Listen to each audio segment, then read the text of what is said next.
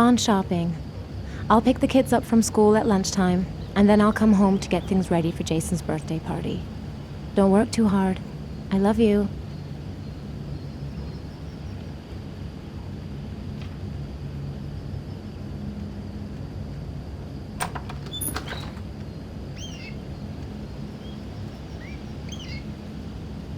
I better take a shower and get dressed before I go downstairs.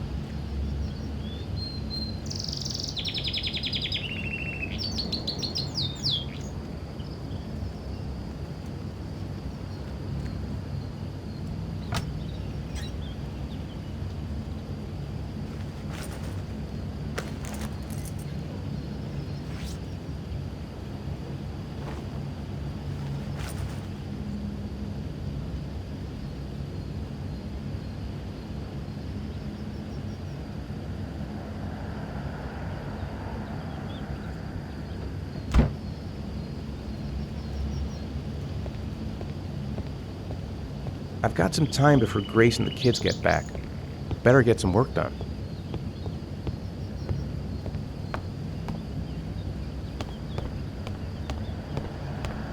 Nothing like a refreshing shower. I almost feel awake. Nice day outside. Maybe I could squeeze in a little garden time.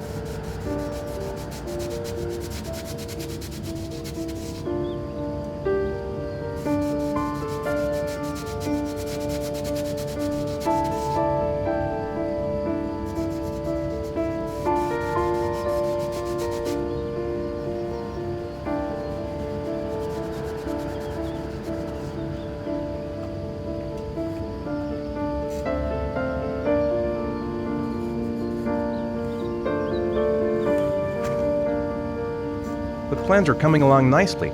Should be finished by Monday.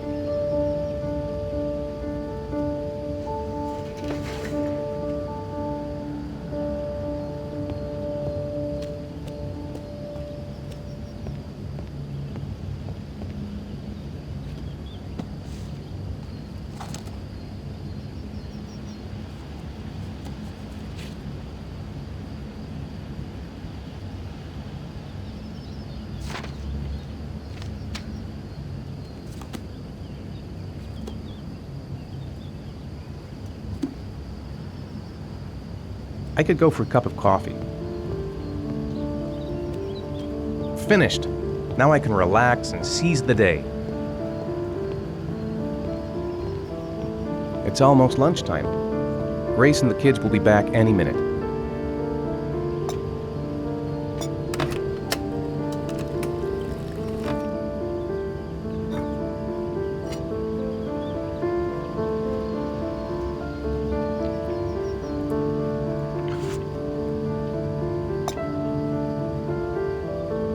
I hope Grace found a present for Jason's birthday.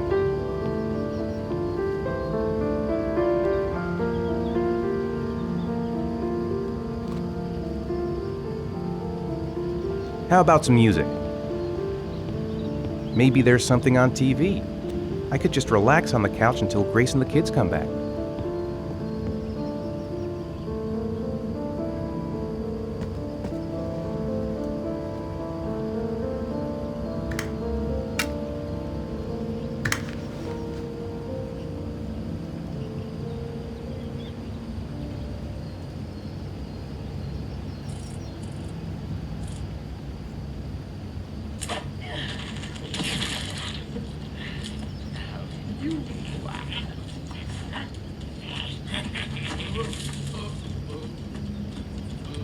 I'm thirsty. Should be some orange juice in the fridge.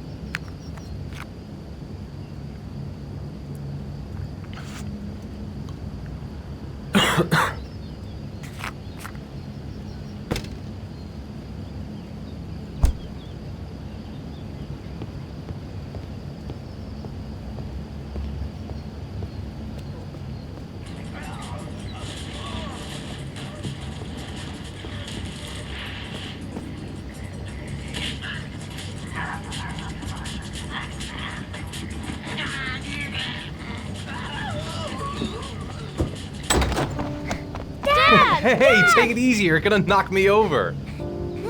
So this is your big day, huh? Am I grown up now? 10 years old, that's not exactly grown up, but you're getting there. Now, can I drive your car? And I think you're gonna have to wait a little while for that. Ethan, can you please help me? I'm coming.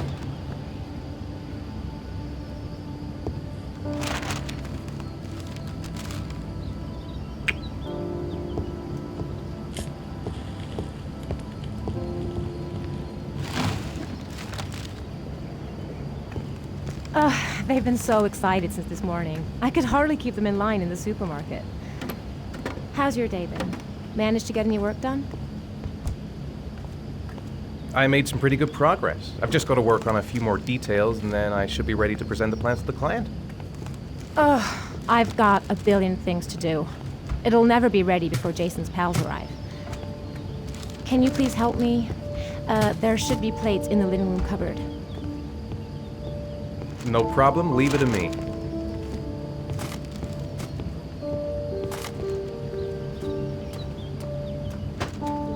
That door's always sticking. Give it a big tug.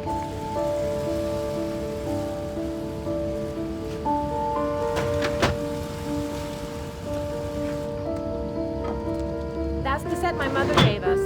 Be careful, okay? Don't worry, I wouldn't want to be responsible for a diplomatic incident with your mother.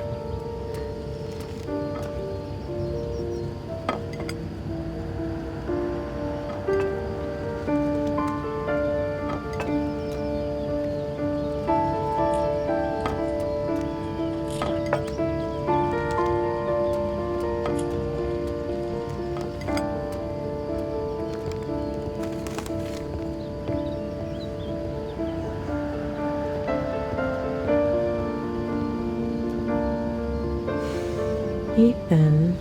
I don't know if I've already told you this today, Mrs. Mars, but I find you very attractive. You're not so bad yourself, Mr. Mars.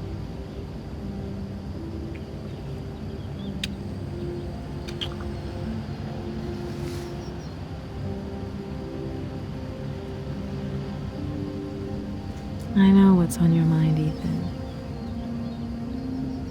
But now is not the right time for it. Shame. I've really got to focus on this party.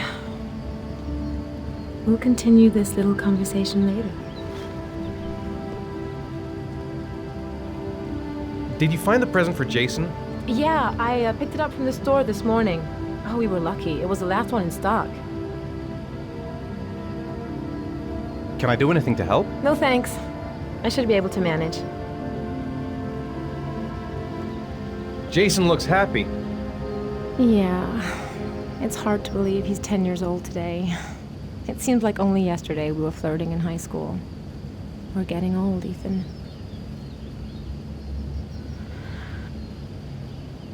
When are Jason's friends coming? Oh, about 2 p.m.? Oh, God, I hope I'll be able to keep the situation under control. Not like last year. She's more goddamn beautiful with every passing day.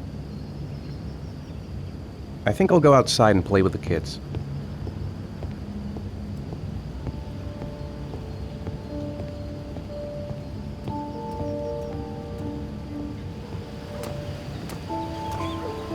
That's it. I'm free as a bird. Hey, 5 minutes, boys, okay? After that, we've got to eat, because your friends are going to be here Okay, soon. we promise, Mom. Who wants to go first? Me first! No, me me first! Easy, fellas. You can both have a turn.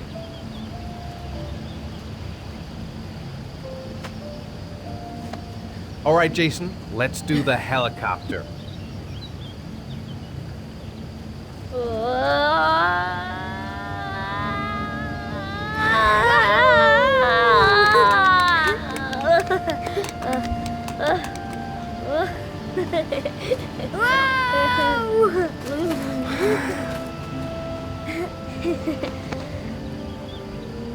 It's my turn now, it's my turn!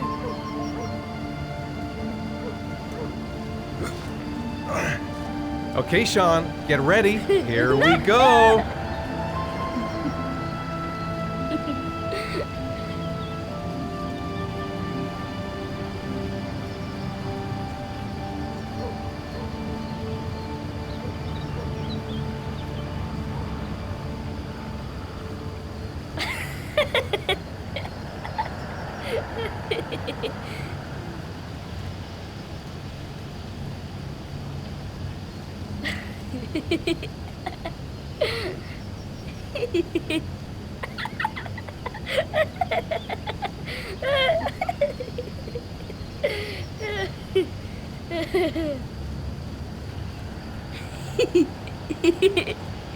Come on, Dad, show us how strong you Yes, are. big muscles!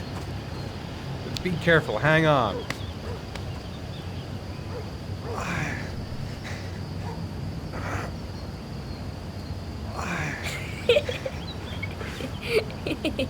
Ah. Oh. Whew.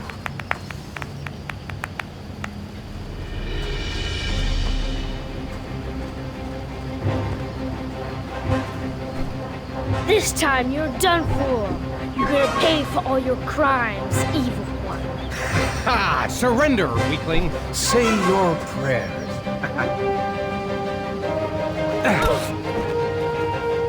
Come on, Jason! Hi-ya! Give up. I am victorious. Watch out! Oh! Attack, attack!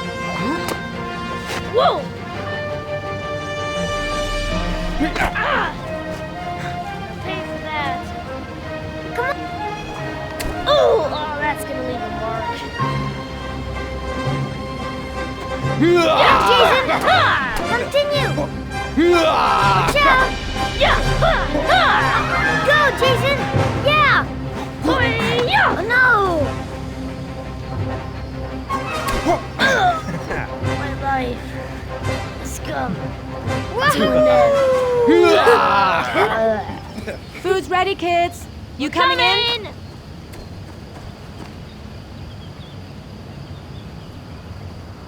Lunchtime. I better not keep everyone waiting. Shaun? Lunch is ready. I'll go get him.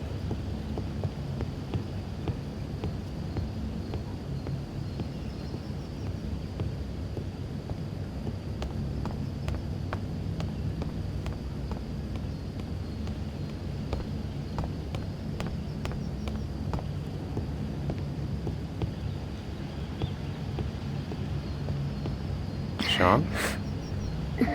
What's up? It's Merlin. He's dead. He's dead and it's all my fault. No, it's not, Shaun. Of course it's not your fault. I'd give anything if you could come back to life. You know, Shaun, there's some things which just have to happen.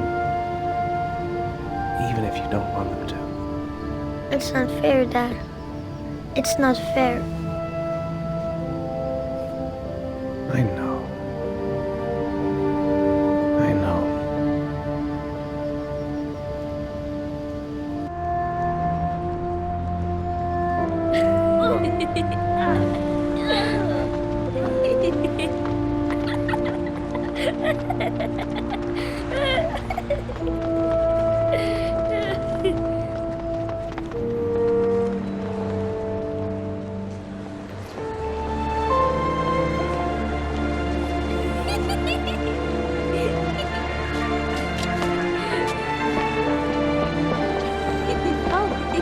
I'd like to have a quick look at some shoes for Shaun.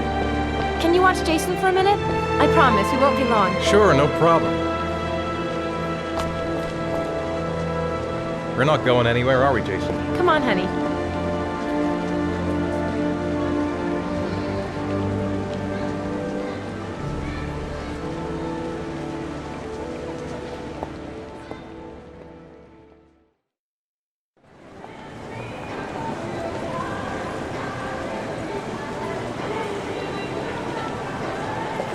Jason!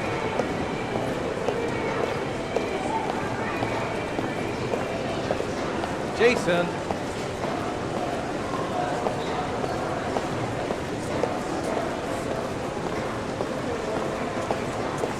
Jason!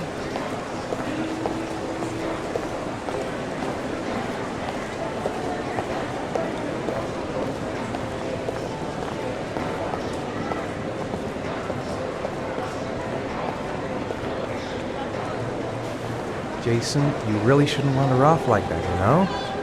There's an awful lot of people in here. Please, Dad, can I have one? I would really love to have one. Please, Dad, come on. Okay, let's go buy a balloon. Great! Hey, champ! What's your name? Jason, Which balloon would you like, Jason? the red one. Here you go.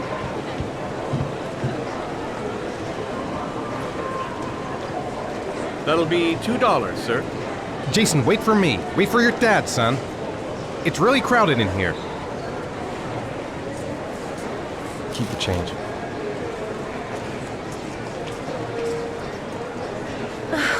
It is impossible to try on a pair of shoes with this crowd. Where's Jason? He was here a second ago. I bought him a balloon, I turned around and he just disappeared. Disappeared? What do you mean disappeared? Stay here. I'll go get him. I'll be right back. Jason!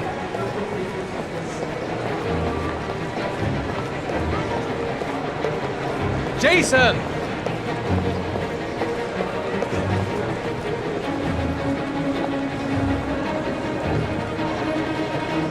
Quick, I need to go downstairs now or I'm gonna lose him in the crowd.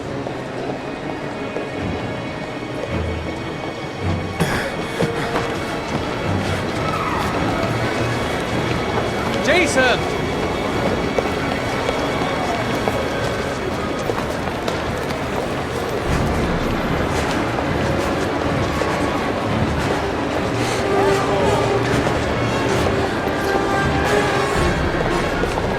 Watch it!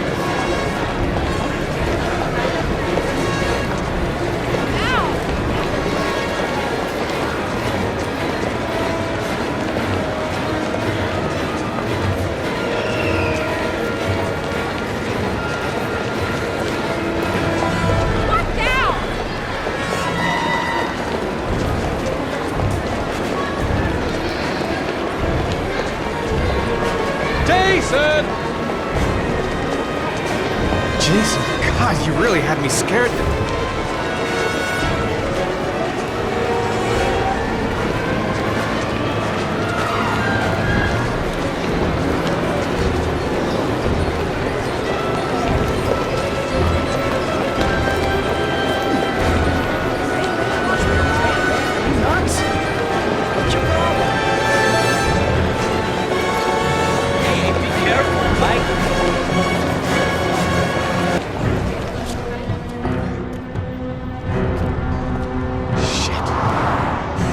Shit!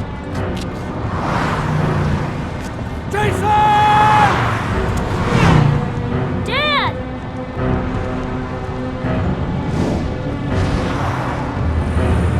Jason! No!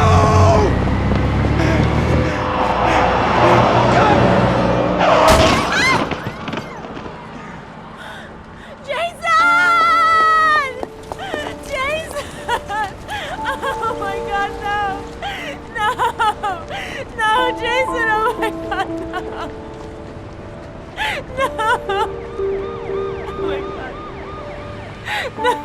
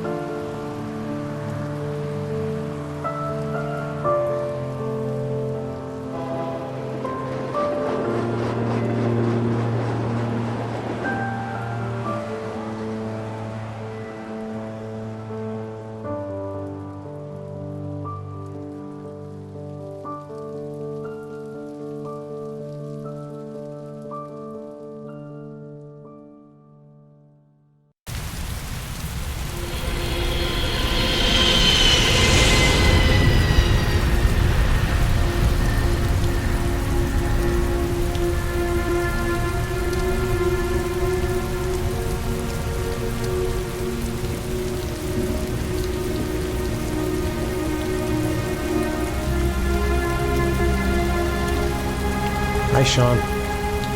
My dad.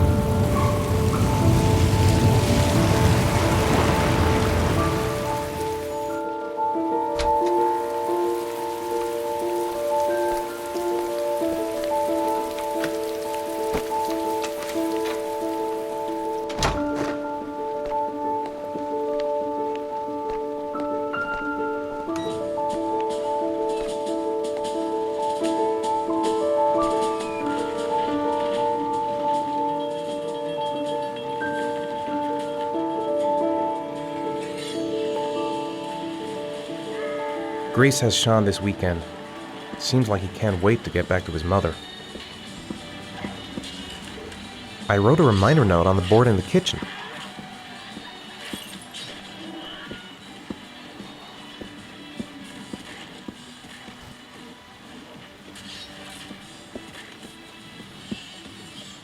If Shaun is hungry, he can find something for himself.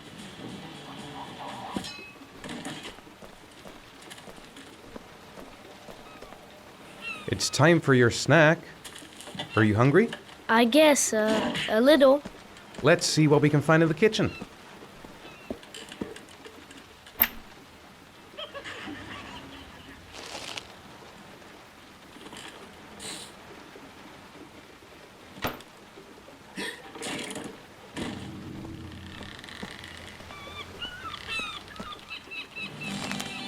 Here, Shaun. Here's your snack. Thanks, Dad.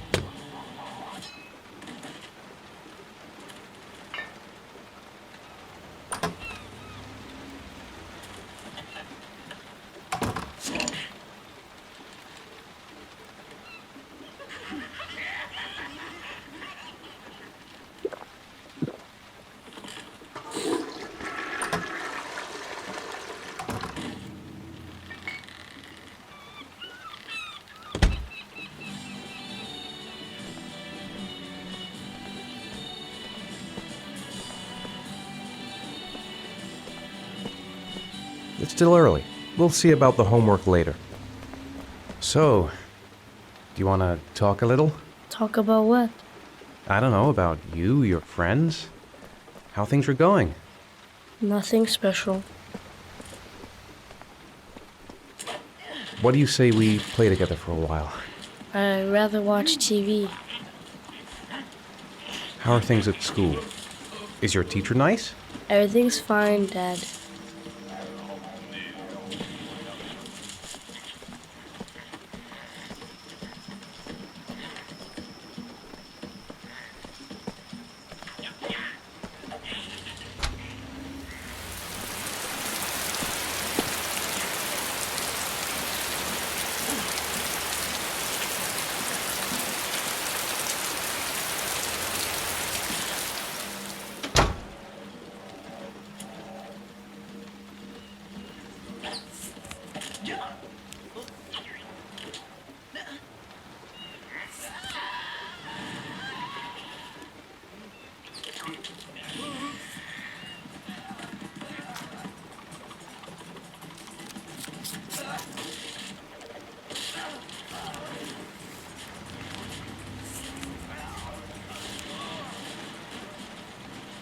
When the parents came home from church, all their children were gone.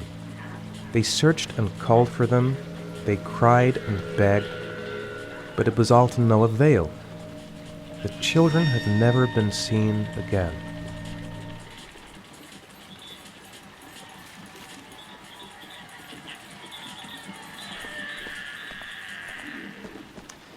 You've got a cold coming on.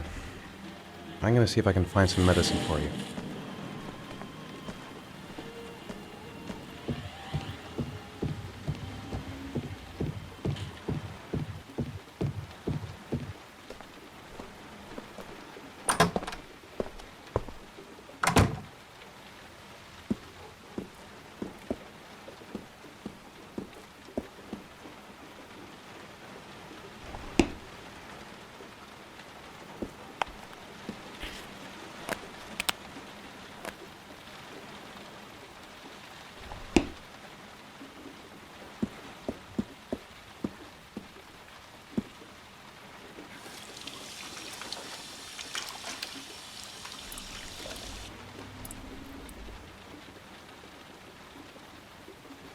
It's getting dark.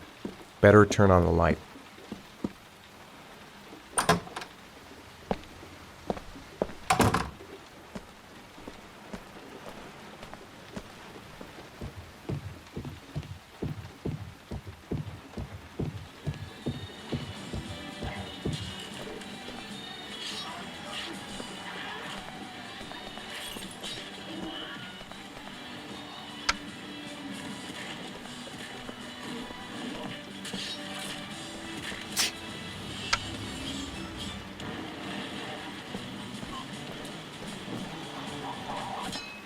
Shaun's sneezing.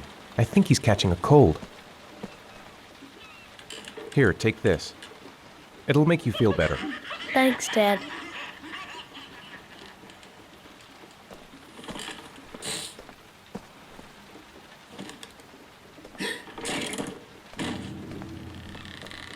Shaun, do you want to do your homework now? Please, Dad, let me watch TV a little while longer. We'll do it later, okay? I think we should just get right to it. Then it's done and out of the way. Now, get your bag and get set up in the kitchen. I'll help you.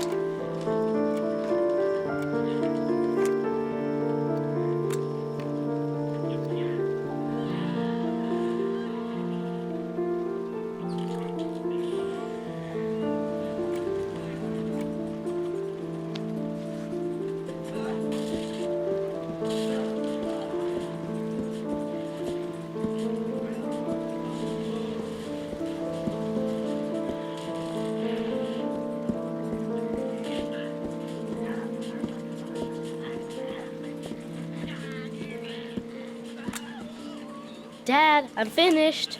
Can I go watch TV?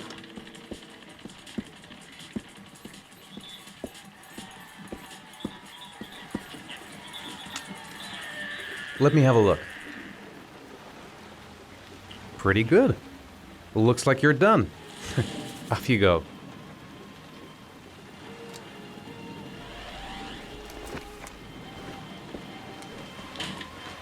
It's dinner time. I'd better make something for Shaun.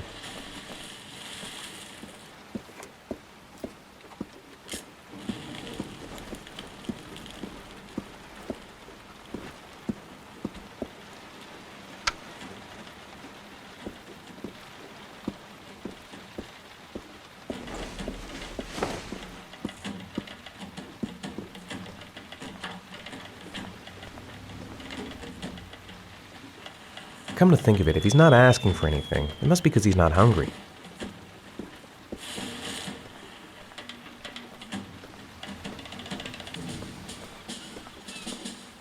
Do you want me to get your dinner?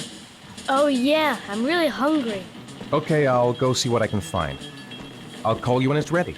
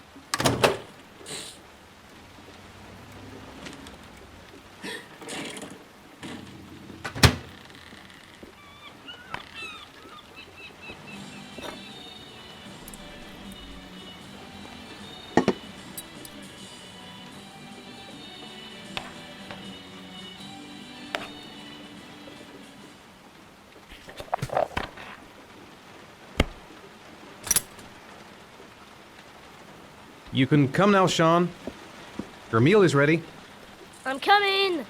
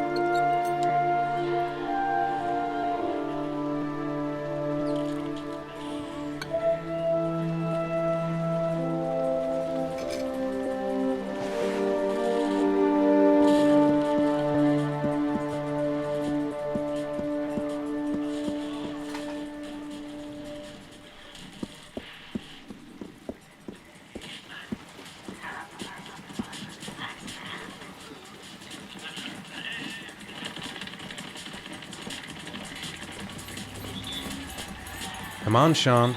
It's time for bed. I'm not tired yet. Can I stay up a little longer? All right, we'll wait a little before going to bed.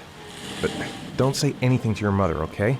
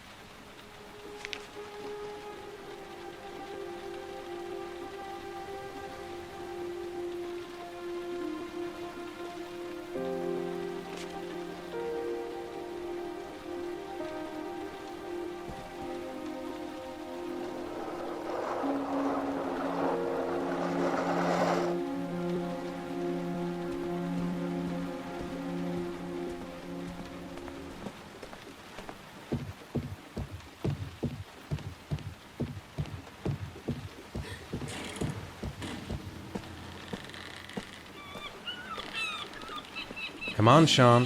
It's time for bed. I'm not tired yet. Can I stay up a little longer?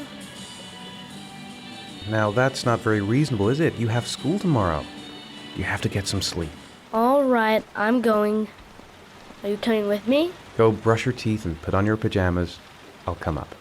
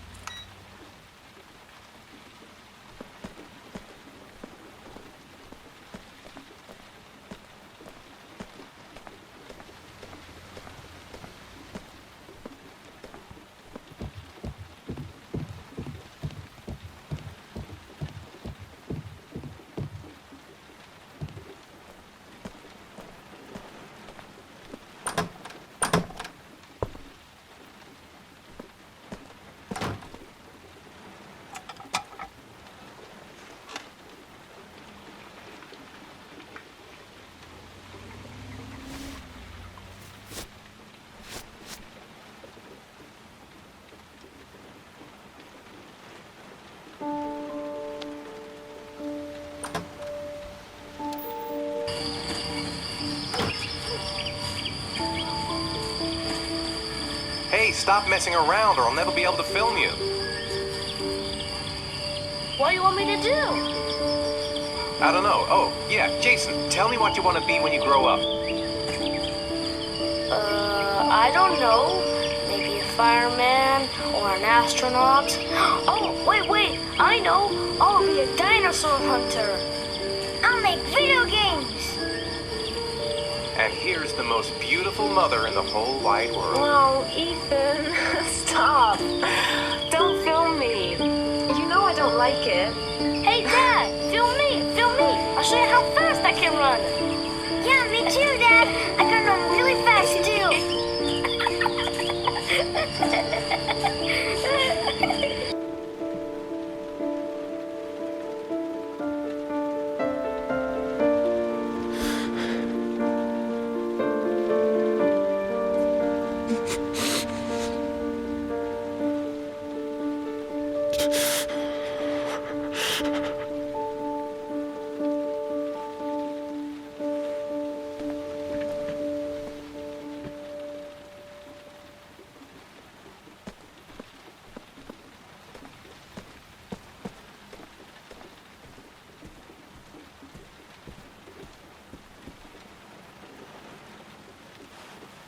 Good night, Shaun.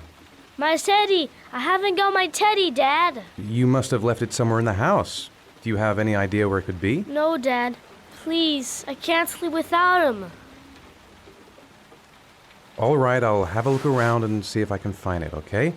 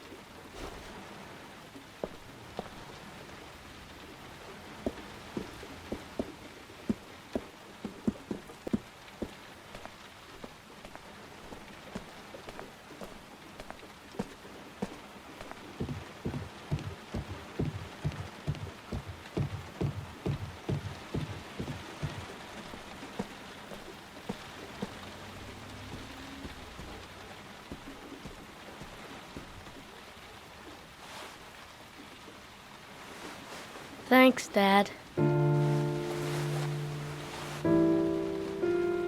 Good night, Shaun.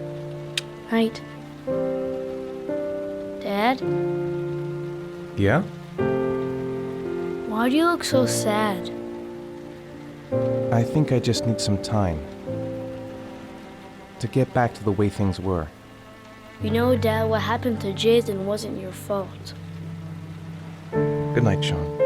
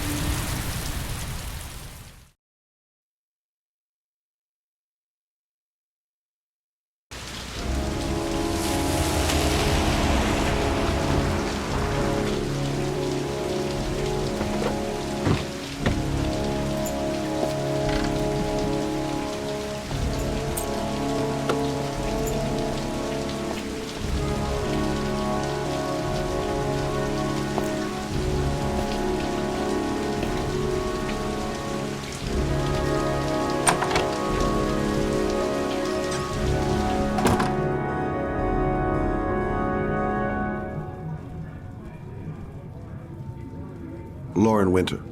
Ring any bells? Nope, can't say it does.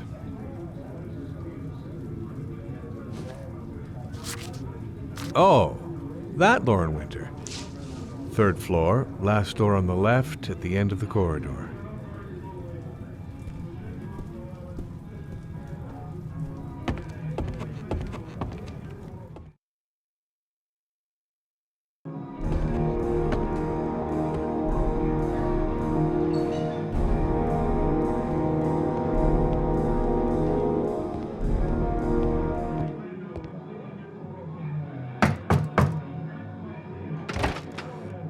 Lauren Winter?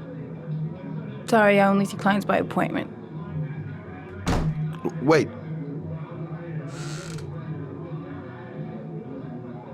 It's $50. I don't kiss and I don't do any weird shit. Fine by me.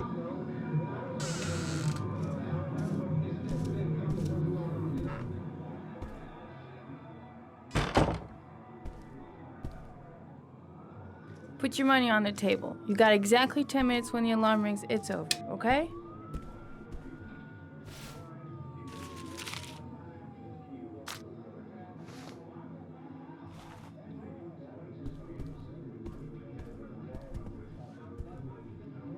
You should take your clothes off. We ain't got all day. Actually, I'm not a customer. Shit, a cop. I should've known. What you want, a freebie? Is that it? My name is Scott Shelby. I'm a private detective. The families of the victims of the origami killer asked me to investigate the murders. I came here just to ask you some questions about Johnny. I already told the police all I know and I have nothing to add. Leave me alone.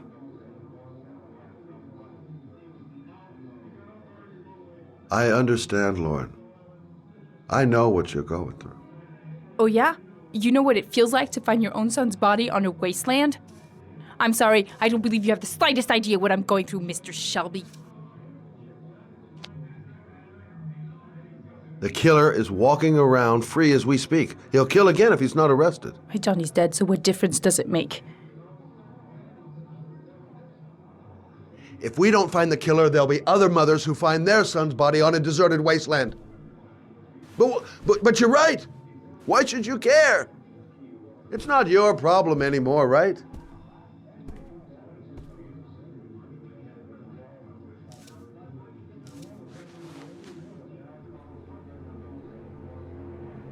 What do you want to know?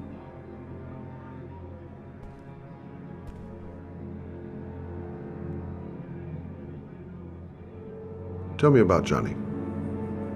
What kind of kid was he? Johnny was really a good boy. Sometimes he fought with other kids who called me you know. In his own way, I think he understood what was going on. Tell me about Johnny's father. A loser without a job who liked to beat me after a few drinks. He left the day Johnny disappeared. I ain't seen him since. Coward. Good thing he left.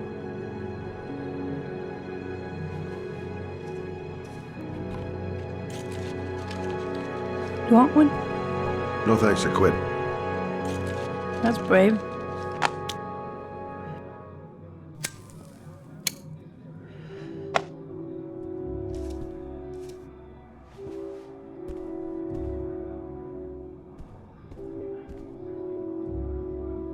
Did you suspect anyone after he disappeared?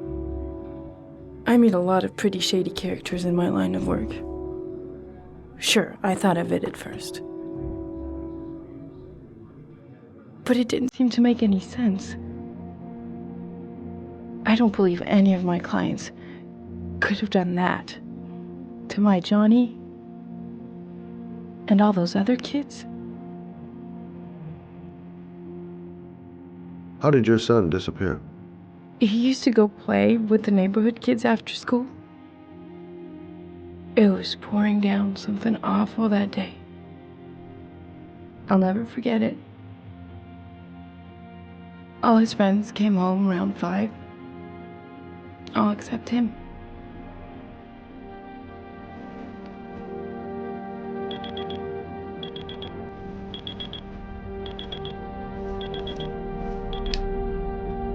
Time's up, Mr. Shelby. I hope you got what you wanted. Now get out of here.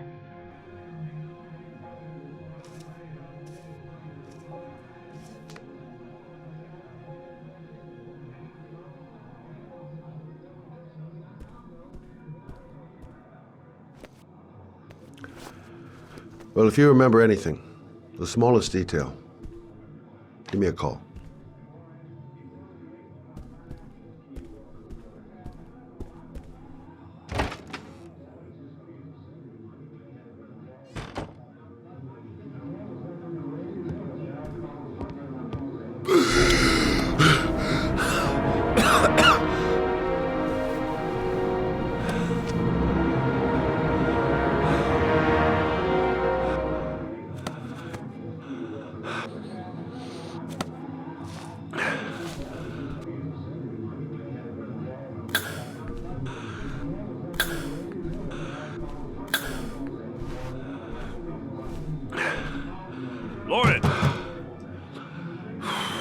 Lauren, open up, baby. It's me. Troy, what are you doing here? I already told you I don't want to see you anymore. Sorry, Dal, but I really wanted to see ya.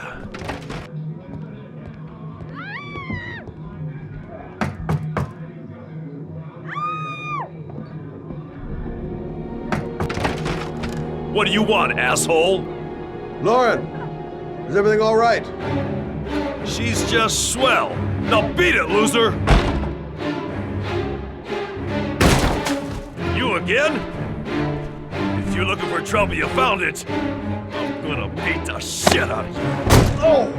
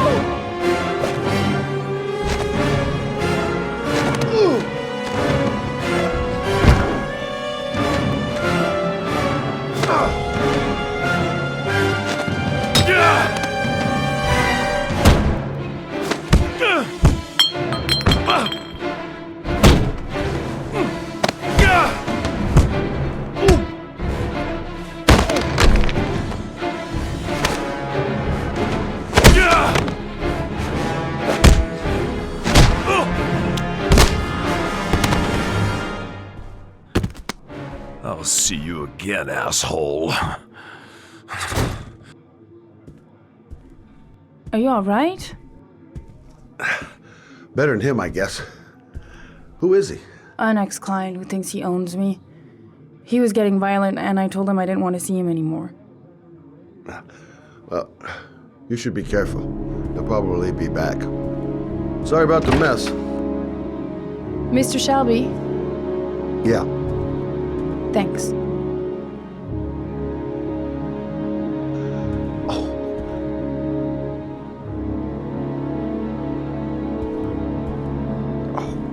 God.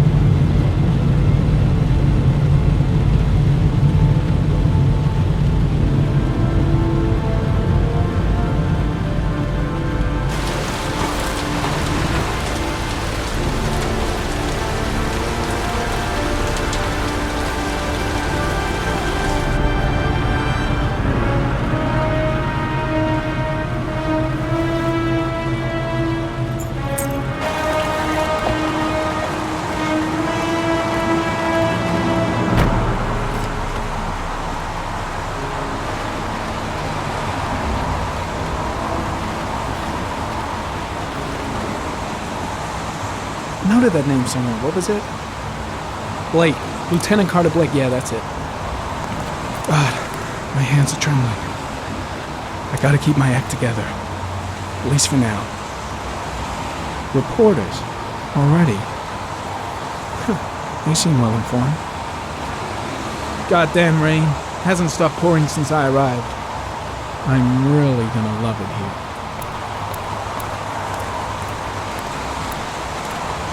The zone is sectioned off, sir. Please step back. Agent Norman Jaden, FBI? You got a badge or something, Mr. Jaden? Yeah. Yeah, of course.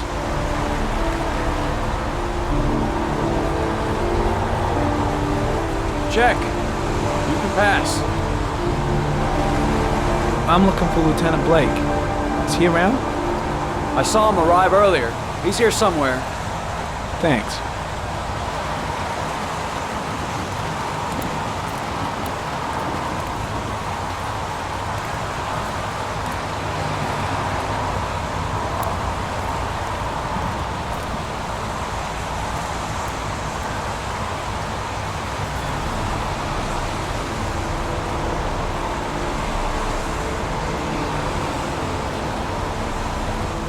Video memo recording, Agent 47023, Norman Jaden, Tuesday, October 4th, 2011. Time is 8:14 a.m.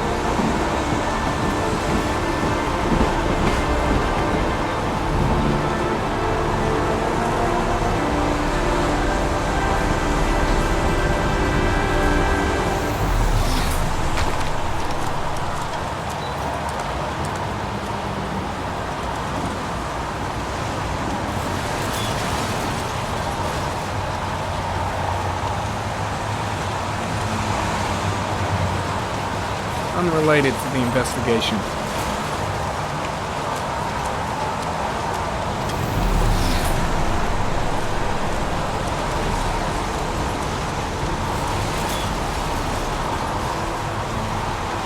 Hey! You there! What are you doing?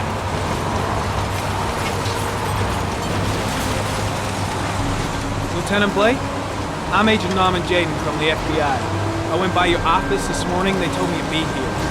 Now, if you're looking for rain, dead bodies, and highways, you come to the right place. Mike, will you tell that asshole with the bulldozer to stop for 5 minutes? I can't hear myself think here. Right away, Lieutenant.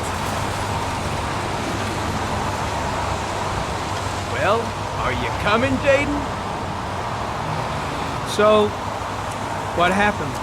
Some guy taking his dog for a piss found a body about 6 o'clock this morning. We don't know much more right now. Based on what we've seen, looks like the work of the origami killer. Do we know the cause of death? There are no marks on the body. Chances are he was drowned, like the others. Any news on the coroner? He's on his way, Lieutenant. We've been waiting for an hour, for fuck's sake. There are a lot of people on the crime scene. Aren't you afraid your men might destroy some clues? You don't find proof sitting behind a desk. We're not in the habit of trampling things into the ground, even if we're not in the FBI. No, of course not. That's not what I meant. Any witnesses? None yet. Given the neighborhood, I'd be surprised if anybody saw anything. Tony, I don't want to see a single shit-stirring journalist within a mile of here. You got it? Yes, Lieutenant. Do you have any leads? My men are going over the scene with a fine-tooth comb. If the killer left anything behind, we'll find it. Has the body been identified? No, not yet. We should know more later today. Listen, I'm a little busy here. Why don't we discuss all this a little later, back at the office? Oh, no problem. I understand. Do you mind if I have a look around? Be my guest. Hey, Jaden, you come and see me if you find anything, okay? We're on the same team now.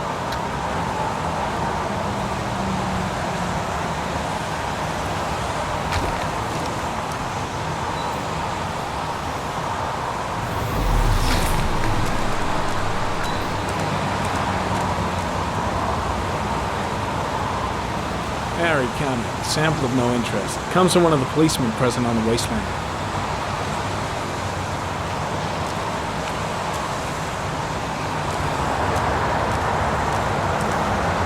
Pretty chilly, huh?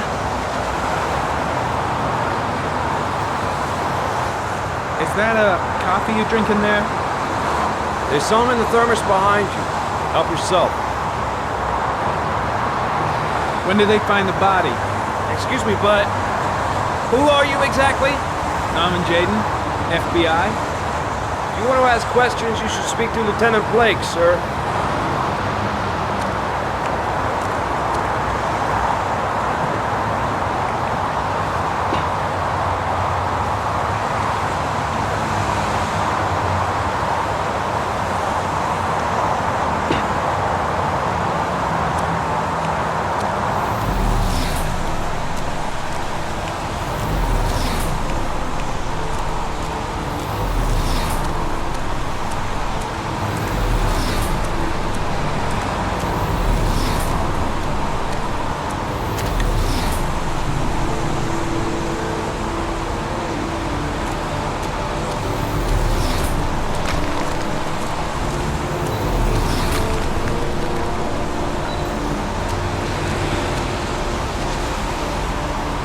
Harry, comment. Traces of blood on the railroad track. The blood report indicates an advanced and long-lasting state of exhaustion.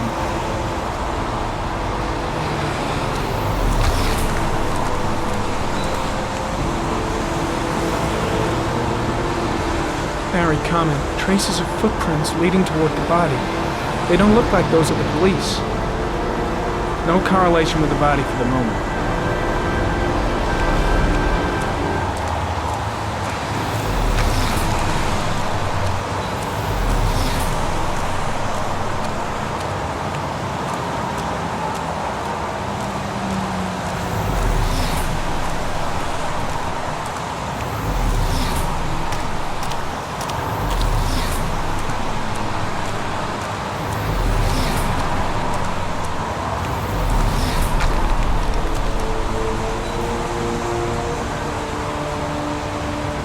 Harry, comment. Sample of no interest. Comes from one of the policemen present on the wasteland.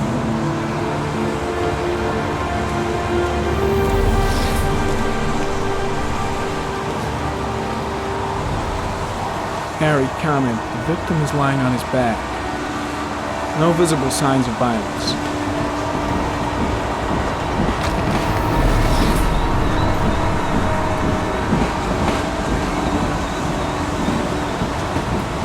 An orchid was placed on the victim's chest.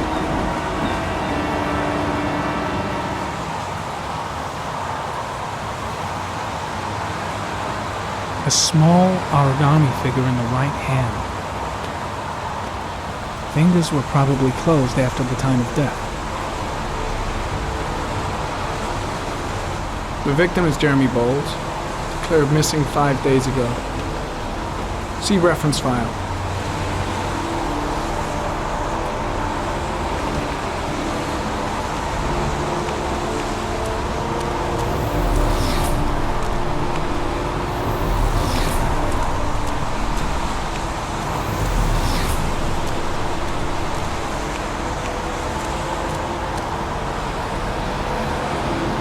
Harry, comment. Orchid pollen detected.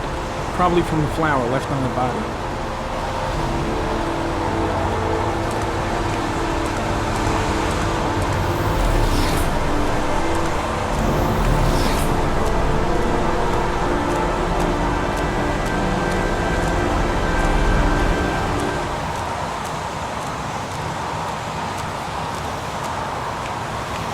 Harry, comment. Pollen particles disappear in the tall grass.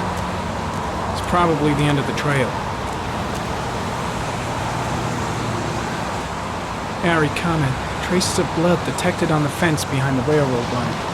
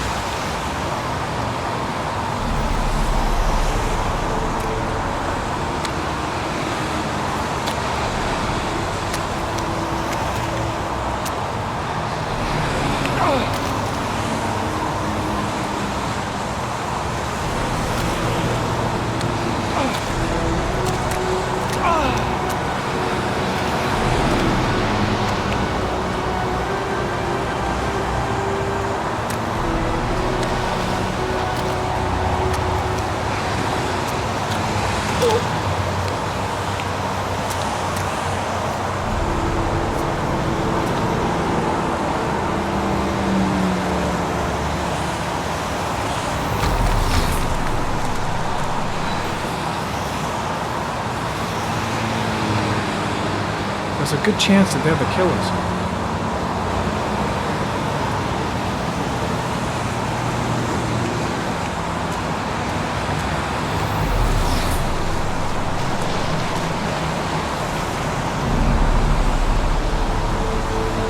Harry, comment. Tire tracks on the side of the road behind the railroad line. It may be the killer's car. I think I've seen all there is to see.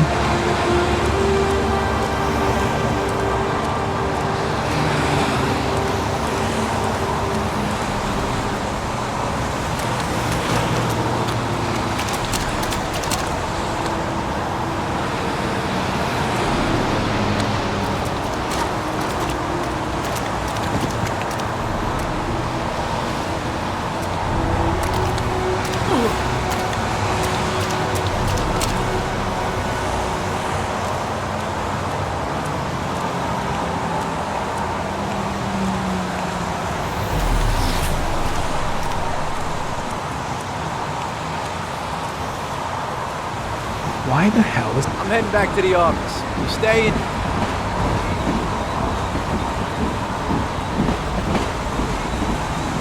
No, I've seen enough.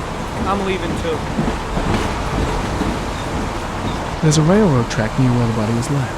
Same as all the other victims. Way too many people here. They're trampling all over the crime scene.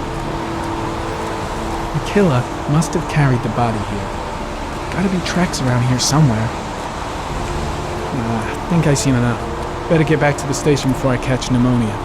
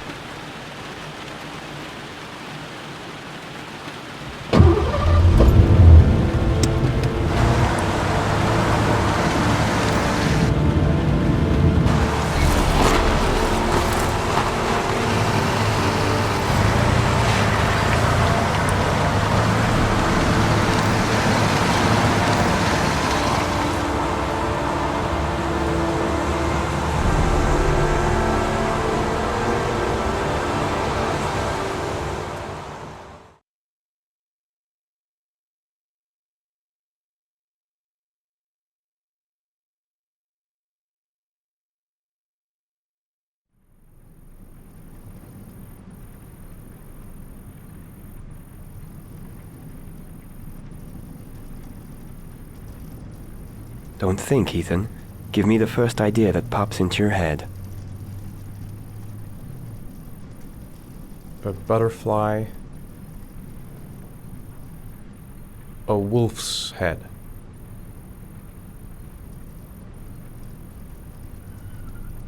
A crab.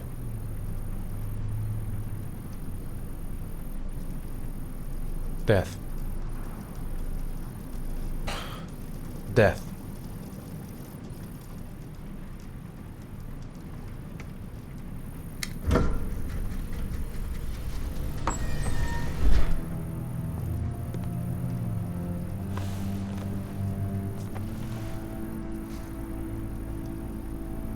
I have the results of your MRI scans.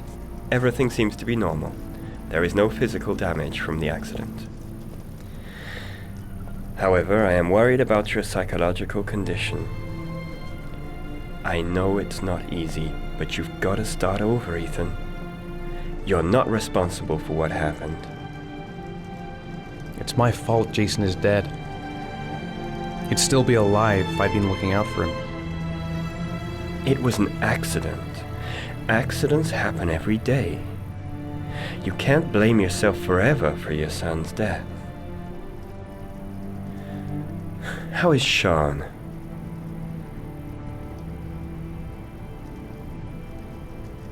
He's a very solitary kid, very focused within himself. He's really close to his mother. With me, he's more distant. And what about you, Ethan? What do you feel?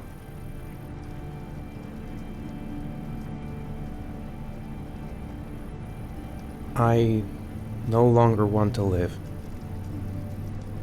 I have no reason to continue.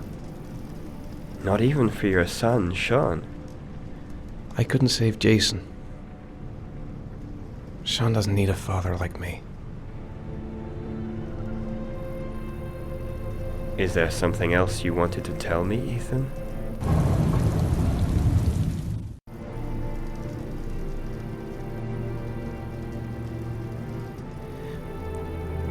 I sometimes have these blackouts. Times when I don't know what I'm doing. I recover consciousness sometime later, but I'm someplace else. And I have no idea how I got there. Do you think this could be related to the accident? You suffered a massive concussion and were in a coma for 6 months. We really don't know what effect a shock like that can have on the brain. That's the end of this session. We'll continue this conversation next week. You were lucky, Ethan. It's very rare to survive such a traumatic accident. I don't exactly feel lucky, Doctor.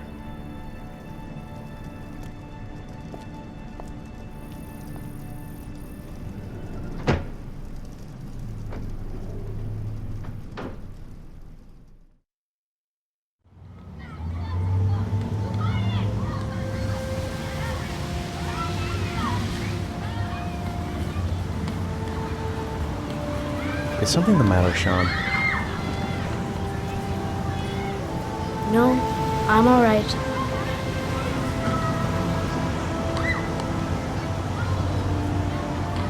Do you want to eat something?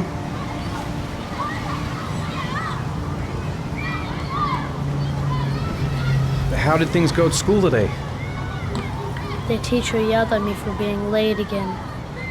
She's gonna send me home the next time it happens. I'm sorry about that, Shaun. Next time, we'll really pull it together, okay? Aren't you gonna go play with the other kids? I don't feel like it.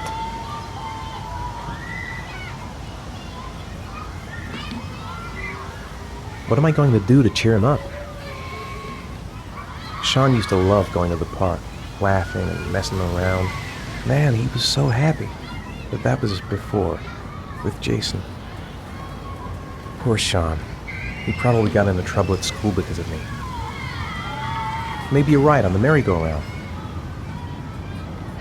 Shaun looks so miserable. I wish I could help him. Just not sure I can right now. We're just not communicating. It feels like we're drifting apart. Maybe he'd like to have a turn on the swings. Saw a boomerang in his bag. He used to be pretty good with one of those. Shaun used to love playing on the seesaw.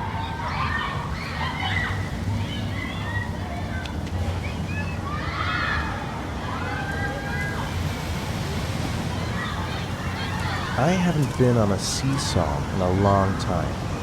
What do you think? Yeah.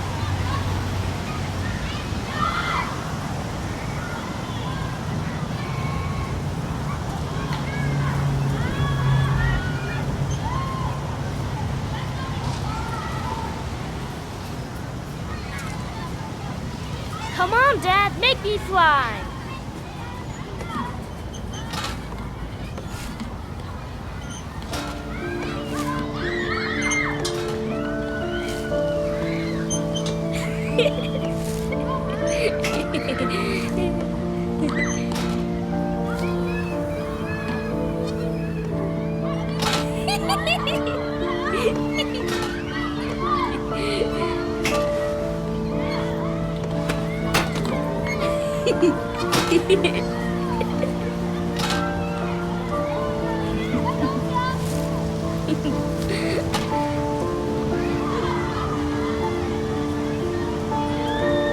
He seems to be having fun.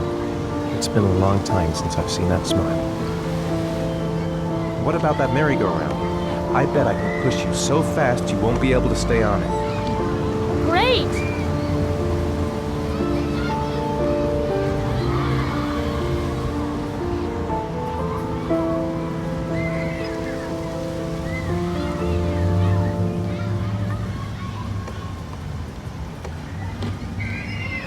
Go on, Dad, as fast as you can.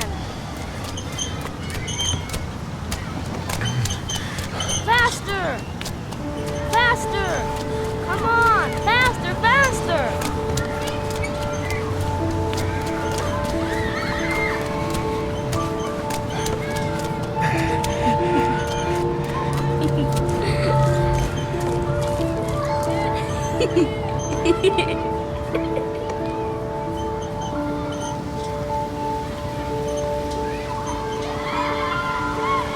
Whoa! I think my head is spinning. Good training for astronauts, though.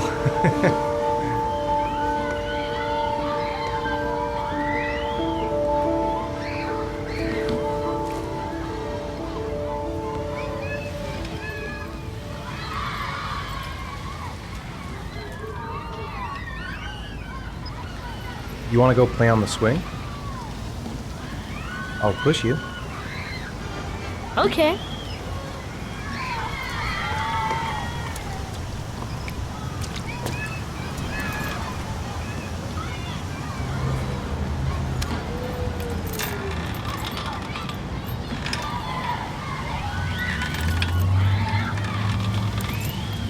Come on, Dad! Higher!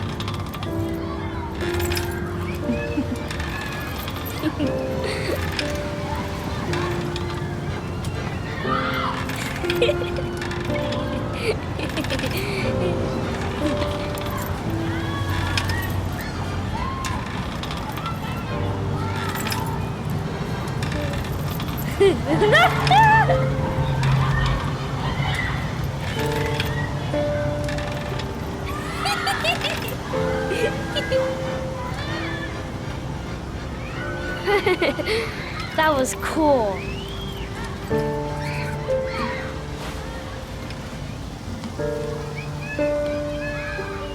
It's getting dark. It might start to rain soon. I'll find something else to do with him. He seems to be having fun. It's been a long time since I've seen that smile. Saw a boomerang in his bag. He used to be pretty good with one of those.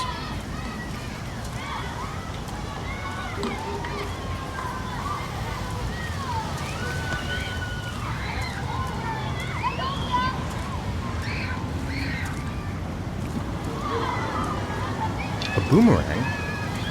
You know how to use it? No, not really. I can never make it come back. Can I give it a try?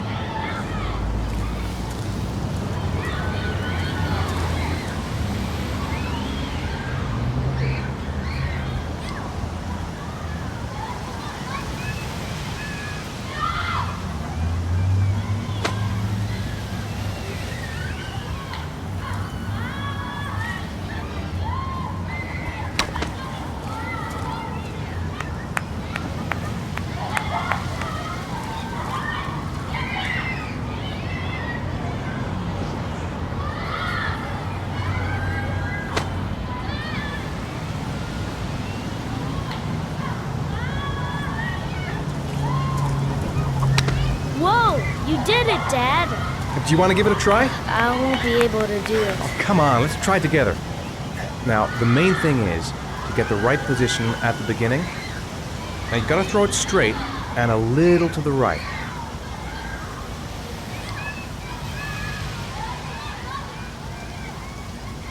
Now, throw it!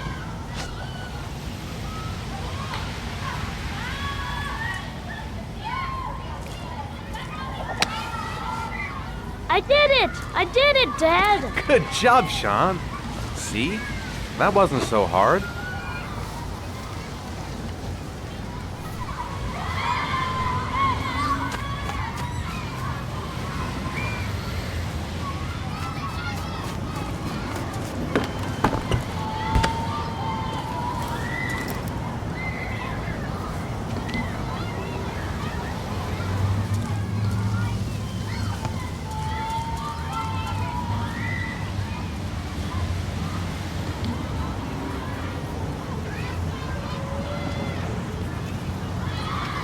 I'd like a packet of strawberry-flavored chewies, please.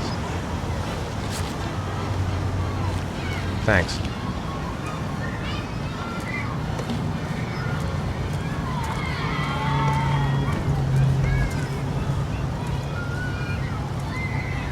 Hey, I got you some chewies. I hate strawberry. Thanks. It was nice of you anyway.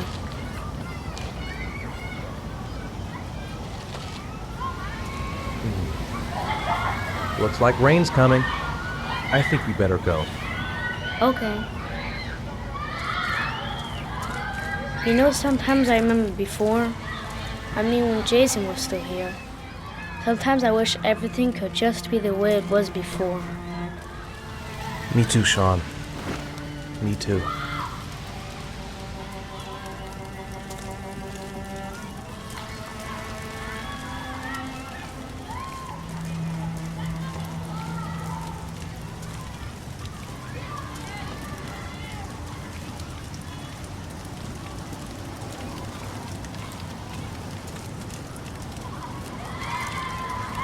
Hey, Dad, can I have a ride on the carousel? Can I? Sure. Go pick a horse and get on. I'll get a ticket.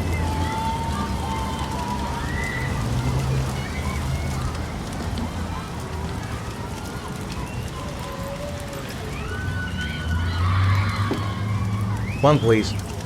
That's $1.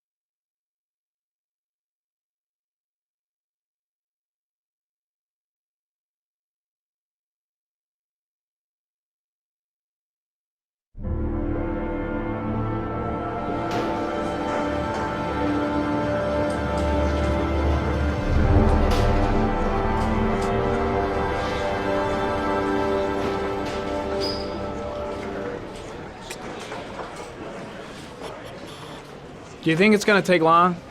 No, he should be finished soon.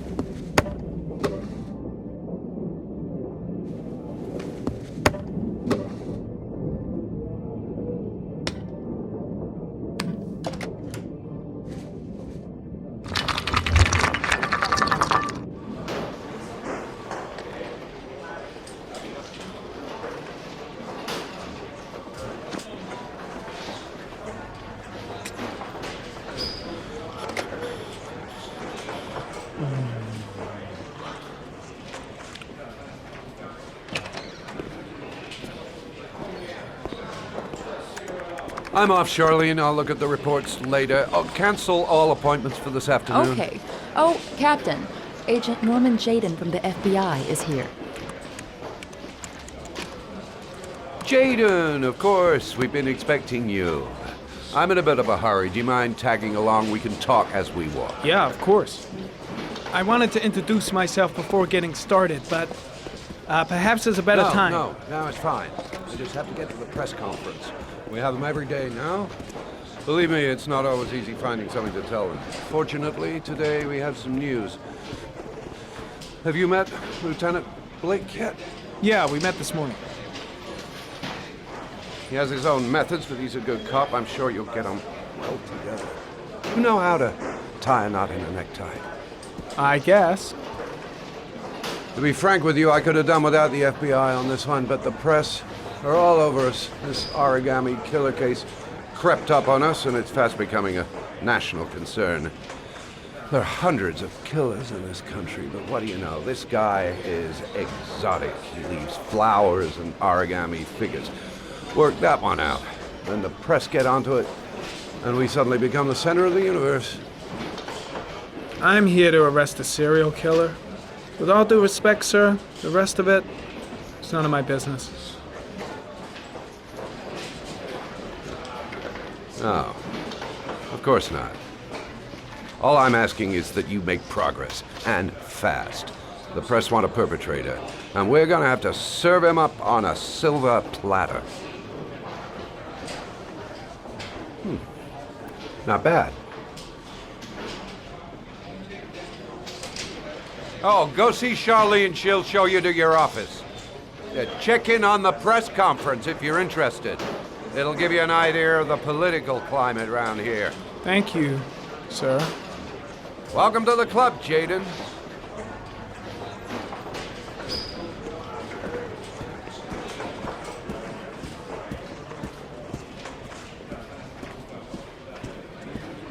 I'm ready to start. Maybe we should kick off by talking about the case? I have some work to finish here. Let's talk about that later if you don't mind. Okay. No problem. Just let me know when you're available. I'm really starting to dislike that guy. Better watch my back from now on. Captain Perry is doing his press conference now. Might be interesting to have a look. I should get Perry's assistant to show me my office. I can't wait to get to work. Strange character, Captain Perry. Seems to be more interested in meeting the press than investigating the crime. I'm dying of thirst. Where's the water cooler when you need one?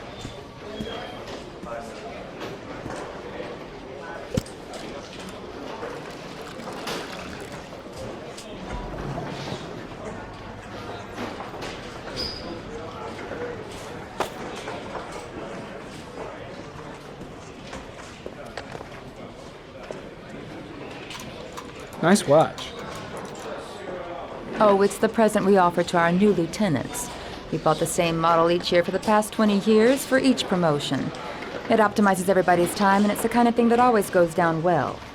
You can contribute to our fund if you like. We're still a few dollars short. Congratulate Larry on my behalf. I'll be sure to do that, sir. Captain Perry said you could show me to my office? Yes, of course. Follow me.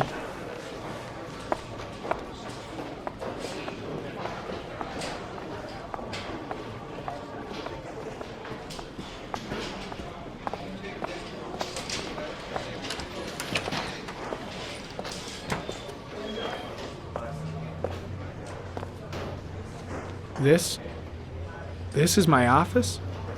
That's where I was told to take you. If you need anything, you know where to find me.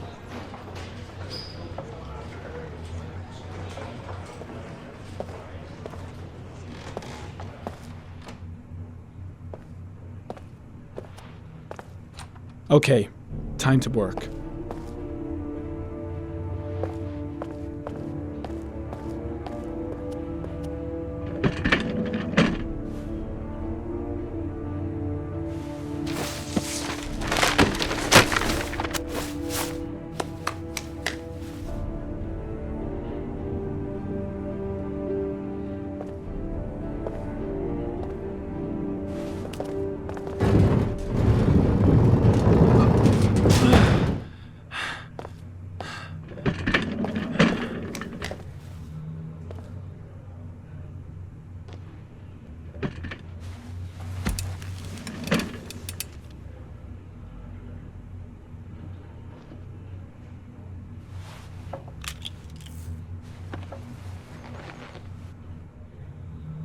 Step 1.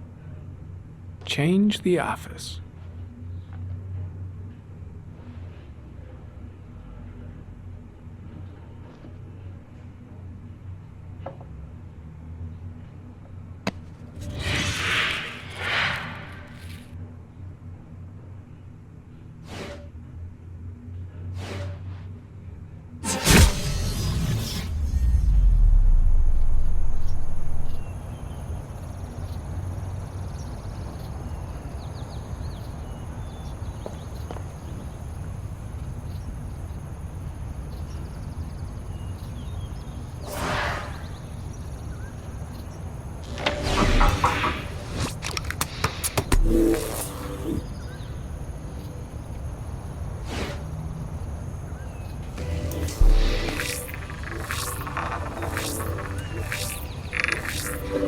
No prints or specific clues. Nothing much to go on.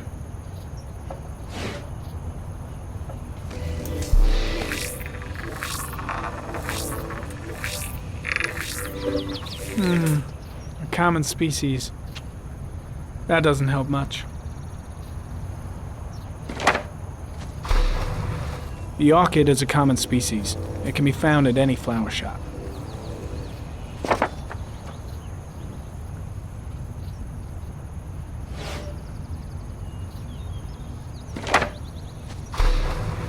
Just one origami store in town.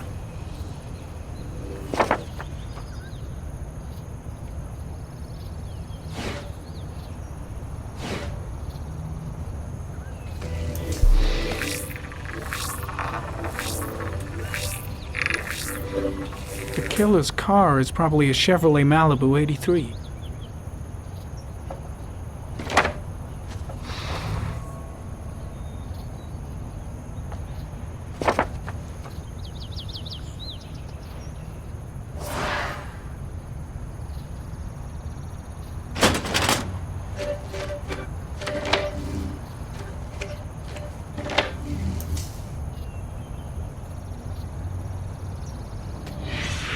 Eight victims in the last 3 years.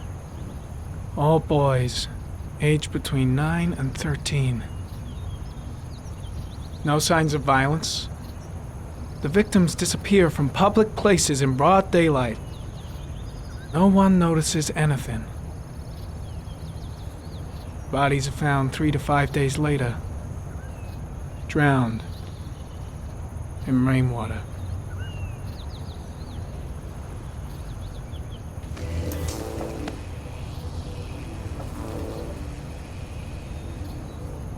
There is always a railroad line adjacent to where the bodies are found. And all the victims disappeared in the fall.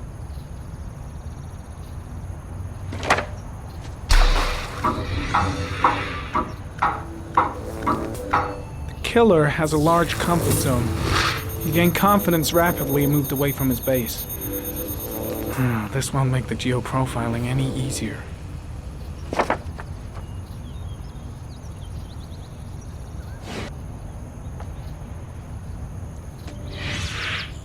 Always the same ritual. An origami in the hand, an orchid on the chest. The victims have always been dead for less than 6 hours when they were found, which means they remained alive for several days before being drowned. Over 3,500 people questioned. Over 100 suspects interrogated. Not a single lead to go on.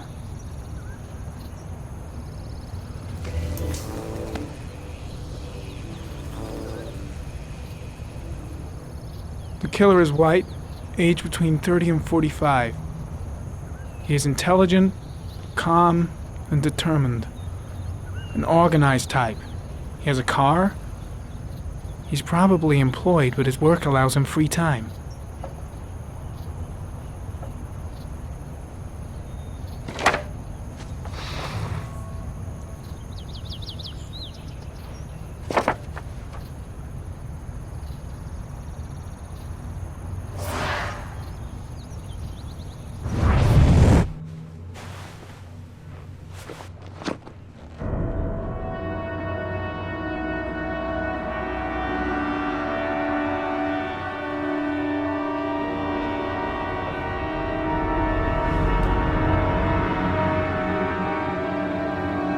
Here we go again. I better go wash my face.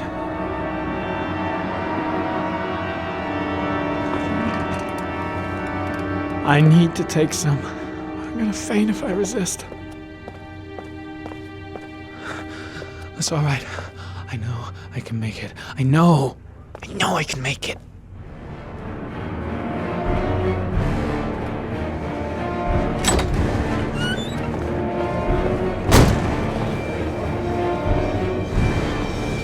Is everything all right, sir?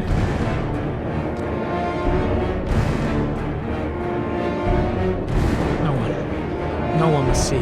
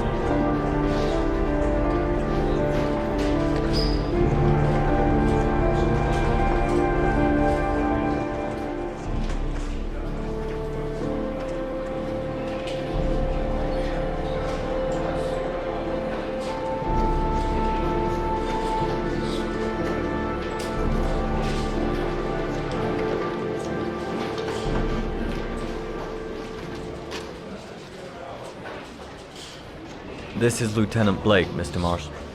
Could you please tell him what happened? It was this afternoon. I went to the park with my son, Shaun. We played together for a while, and then he wanted to go on the carousel, so I put him on one of the wooden horses, and when I turned back, Shaun had disappeared. Exactly what time did you arrive at the park? Try to remember exactly, Mr. Mars. Every detail can be important. It must have been about 4:15. Yeah, that's it, 4:15. I remember exactly because I looked at the clock in the park when we arrived. What was your son wearing when he disappeared? He was wearing a coat. A beige coat. And a pair of pants. Green pants. How could Shaun have disappeared without you even noticing? Weren't you right by the carousel?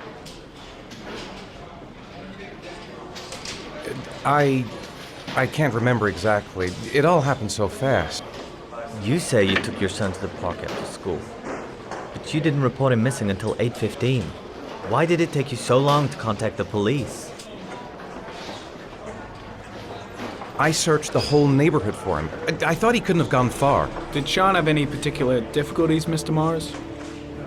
Anything that might have caused him to run away? Shaun is a sensitive child. Our relationship has been a little difficult recently. Everything okay at school? Any particular problems between you and your wife? My wife and I have been separated for the last 6 months. But Shaun would not have gone off without telling his mother or me. All right. That's all the questions I have for now. You're free to go, Mr. Mars. We'll continue to look for Shaun overnight. We'll contact you if we have any more questions. Do you think the origami killer... Listen, your son's probably just run off and he'll turn up in a couple of hours. But what if it is the origami killer? Well, then we have about 4 days to find him alive.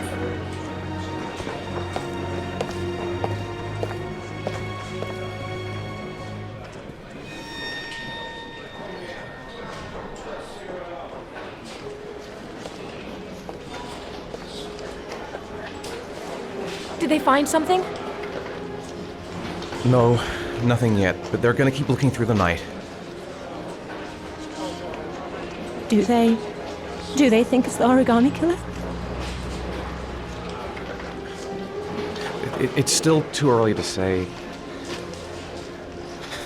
but it is a possibility.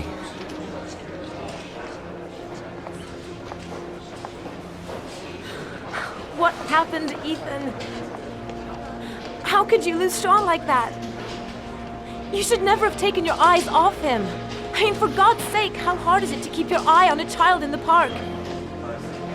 Why did you leave him, Ethan? Why? Wasn't it enough losing Jason? I'm sorry. It's not what I meant to say.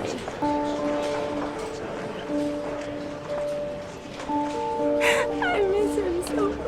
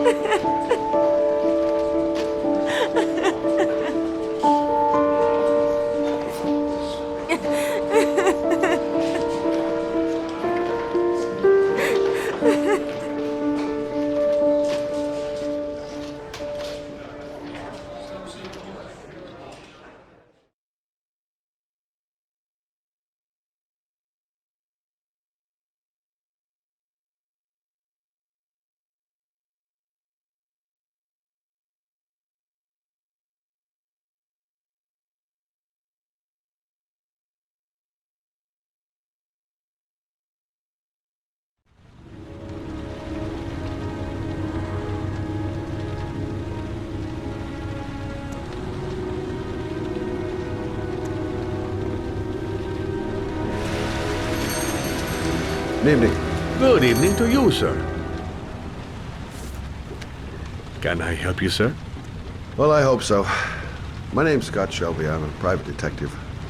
I'm investigating the case of the origami killer. I'd like to ask you a few questions. My son is dead, Mr. Shelby. I have nothing more to say.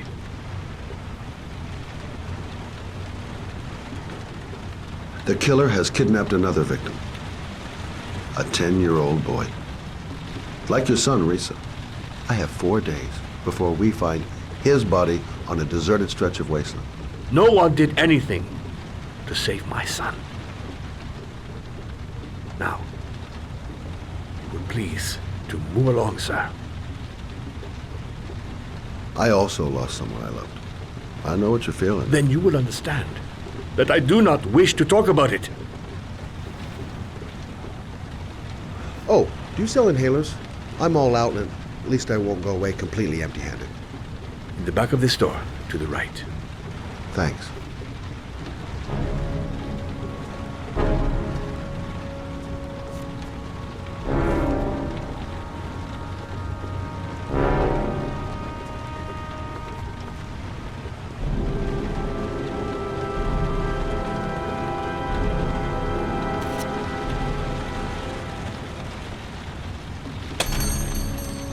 Good evening, sir. Are you looking for something in particular? Give me what you got in the register. Don't fucking try anything. Open the register, you dumb fuck! Put the money on the counter. Shit, are you deaf or what? Are you gonna open that fucking register or not? No, sir. You do not have the right to steal that money from me. I have worked very hard to earn it. You cannot have it. What did you say? You're out of your fucking mind, man! You don't get it, do you? I'm gonna put the fucking bullet right between your eyes if you don't do what I say now! You shall not be robbing my register, sir. That money is mine. I ask you now to leave before it is too late. Press, goddamn idiot! Open the register! Don't make me fucking kill you! Just don't turn No, sir. around. That I cannot do! Punk. Didn't give me any choice. 1,000 thank you, sir. I don't know what would have happened if you had not been here. Well, at least I didn't come by for nothing. Have a nice day. When my boy, Reza, disappeared, I received a letter with a locker ticket inside. Inside the locker, I found this box. I do not understand what it means, but I think it must be a sort of message from the man who took my son from me. Can I?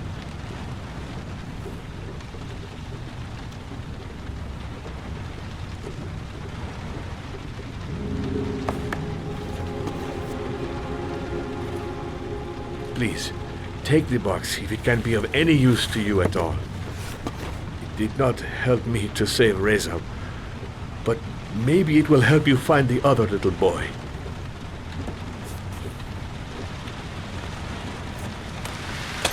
Mr. Shelby, I was beginning to think that there was no good to be found in this place. I can see now that I was wrong.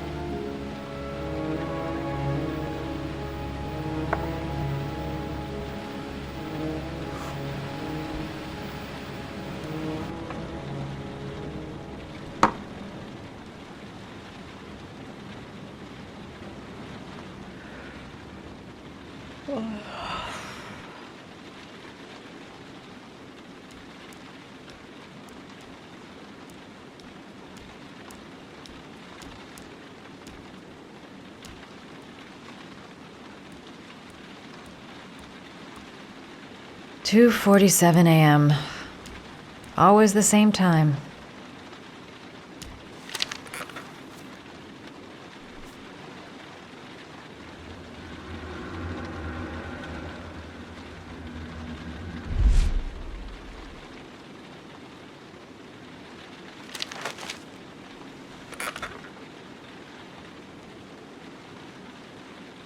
goddamn insomnia. I'm totally exhausted, but I just can't sleep.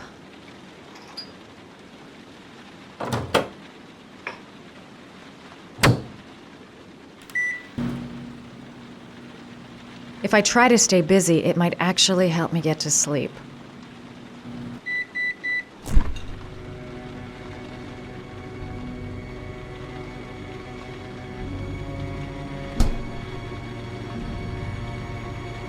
A hot shower. That'll create the magic of sleep.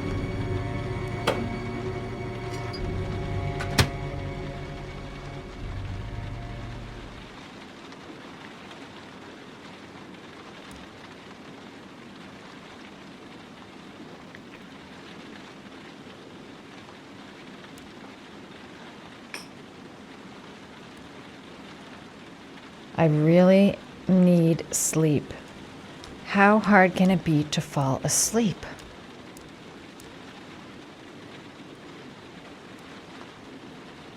I shouldn't take those damn pills again.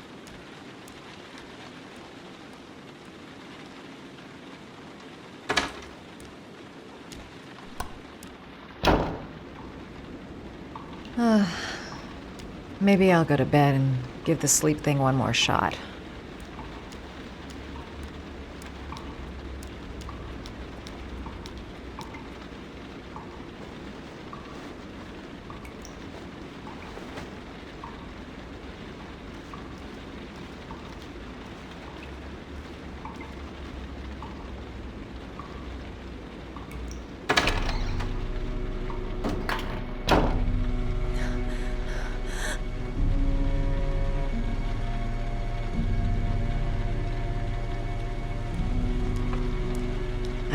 I swear I heard something. Good job, Madison. I think you're starting to lose it.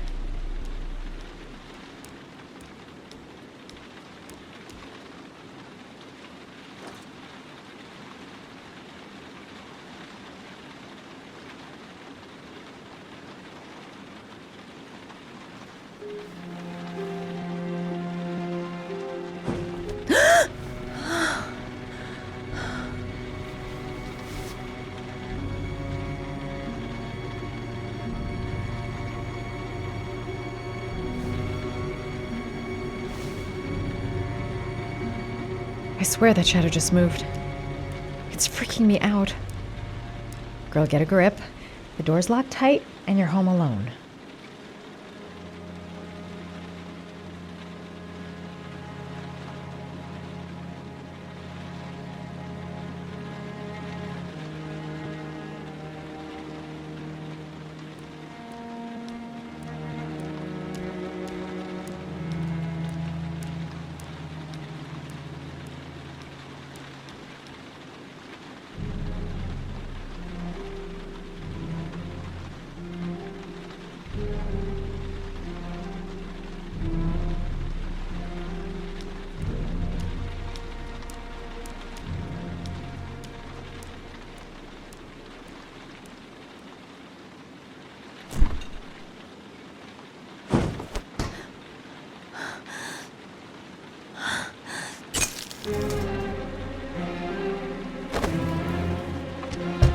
There's someone here. There's someone in the apartment. The phone on the desk. I could call for help. The front door. It's the only way out. If I can reach it, I still have a chance.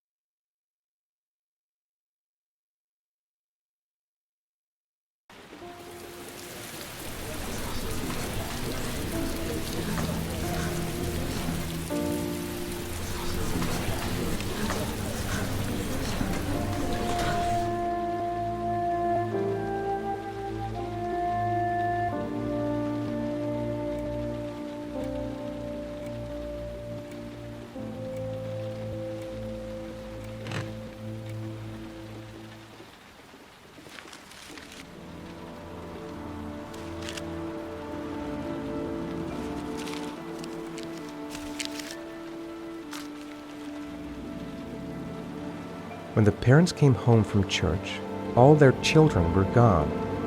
They searched and called for them, they cried and begged, but it was all to no avail. The children have never been seen again.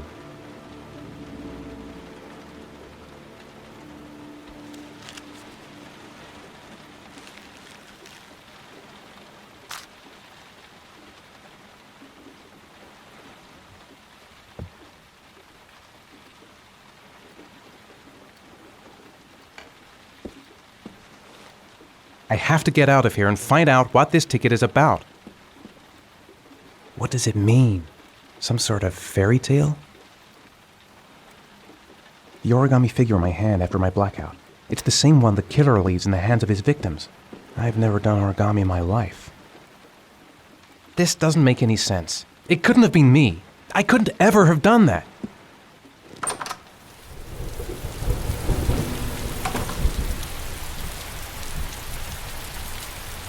Goddamn reporters. They've been camped outside my house all day.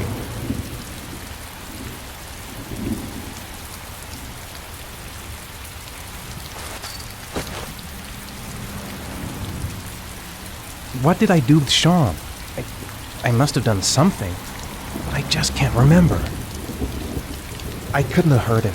I love him. I love him with all my heart, but what in God's name did I do when he was on the carousel? I'm the origami killer.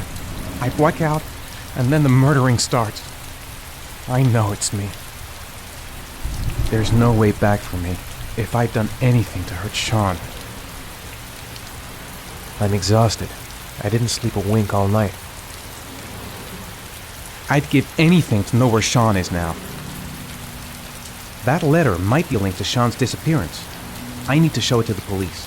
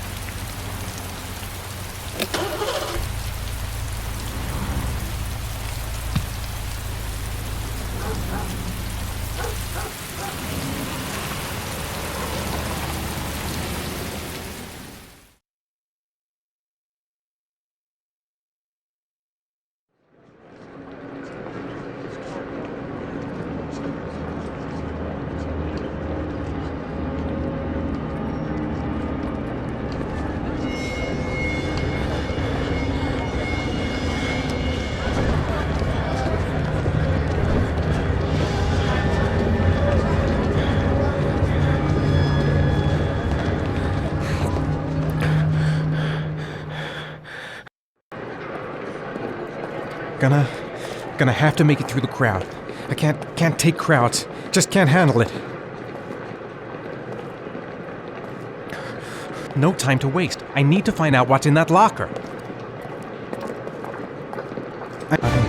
I can't make it. Too many people. Too many people.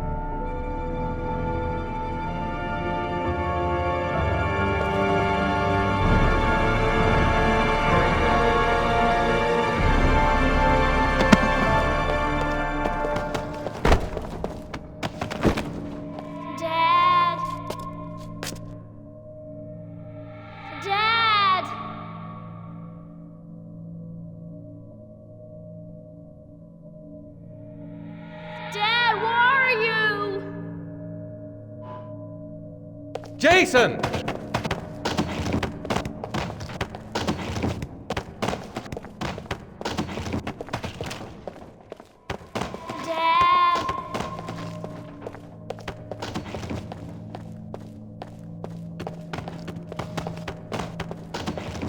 Jason!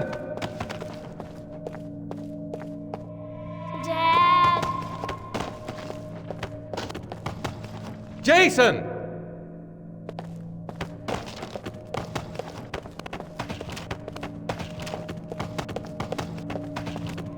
Dad! Jason! Dad! Jason!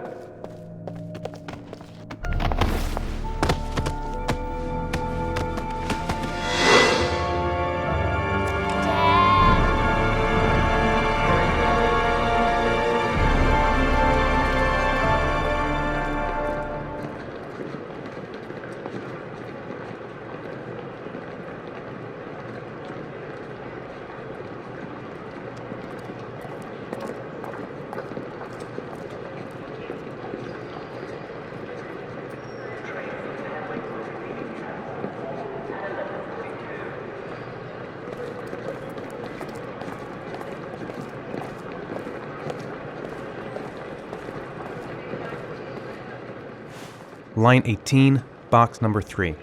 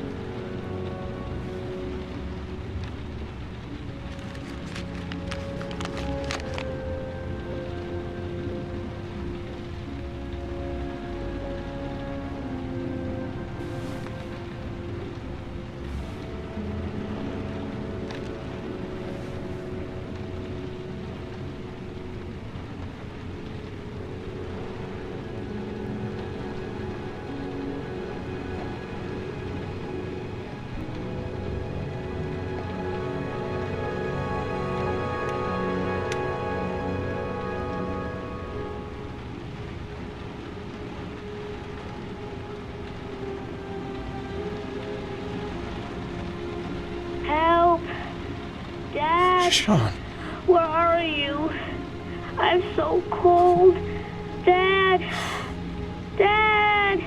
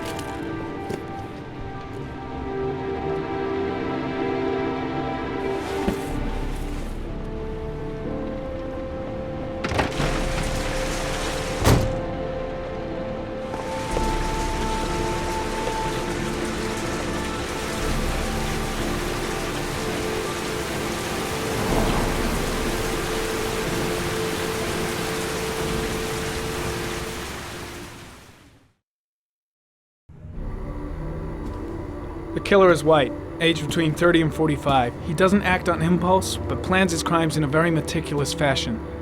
He doesn't have anything personal against the victims. That's why he covers their faces with mud, to make them anonymous. Why does he kill them if he doesn't have anything against them? For him, they're more of an image, a symbol. That's probably why he gives them an origami figure and an orchid as gifts to apologize for what he's done to them. Very interesting. And where does all that get us? The best way of tracking a predator is to be familiar with his behavior. That may be true in novels, but there's a child's life at stake here. Continue, Jaden. Then I studied the geographical distribution of the murders. Generally, a killer commits his first murder near to where he lives, so he has a safe place to flee to if any complications arise. The more confident he becomes, the further he roams from his base. By analyzing the locations where the victims disappeared, I was able to isolate a zone where the killer might live. And what size is this, zone? For the moment, about 10 square miles. Oh, great. There must be 10,000 people live in that sort of area. You gonna question them one by one? The more clues we get, the more we can reduce the zone. We can then cross-check it with our list of suspects and identify the killer. One detail attracted my attention. The interval between the time when a victim disappears and the time when the body is found ranges from 3 to 5 days. But the rainfall is always at 6 inches, give or take 10%. What on earth does that mean? All the victims were drowned in rainwater. The killer kills only in the fall when there is plenty of rain. It could be that he puts them in some sort of well or tank that is open to the skies and that fills up with rainwater. The more it rains, the less time the victim has to live. So what's next? There are 2 suspects whose psychological profile might fit and can be connected to the comfort zone. I'd like to question them. God damn it. We're wasting our time with this bullshit. The killer's out there somewhere, and we gotta get off our asses and find him. The killer is no ordinary murderer. He is intelligent, organized, and methodical. You won't find him by patrolling the streets. Tell me, Agent Jaden, did you get your vast experience on the job, or did you just fucking read about it in some school book? I came here to find a killer. And that is exactly what I'm gonna do. With or without your help. Fucking asshole! That's enough! You said it took 6 inches of rainfall before the victim died. How much time do we have left? If the weather forecasts are right, less than 72 hours.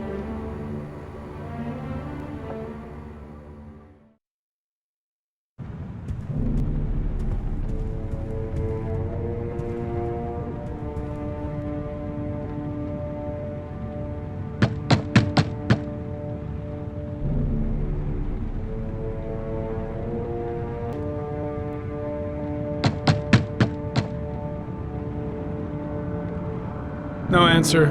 We waste our time coming here. Maybe we should have a little look inside anyway. There's nobody home.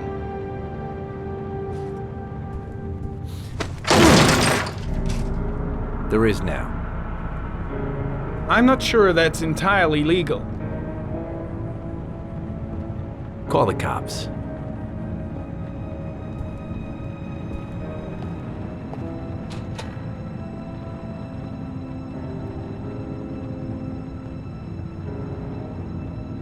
Looks like Nathaniel Williams is a pretty religious guy. He's a God-fearing idiot, waiting for the end of the world. We questioned him a few months back because he was causing a disturbance in the park. He was ranting and raving. Said he heard voices. Had this idea in his sick little head that I was the Antichrist. I'd come to Earth to persecute him. Real twisted.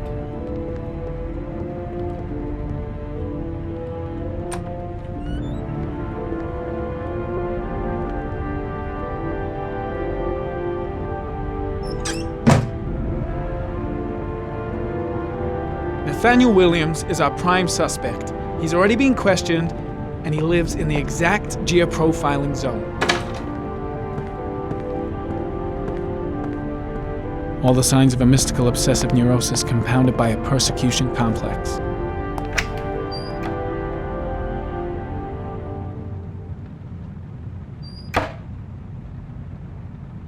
The guys taking a break from reality holed up here in this crazy apartment. It's stifling in here.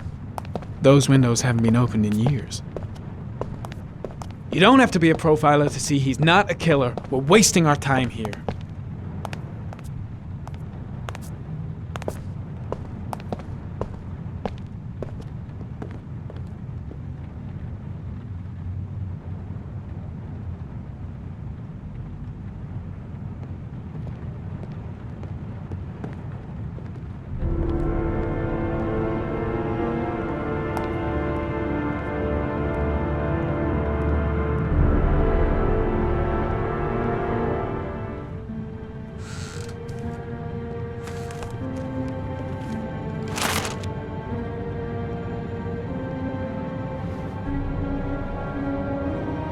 Good timing, Nathaniel.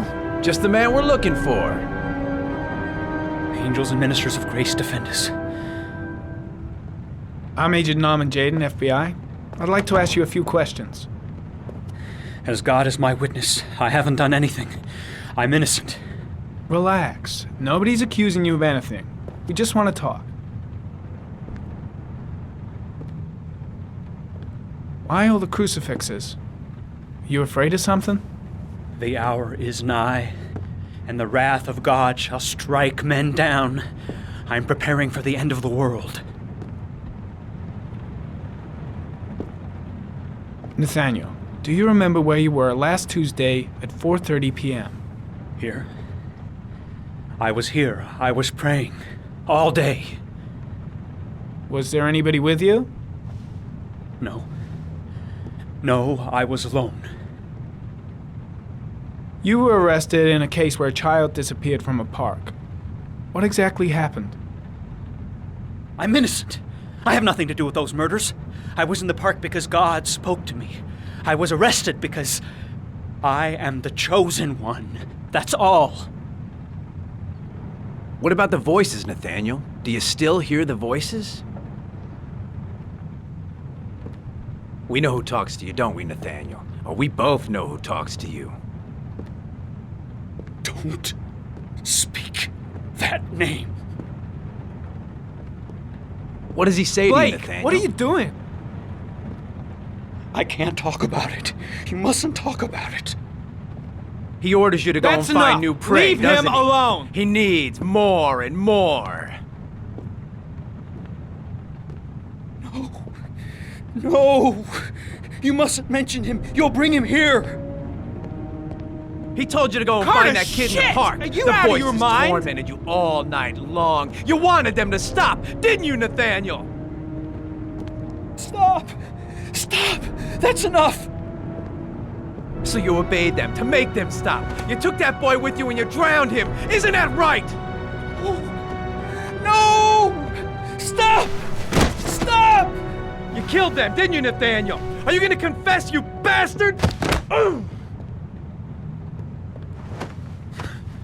You are the Antichrist. Put down the gun, I shall Nathaniel. dispatch you to your father in hell. He is the son of Satan. He was sent to earth to destroy us. For Christ's sake, shoot!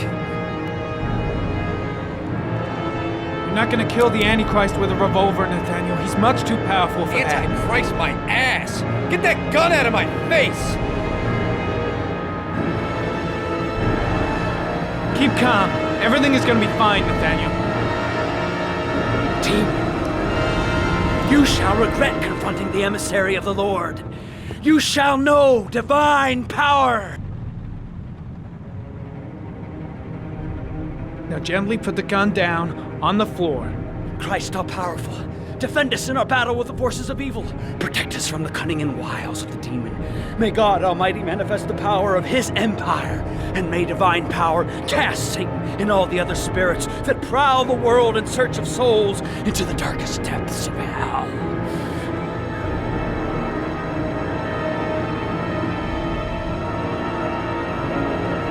Lieutenant Blake is gonna leave our planet right now and return to the realm of shadows.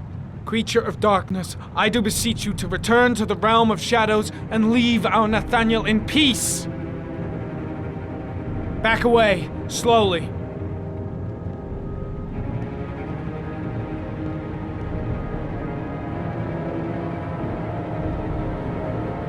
Now drop the gun. Drop it, Nathaniel.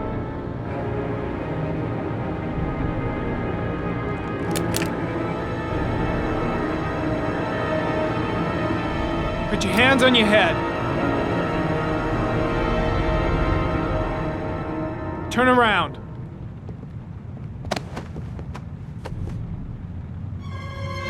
Motherfucker! In the name of the Lord, I exorcise thee, Satan. Okay, freak, the show's over. You're under arrest. Pretty damn cool under the circumstances. I would've just shot him.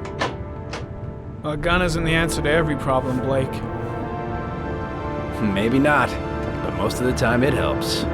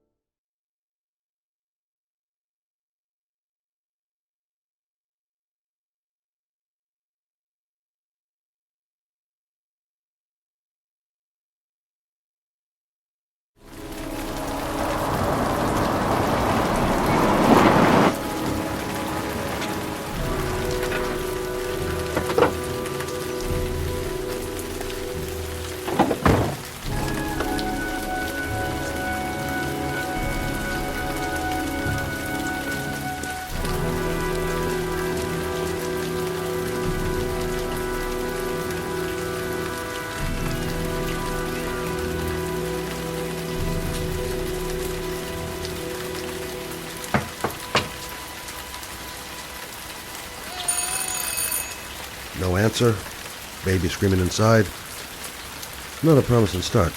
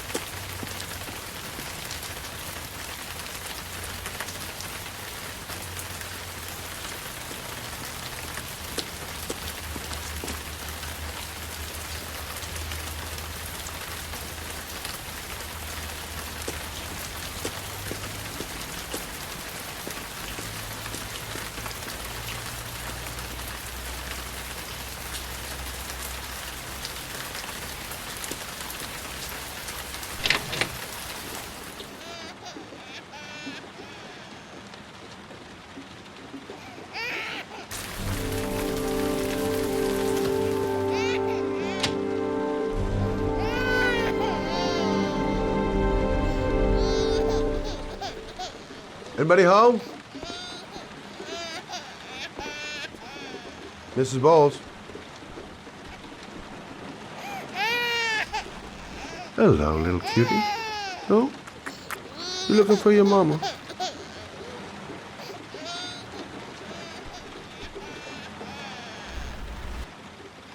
Oh, Jesus.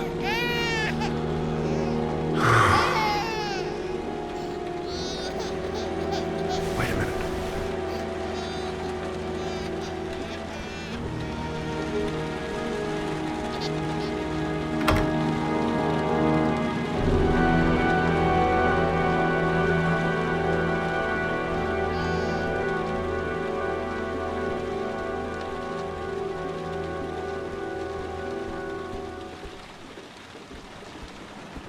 Mrs. Bowles? Mrs. Bowles, are you there?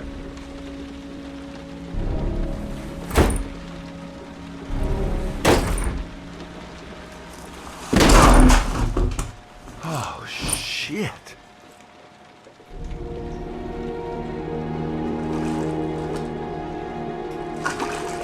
Mrs. Bowles! Mrs. Bowles, can you hear me? Wake up! Wake up!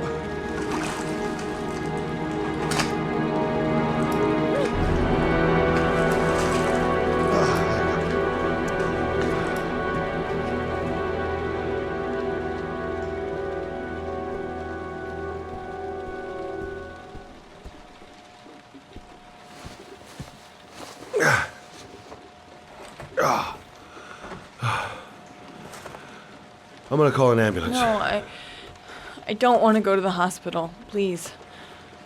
Okay. You got something around here I can dress this wound with? Yeah, I think so. Okay, don't move. I'll be right back.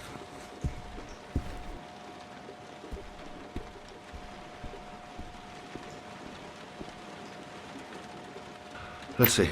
I need this, and this, and this.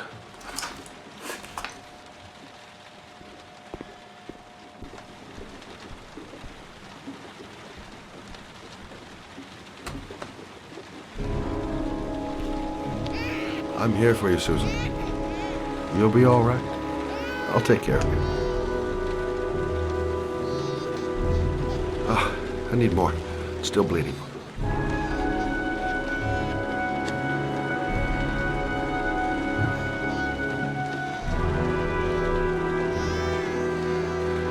Not perfect, but it'll do.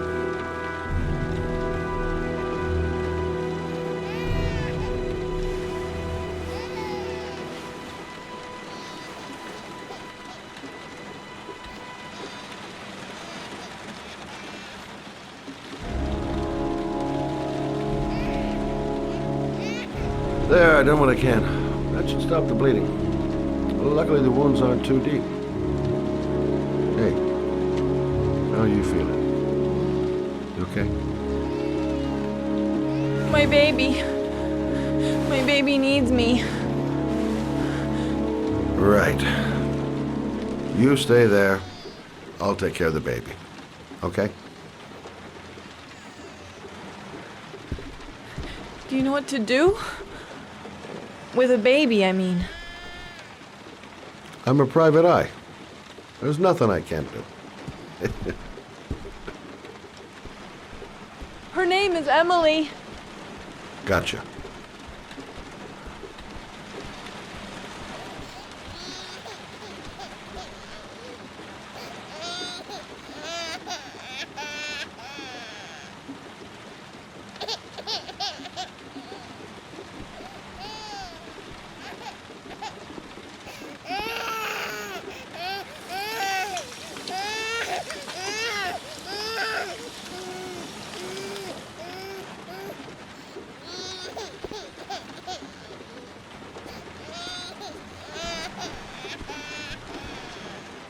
Hi there, Emily.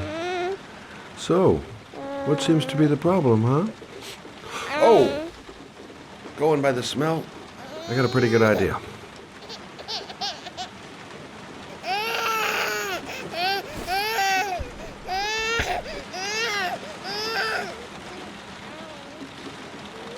Okay. How do you do this again?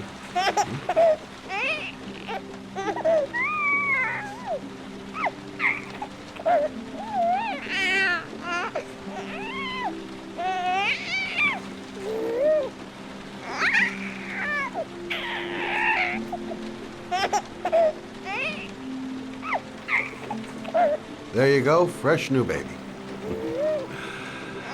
That should feel better. Right, Emily?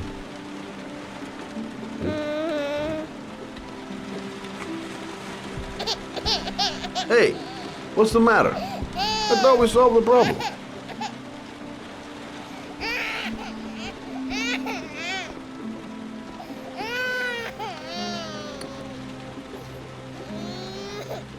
I guess I better warm this thing up.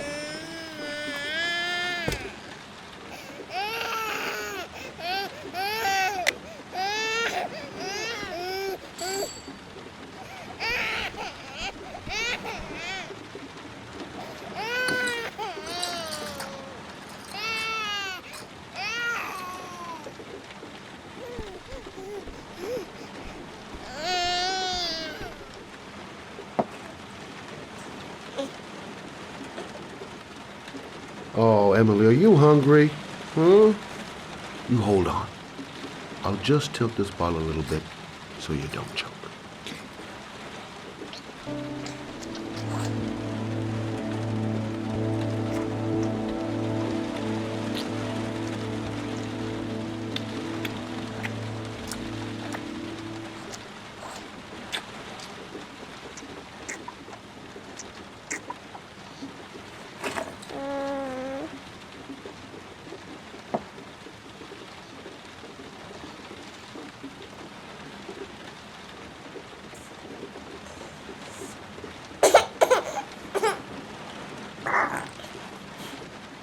Oh, good job, Emily. You're feeling good now, right?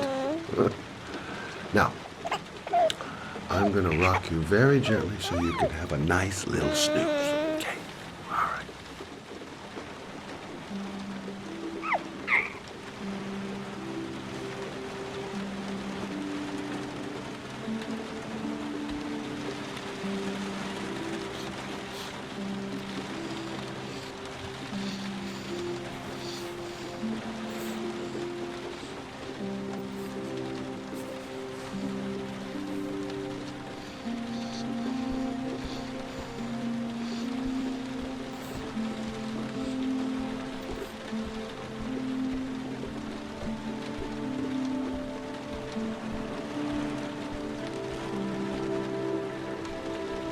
Thanks for looking after my baby.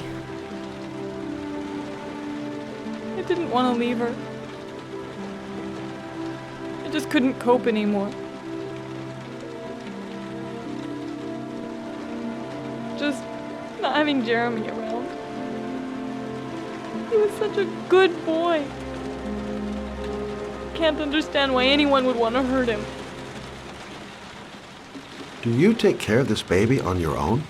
Doesn't Jeremy's father live with you anymore? He disappeared. The day after Jeremy. I don't know what happened to him.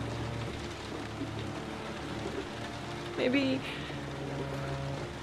he couldn't take it. Ever since I've had to look after Emily all on my own, and I couldn't do it anymore. I understand. Did your husband say anything before he disappeared? Did he leave a note or something? No. He left the house without a word, and there was just the cell phone. A cell phone? Yeah, I found a cell phone in his dresser. I'm sure it wasn't his. I'd never seen it before. I tried to turn it on, but it didn't work. Do you still have it? Yeah, it's in a drawer in the living room. You can have it if you'd like. I'm sure it's of more use to you than to me. Do you have any family or anybody to help you? Yeah. My mother. I didn't want to ask her for anything. We don't really get along. But I guess I'm out of options. Well, look after yourself. And Emily. I will. I promise.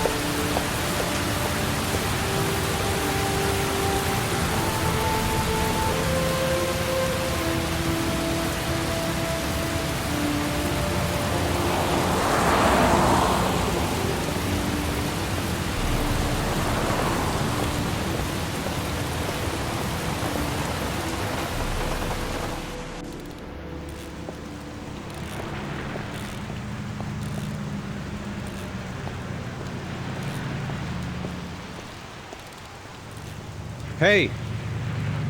Oh! Huh. Sorry. Didn't see you. What can I do you for?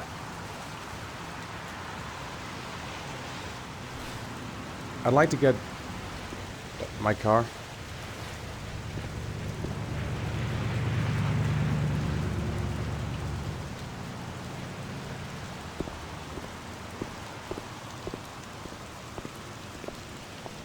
Hey, you're a pretty patient guy, you are.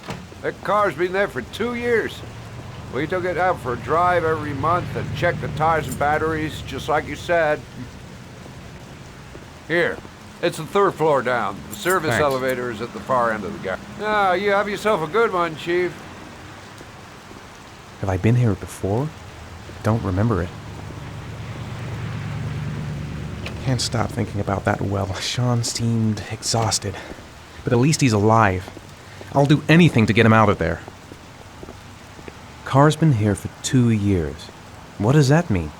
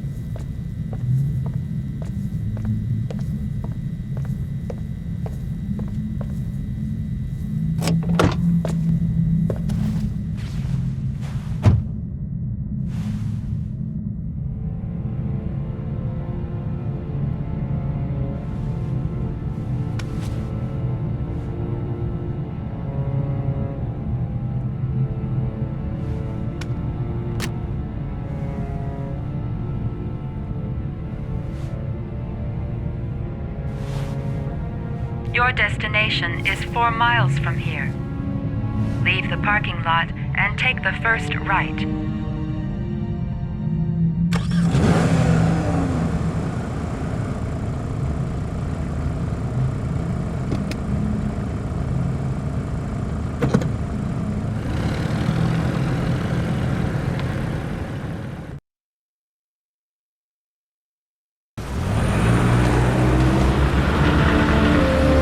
Take a left at the next intersection. Keep to the right and take the first exit.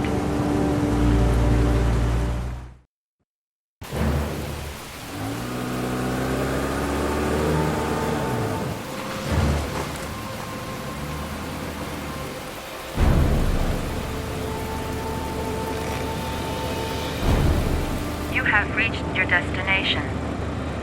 Are you ready to show your courage in order to save your son? Listen carefully. Take the highway and drive against the traffic for 5 miles. If you haven't reached your destination in 5 minutes, you will have failed. I can do it. I'd do anything to save my son. Can't stop my hands shaking. I'm not going to make it. I'm not going to make it!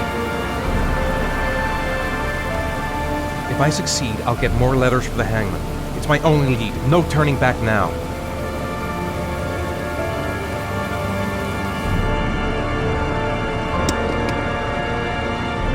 I've got to do it. For Shaun's sake. I have no choice.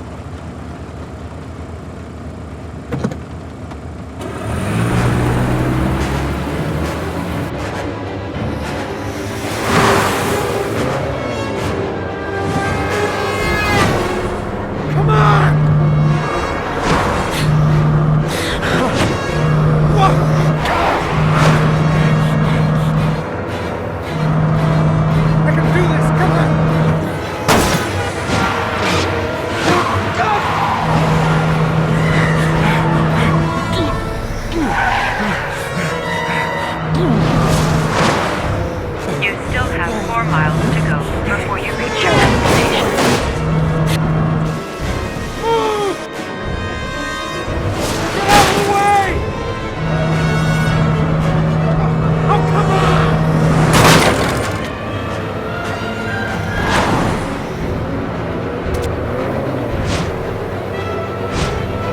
You still have 3 miles to go before you reach your destination.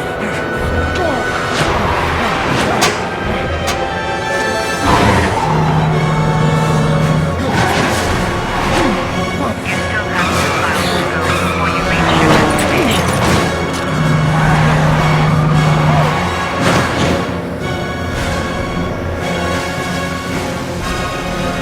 Come on! Move out of the goddamn way!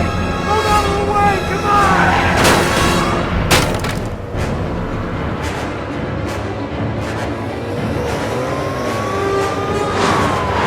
You still have 1 mile to go before you reach your destination.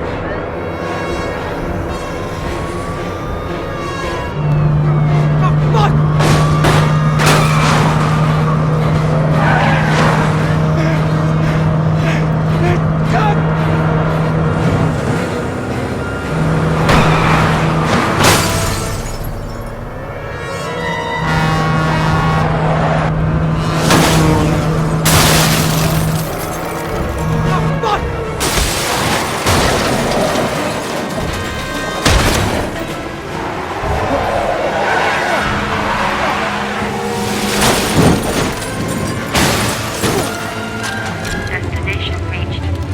Please press the screen. Destination reached. Please press the screen. Destination reached. Please press the screen. Destination reached. Your reward is in the glove compartment. The key is inside the GPS. The key is inside the GPS. Your reward is in the glove compartment. The key is inside the GPS. Your reward is in...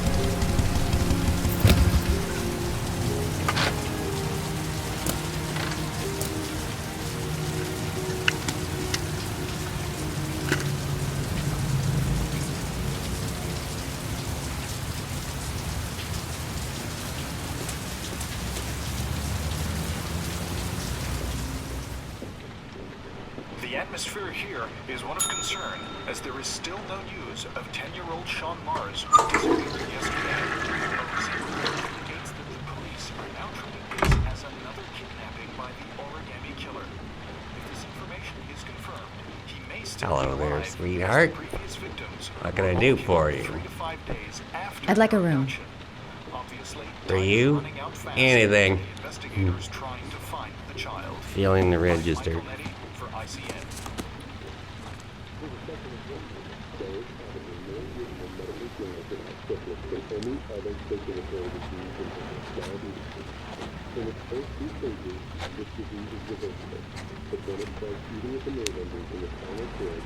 Madison, page 27.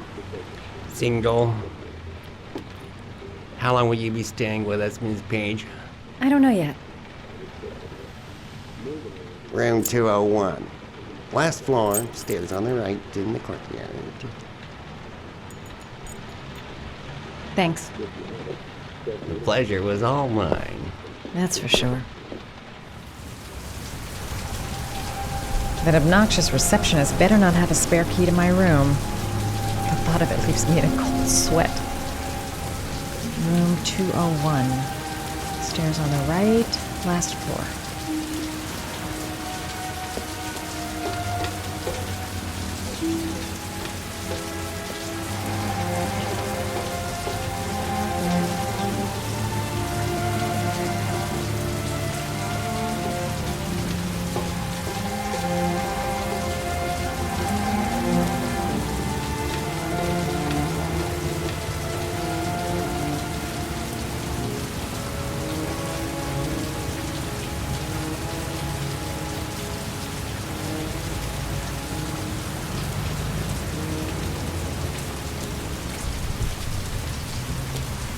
Sir? Are you all right? I'll call an ambulance. No ambulance. You're badly hurt. You need a doctor. Please, just help me to my room. It's number 207.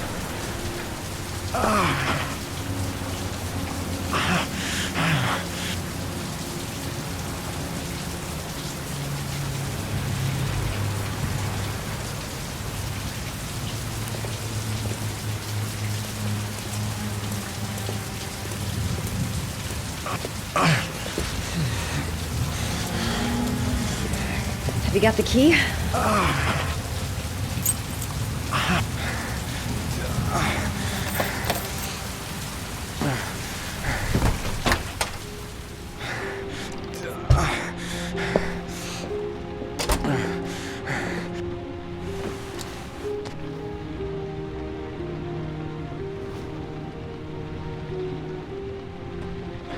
You're really in bad shape. You should see a doctor. Must have one, maybe two broken ribs. It's not fatal. But it's sore as hell. Your head is bleeding. It looks deep.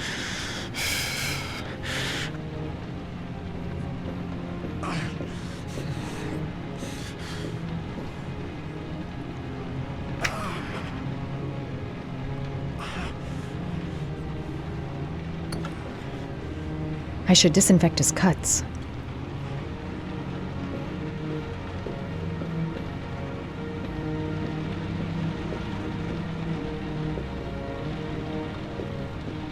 I'm gonna disinfect your wound. This might hurt a little.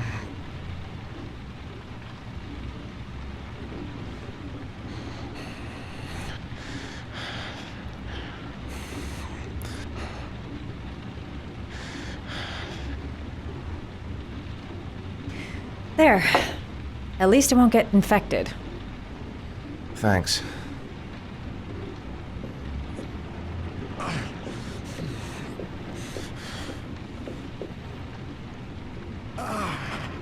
Paracetamol painkiller. Administer in cases of intense pain. Do not take more than 1 pill every 24 hours.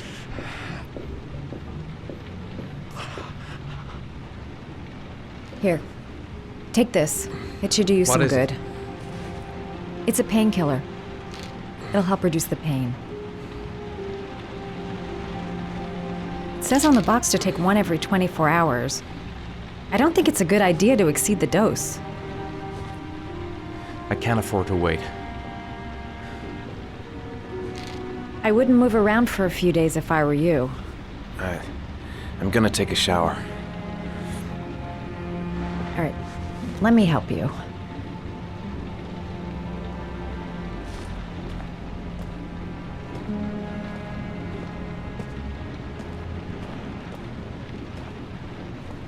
I'll wait here until you come out. Let me know if you need anything.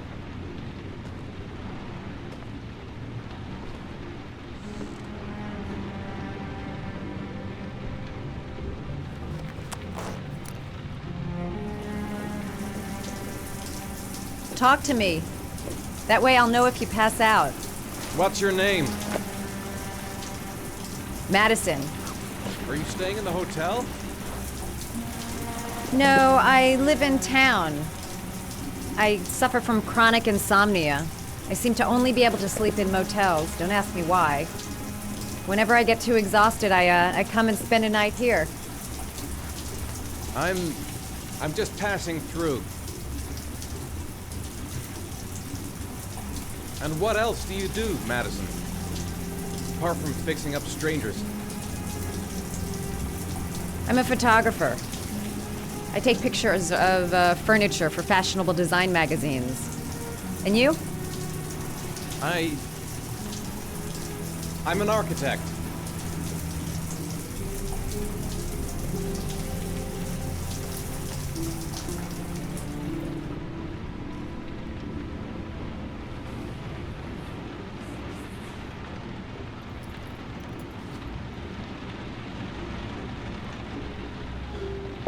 Thanks for staying.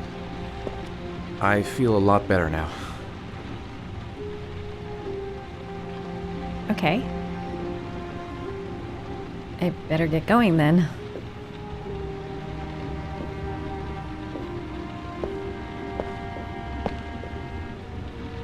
By the way, you never told me your name. Ethan. Be careful, Ethan.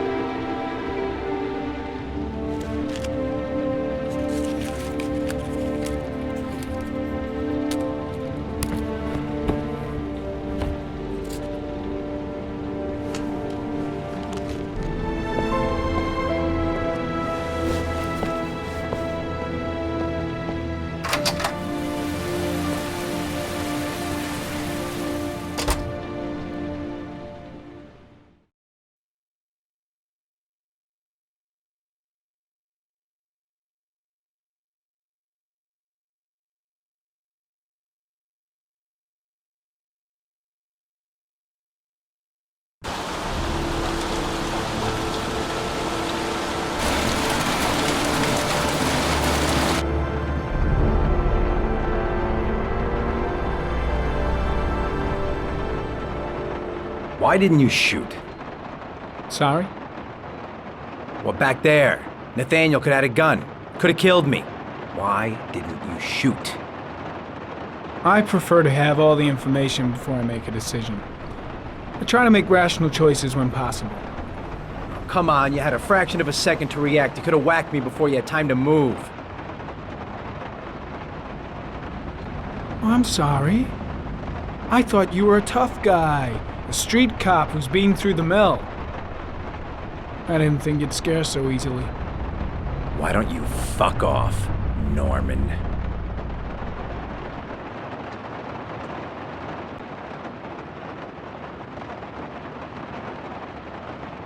That's him.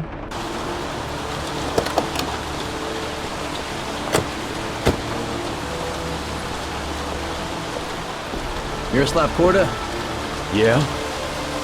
Lieutenant Carter Blake, I'd like to ask you some questions.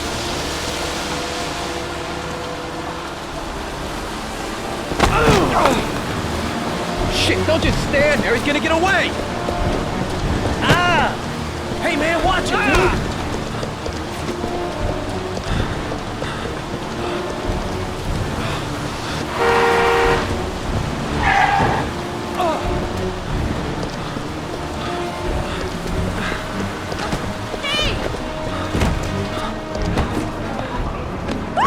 Hey, watch it, man! Whoa!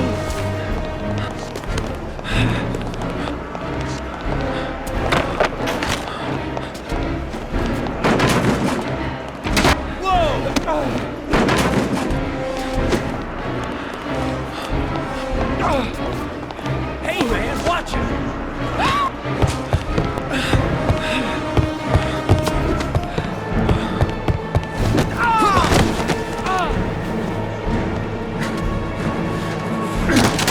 Hey man, what's your problem?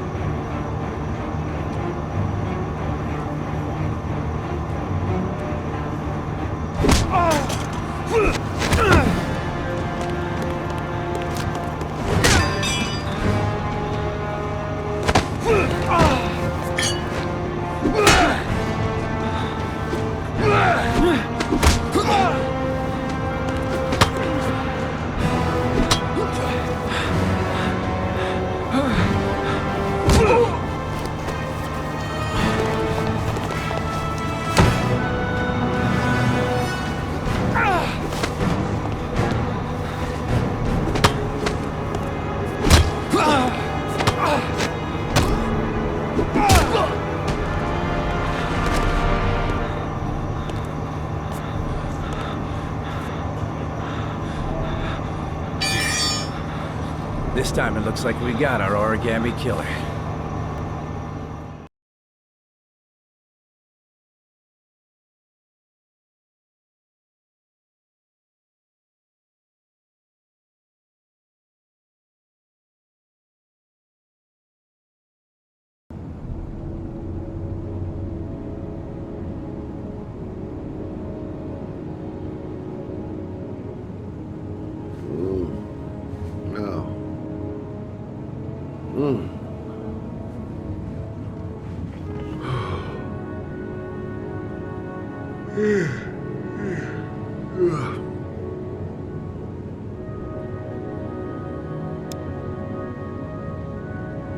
I needed the rest. I haven't been sleeping well since the murder started up again.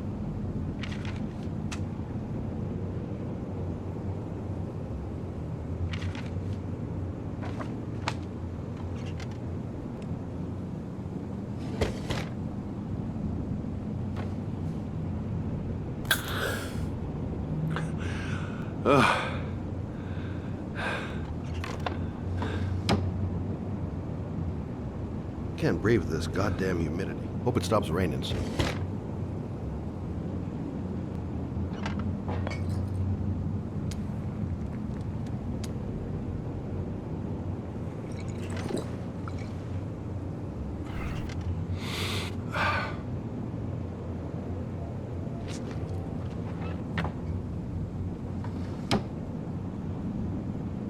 I've seen the parents of all the victims. And all I've come up with is this telephone and a box of origami figures.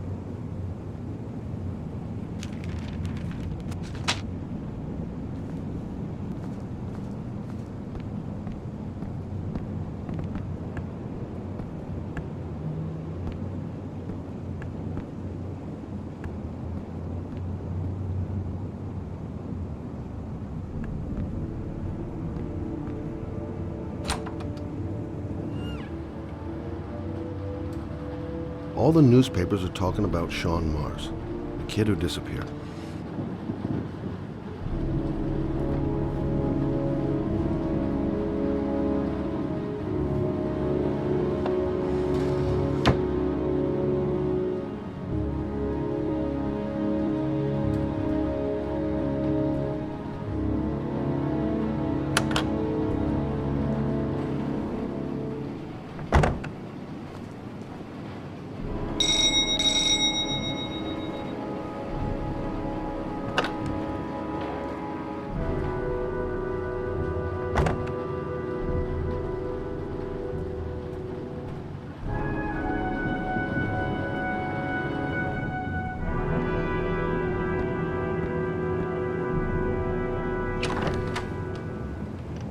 You said I could contact you if I remembered anything. Can I come in? Sure.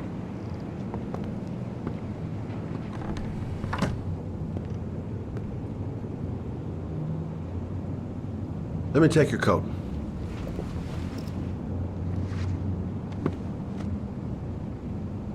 You want a drink? Yes, glass of water, please. Take a seat, I'll get it.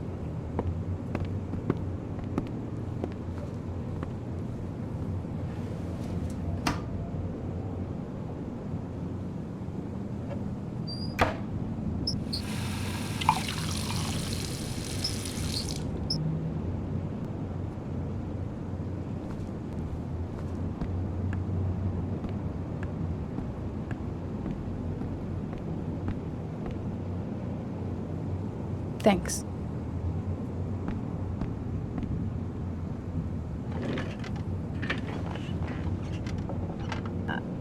I just remembered something. Maybe it's not important, but a letter arrived in the mail the morning Johnny disappeared. A letter? What kind of a letter? It was addressed to Johnny's father. I don't know what was inside it, but he read it and then he left. That's the last time I saw him. And you think there's a connection between that letter and Johnny's death, is that it? Do you remember anything else about the letter? Well, I don't know why, but I kept the envelope.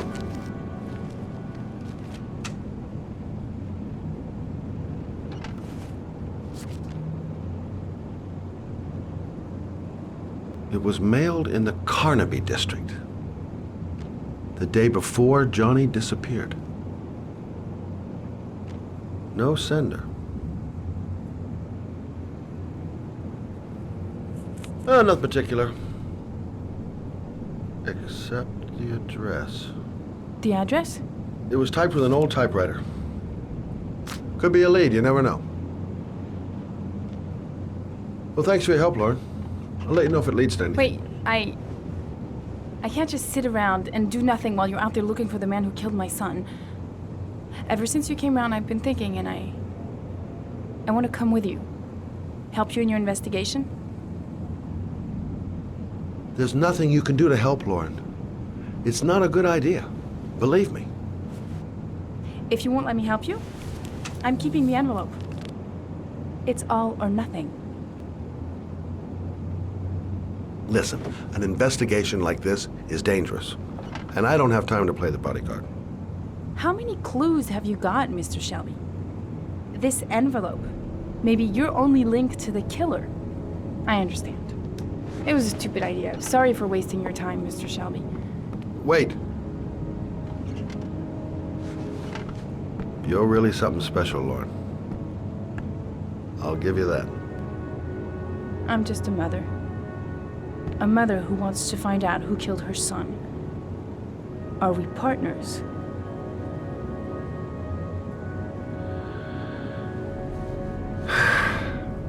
We're partners.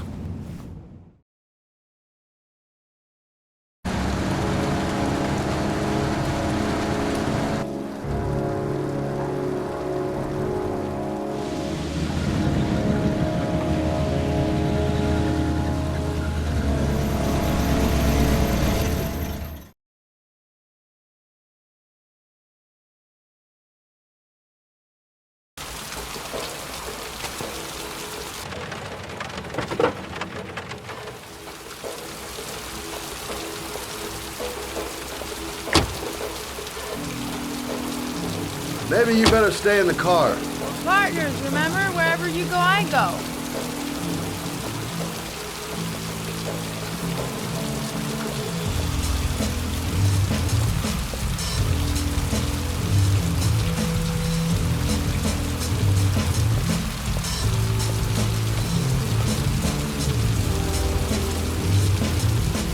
What are we doing here?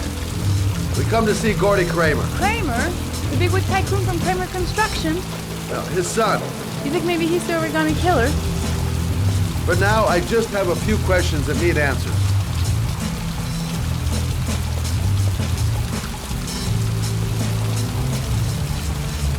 Security guard earned his payoff.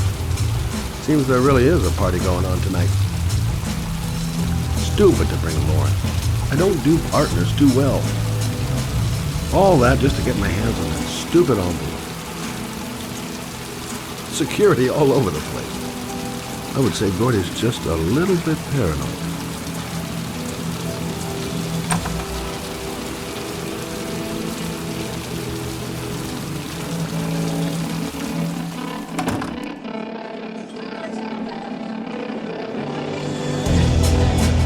What a joint! Kramer must be loaded. What do you think he paid for all this shiny crap? We'll discuss Kramer's decor another time. Are we gonna be here long? This place gives me the creeps. I'm gonna go find Gordy Kramer. You stay here till I come back. Okay? Okay. Just let me know if you need me. Hi, I'm looking for Gordy. You know where he is?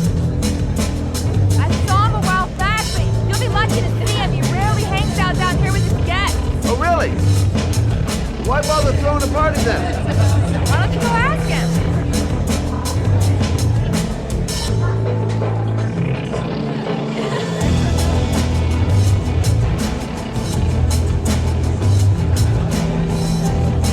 Hi, I'd like to see Gordy.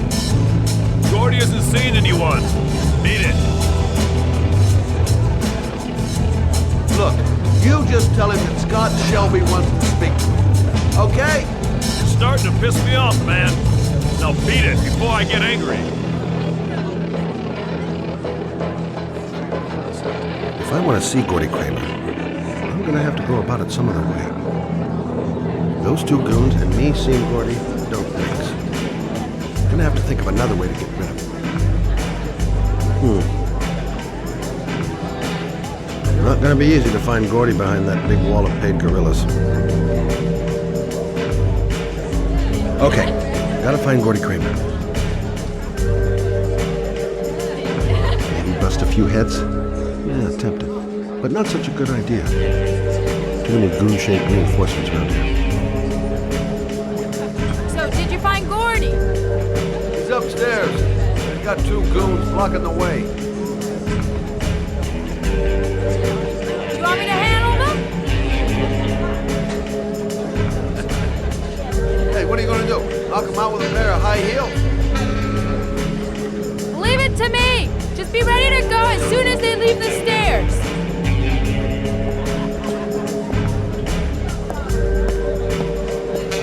Wait, Lord.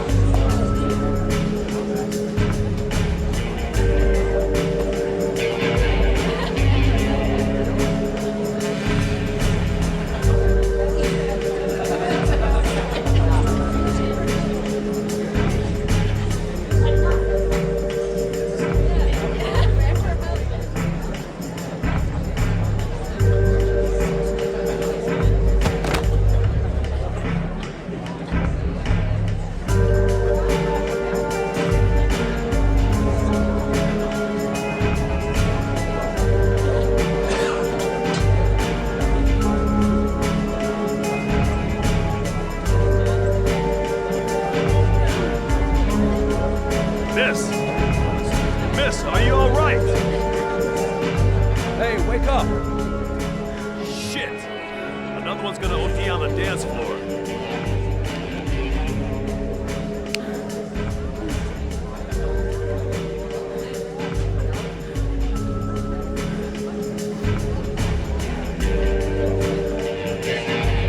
We gotta get her out of here.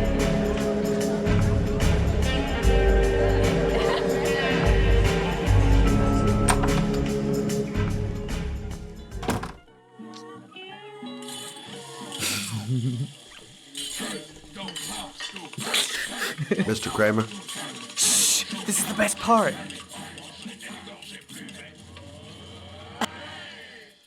My name is Scott Shelby. I'm a private detective.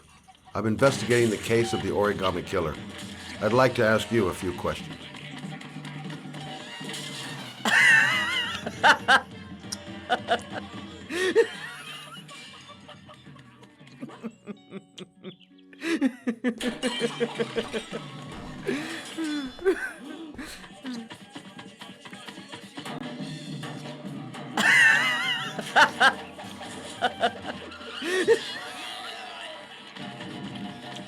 I'd like to know exactly what happened to little Joseph Brown.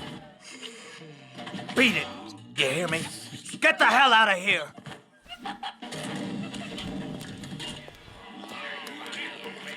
What do you want? A witness saw little Joseph Brown get in the back of your limousine. That was the last time anybody ever saw it. Now, I know you've been arrested and interrogated until your father made a little phone call and the file was closed. I'd like to hear your version of the facts. The kid was lost. I just offered to drive him home. The police arrived, I explained the misunderstanding, and I was released. End of story. Nothing to get excited about, right? I don't know why, but your story just doesn't check out. You're giving me the crap now. Tell me something I can't believe.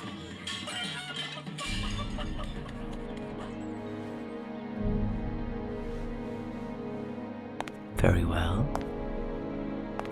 I'm the origami killer. I get my victims into my car. I drown them in rainwater. Then I dump them on a wasteland with an origami figure in one hand and an orchid on their chest. I do that because I'm bored, Mr. Shelby. And it's a creative and entertaining way of having fun. Is that good enough for you? Or do you want more? This interview is over. Get rid of this clown!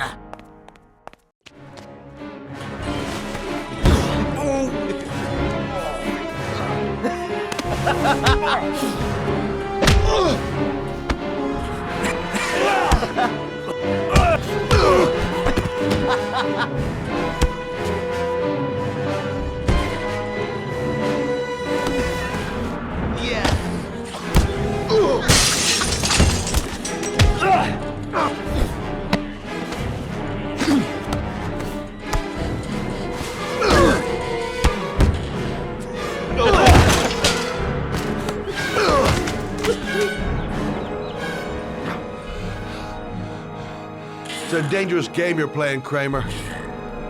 Do you know who my father is? He only has to lift one finger and you won't wake up tomorrow morning.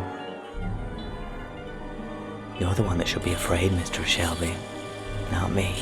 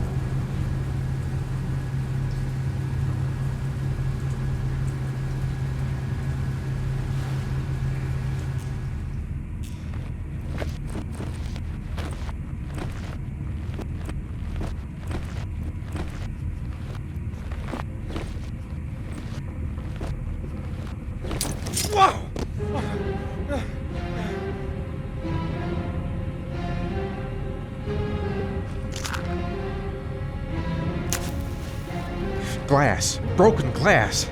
Sharp as a razor. Impossible to go back.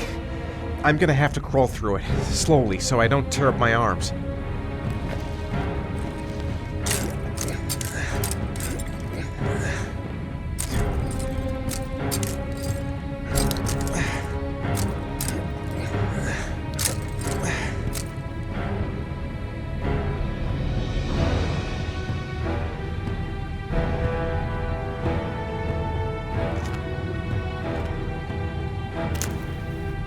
The match flame indicates where the fresh air comes from. All I have to do is follow the wind.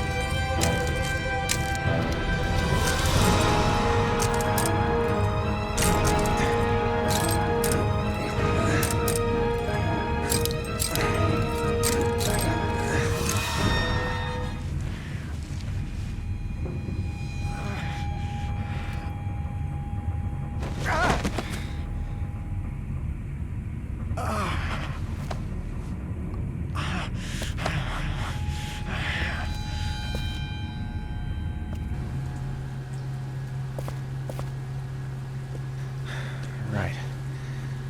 I guess I don't really have any choice.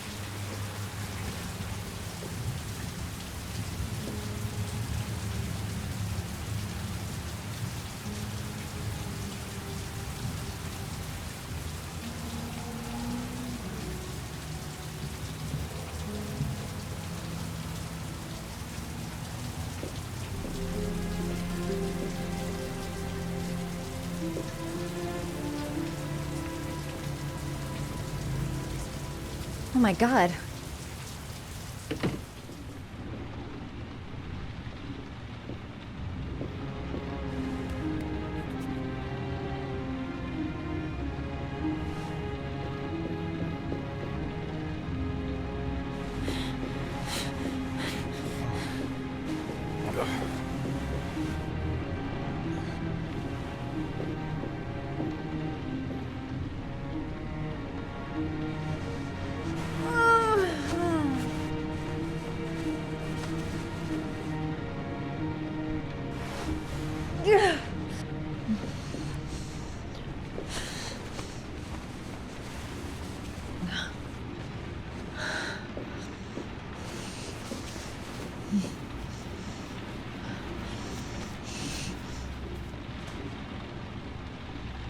Ethan.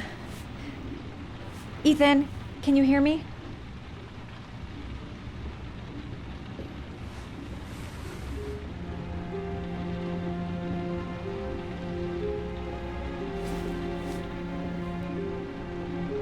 You've got a hell of a fever.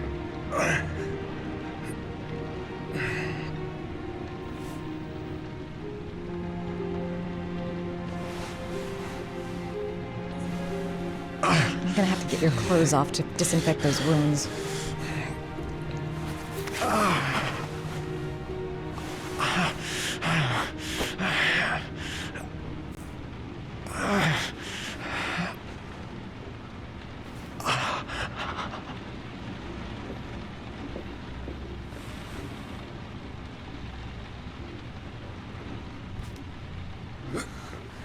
Arms look really bad. I need to disinfect your wounds.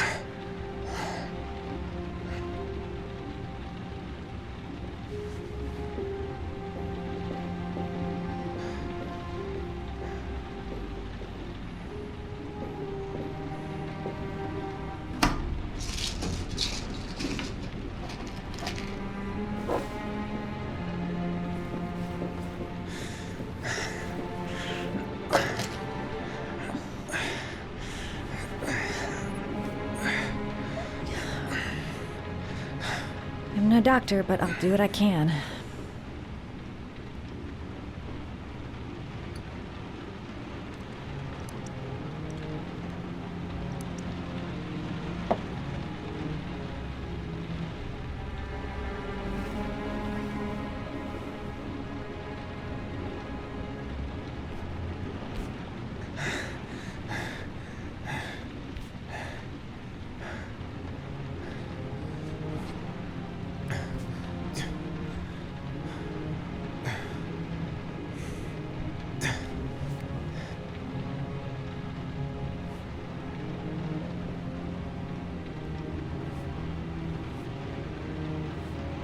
Your wounds are disinfected.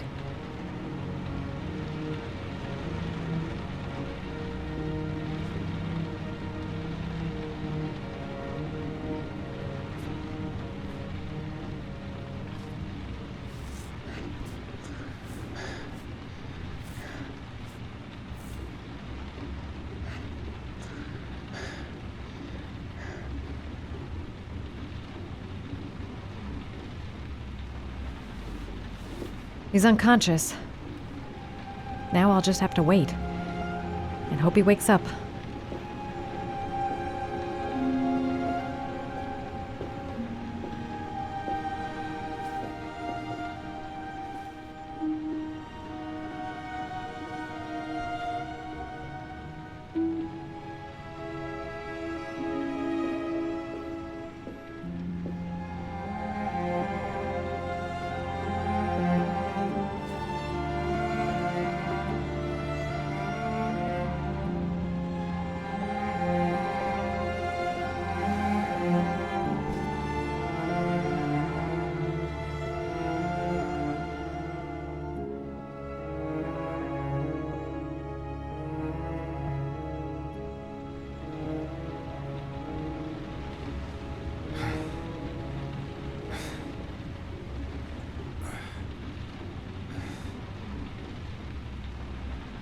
How do you feel?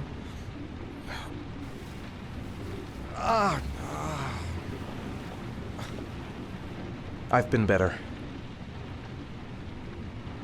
Was I out for long? About 3 hours. Why the guardian angel act? You don't even know me.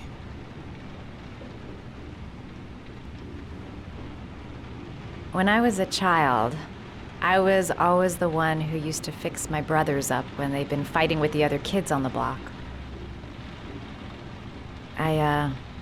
I suppose I like to play the guardian angel.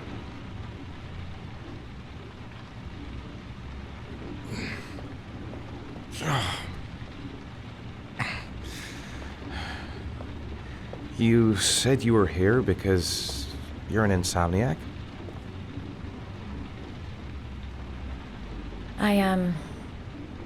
I've been going through a bit of a tough patch the last few months. It's the kind of stuff you prefer to forget. I do what I can to live with it, but, it's not easy. You got some kind of a problem? Bigger than you can possibly imagine. I'm sorry. I shouldn't be asking you questions. I mean, after all, we hardly know each other. You have no reason to trust me. Listen, I'm truly grateful for your help, but for your own sake, I think it's better if you don't ask any questions. Maybe I could help you. No one can help me.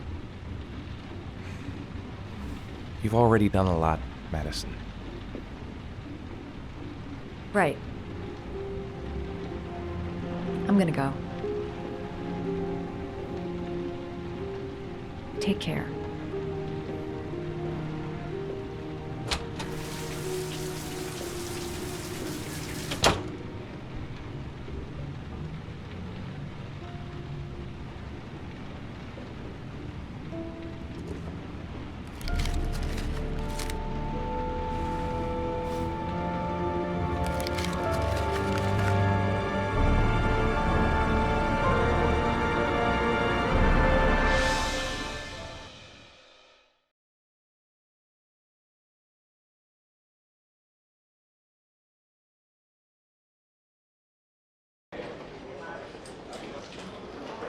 I didn't do it. I swear I didn't do it.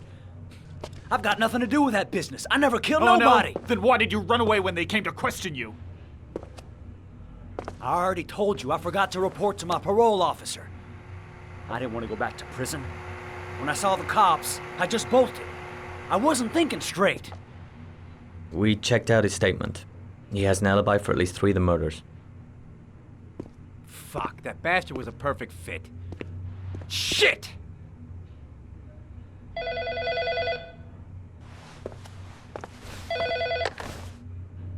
Ash?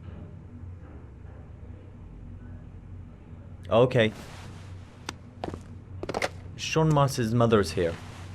She'd like to speak with you.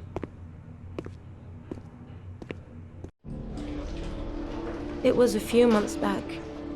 The middle of the night. It was pouring down. Ethan came home completely drenched at about 3. I asked him where he'd been. He spoke about drowning, the rain. He didn't make any sense. There was something in his eyes. As if it wasn't really him. There may be no connection, but the next day there was that announcement about another victim of the origami killer. Find my son. I'm begging you.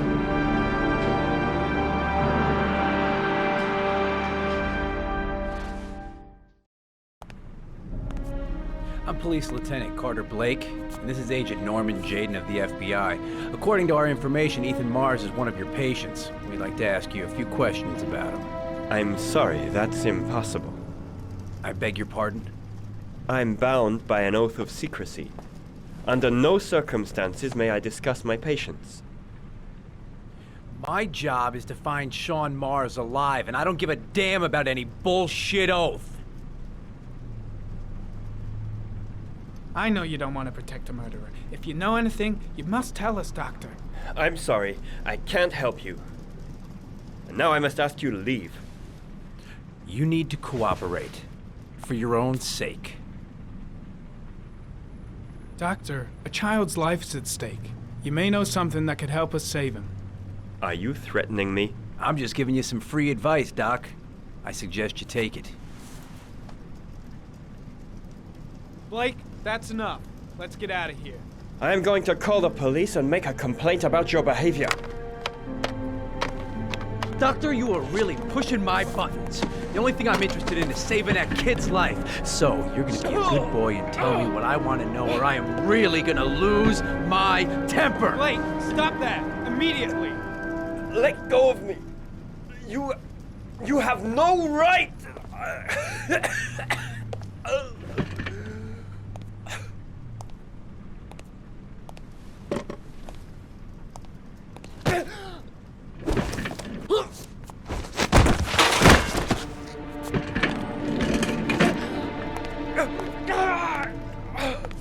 Come on, Doc. There's an easy way and a hard way. It's your fucking choice. You have no right to hit him. I'm saving a kid's life for Christ's sake. If you don't like it, leave. If you don't let go of this man immediately, I'll report you and you'll be off the case. What the hell's the matter with you, Norman? What, you getting cold feet? You don't want to save Shaun Mars anymore? I want to save Shaun Mars just as much as you do, but that doesn't give me all rights. So you're gonna stop this shit right now! Ethan Mars has had psychological problems since his first son died. Feels responsible for his death. A sort of morbid neurosis. He is haunted by visions of drowning bodies. A few weeks ago, after one of our usual sessions, I found this on the floor. It must have fallen out of his pocket.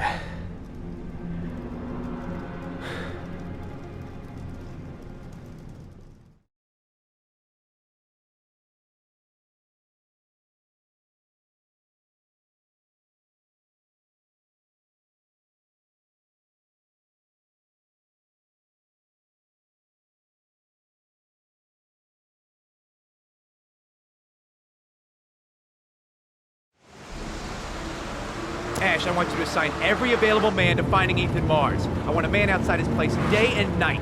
Notify all agencies to start looking for him. I want you to keep an eye on the train stations, the airports, the bus terminal. I want every cop in the city on his ass, so that if he moves, we know about it. Yes, Ethan Mars is the origami killer.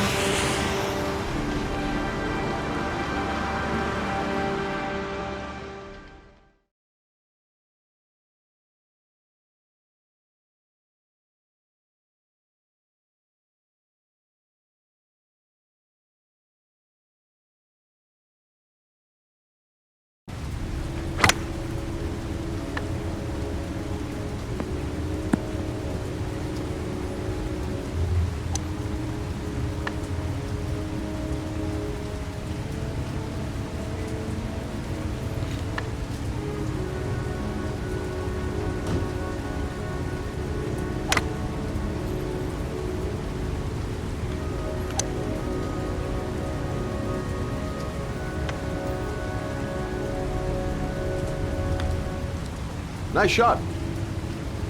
Thank you. Please come in, Mr. Shelby. Would you care for a coffee? Oh, no thanks. Do you play? I tried once, but I think the owner of the course is still looking for me. It's an interesting sport. It requires strength, but also a cool head and absolute precision. Would you care to hit a few balls with me? There's no danger of damaging the greens here.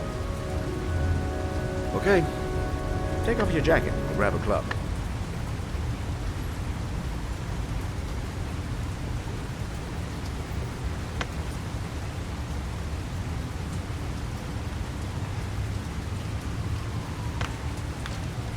The balls are in that basket.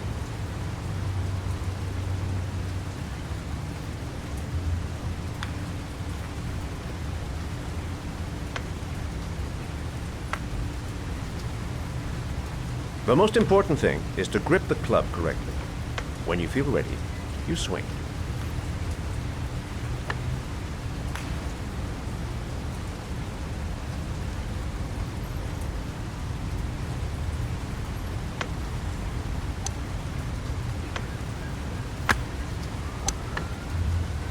Well, it's only your first ball. You should try to strike it a little harder next time.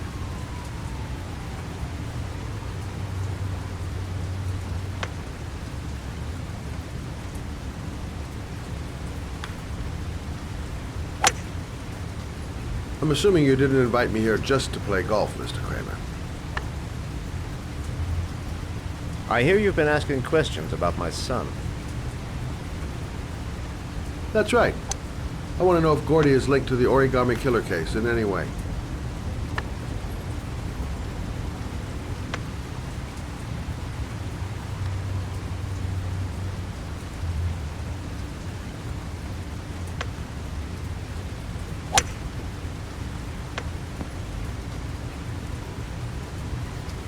My son had nothing to do with that sordid case. Well, then he has nothing to fear from my investigation.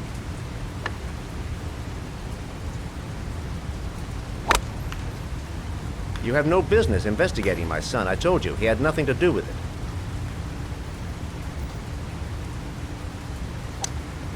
With all due respect, Mr. Kramer, it's up to me to decide who I want to investigate.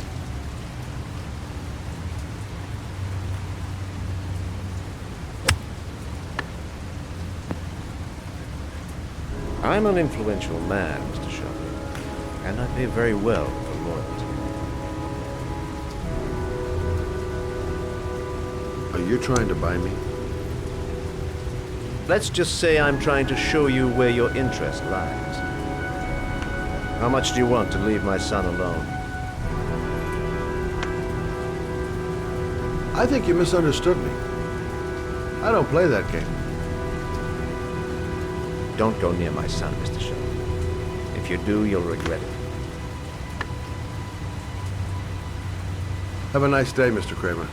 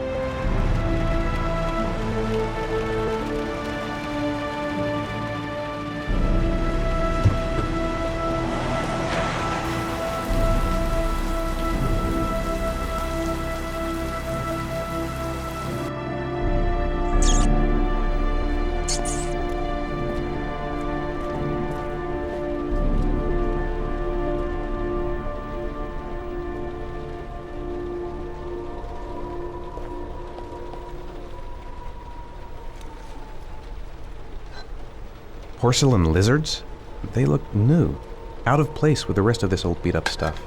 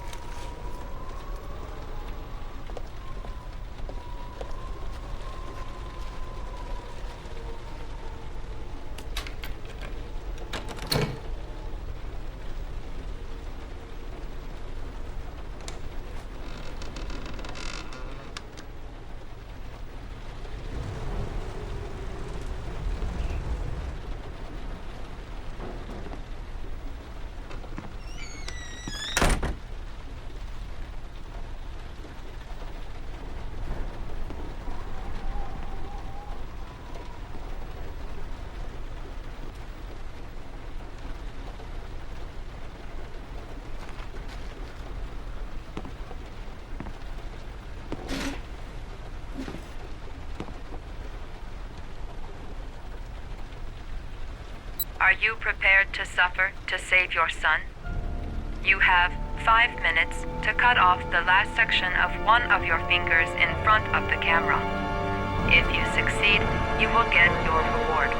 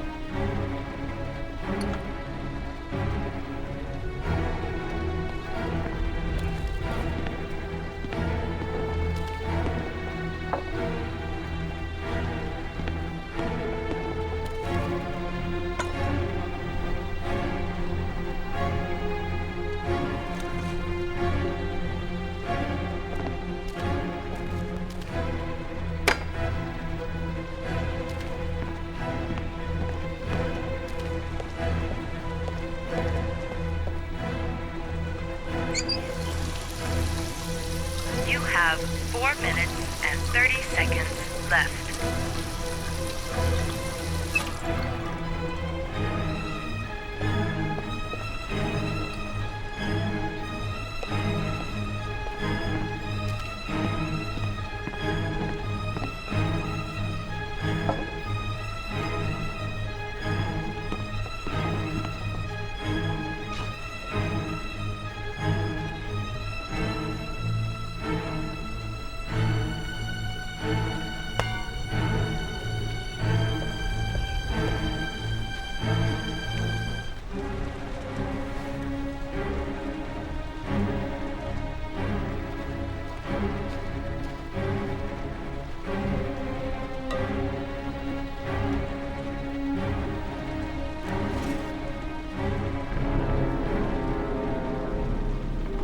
You have 4 minutes left.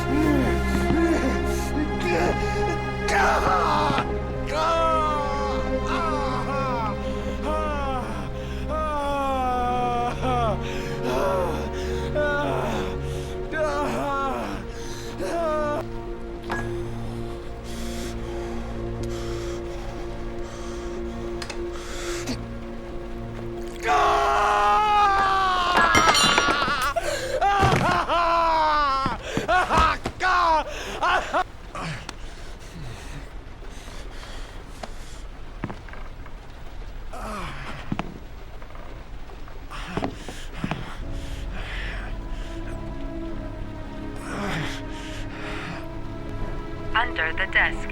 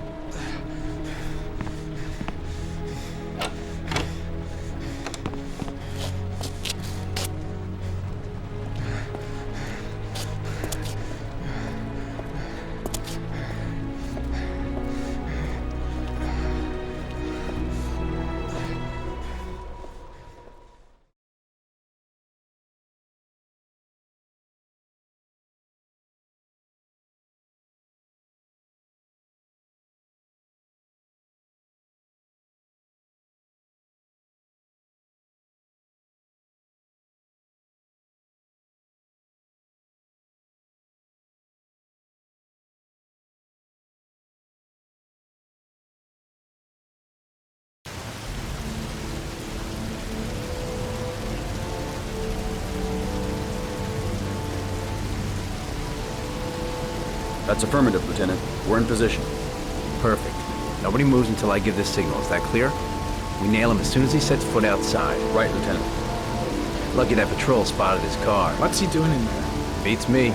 You're the profiler, right? I thought you were supposed to be right inside the killer's head. Well, that's just it. What I know of Ethan Mars doesn't match the killer's psychological profile. I know what the jury's gonna choose between your theories and concrete proof.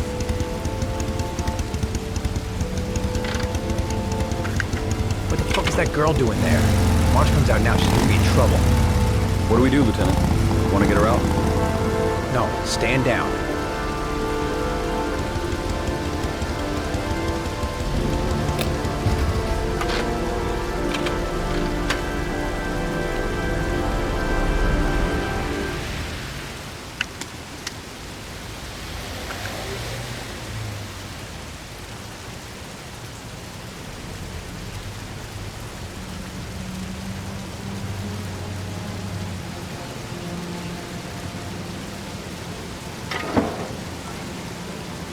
She's going inside. Maybe she lives there. Well, it's just as well. We don't want anyone hanging around if Mars comes out. Ethan, what happened? The police. They're out there. I think they're here to arrest you. We've got to find another way out. Shit. What's he up to in there? Wait for a go on my word.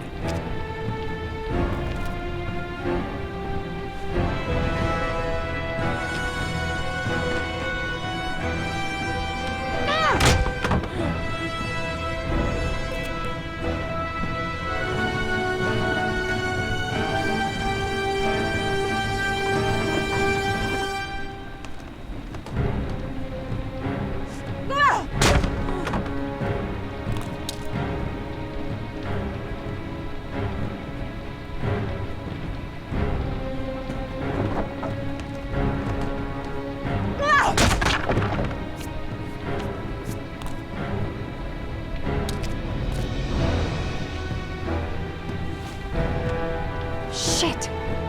It's too high.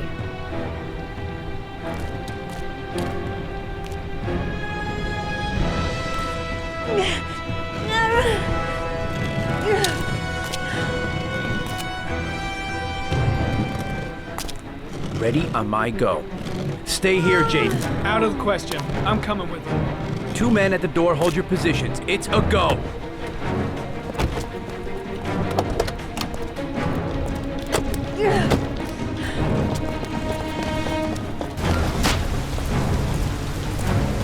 Come on, let's go this way.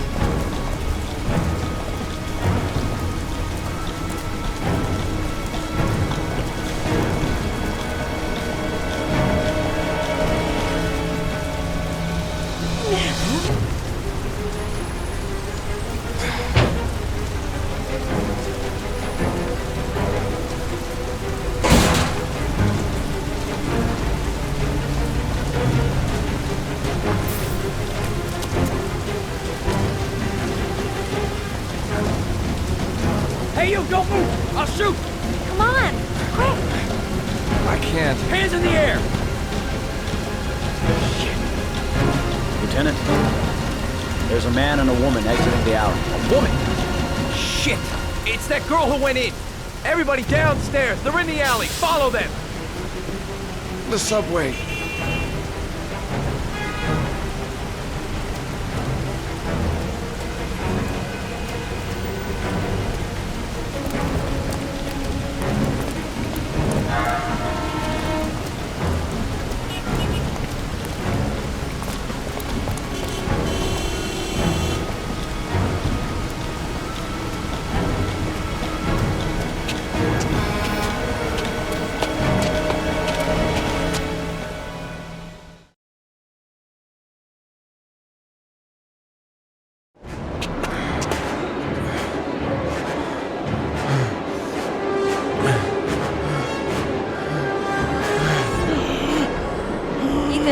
Ethan, what's the matter? We've got to keep going. Ethan! Ethan, they're coming!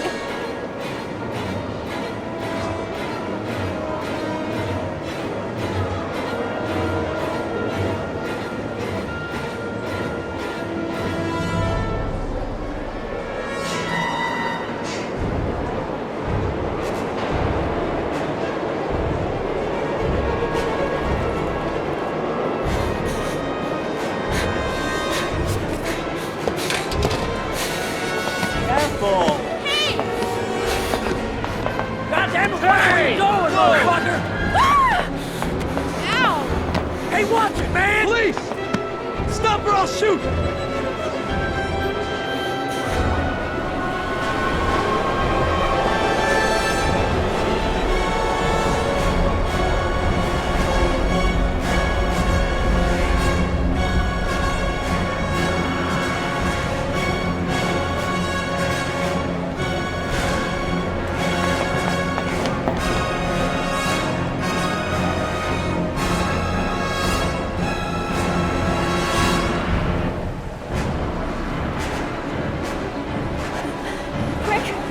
Quick! Ethan, quick! It's gonna hit us!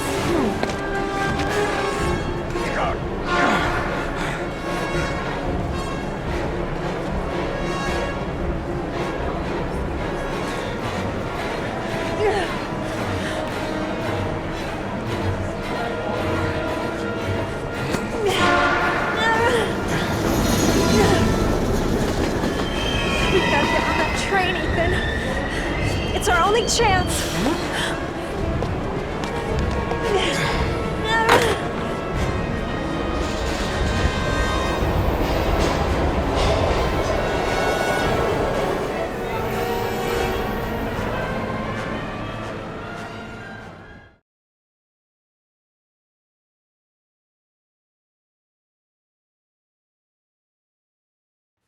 Less than an hour ago, we heard from the police who have identified the man thought to be the origami killer.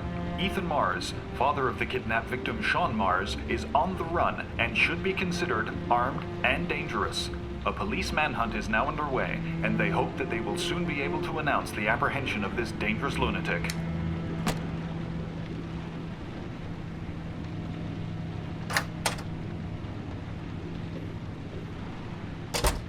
I brought some food. I didn't know what you liked, so I brought some of everything. I hope that's okay.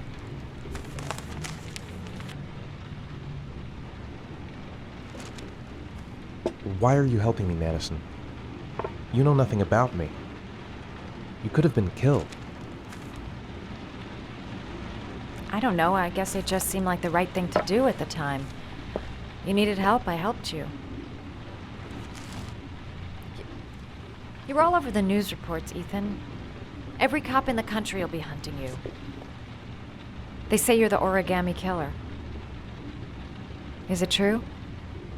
Are you the killer, Ethan?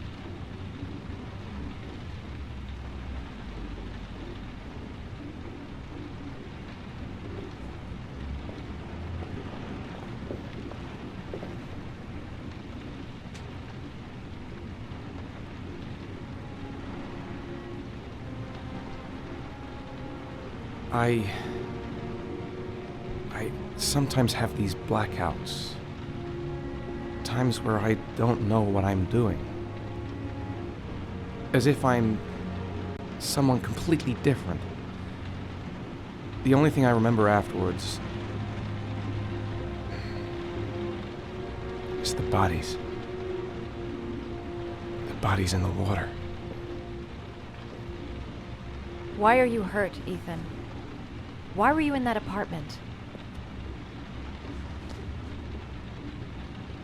I think my other self is testing me, testing my love for Shaun. He wants to know if I love my son enough to save him. That means there's some part of me that knows where Shaun is. But the only way to find him is to go through these trials. Why can't you tell that to the police? And tell them what? That I'm a schizophrenic who drowns his victims and has kidnapped his own son? They'd never let me go, and I have to stay free to save Shaun. I have no choice. I'm his only chance. When Shaun is out of danger, I'll turn myself in, but not until then.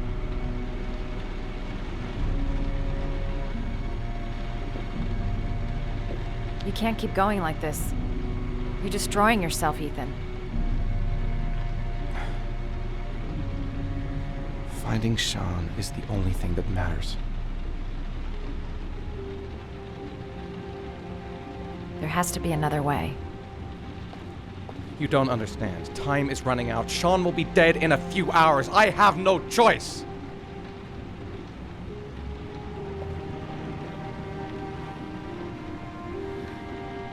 Please, Madison, leave.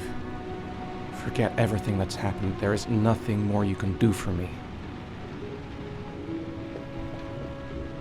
If you want to help me, leave. Leave me to do this on my own.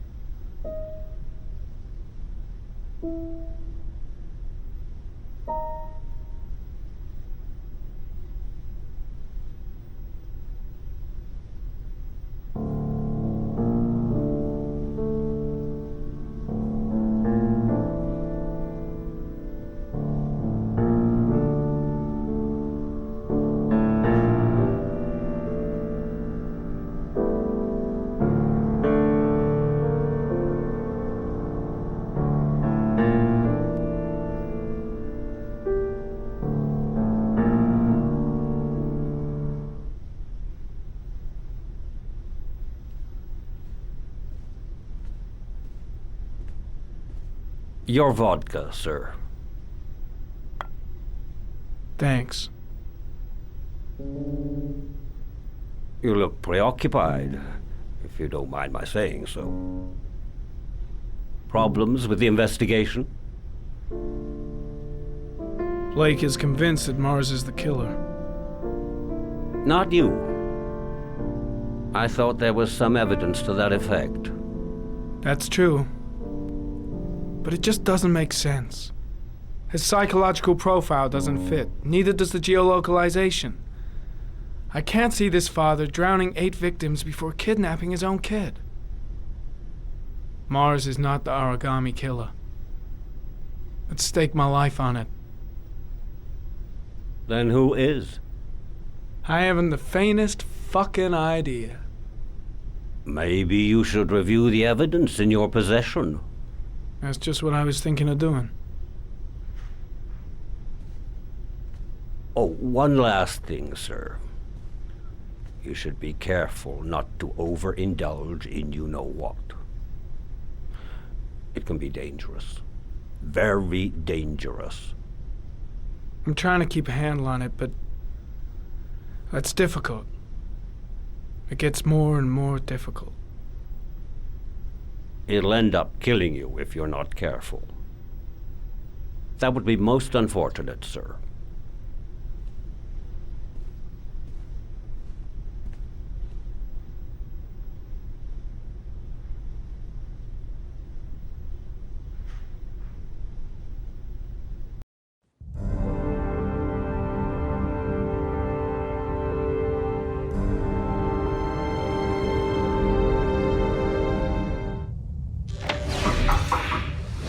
Well, looks like there's something new. The video recording from near the park on the afternoon Shaun Mars disappeared. I doubt there's anything on it, but you never know.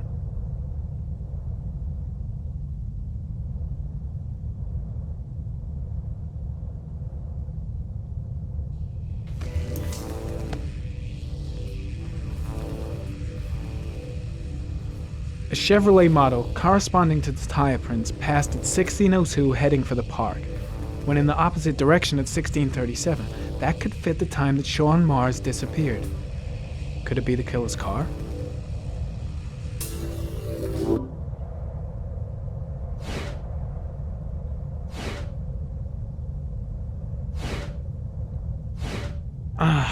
Pity we can't see the driver's face.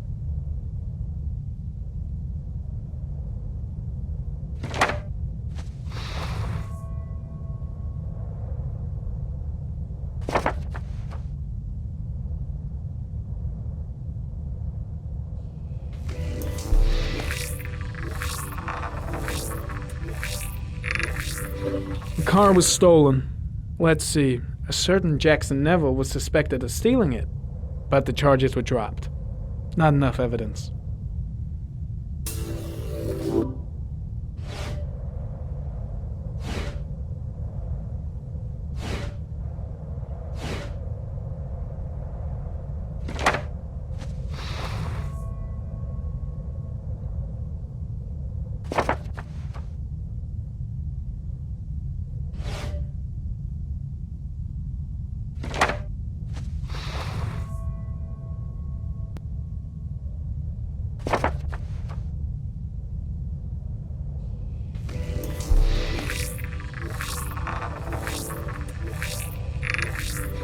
Jackson Neville, aka Mad Jack, involved in several cases of buying and selling stolen vehicles, considered to be very dangerous.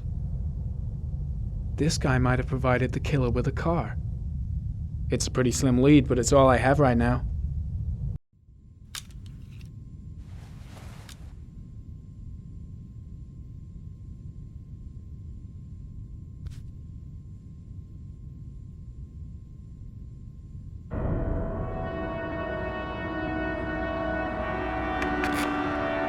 Oh, one last thing, sir. You should be careful not to overindulge in marijuana. It can be dangerous. Very dangerous. Shit, it's coming. Trypticane. The tube is on the bedside table. All I need is to take some, and the pain will go away. I should resist. This is gonna kill me. I know I can resist. I just need to stay in control and do something until it goes away.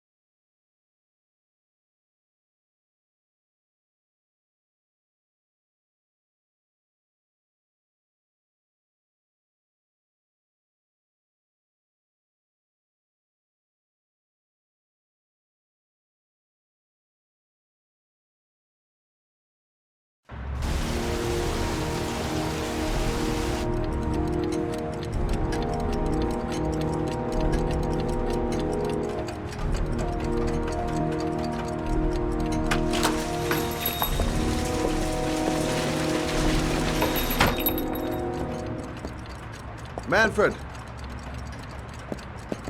Manfred! Anybody home?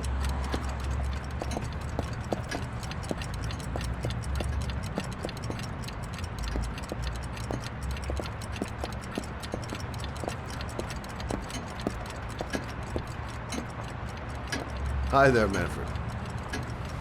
Who is it? Scott. Scott Shelby. Do you remember me? Scott? This is Scott! Oh, yes, of course. Well, Good to see you. How long has it been? Oh, about 10 years, I guess. At my age, time means nothing anymore. I repair clocks, but I try to forget about time. How about you? Are you still with the police? Oh, no, I quit. I'm a private investigator now. This is Lauren. She's a friend. Hello. Oh, hello, young lady. Well, this calls for a celebration. I've just the thing. Wait there. I'm sure I saw a bottle of scotch around here somewhere.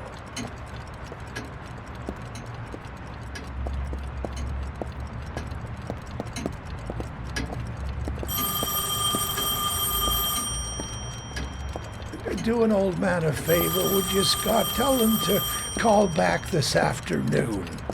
Sure, no problem.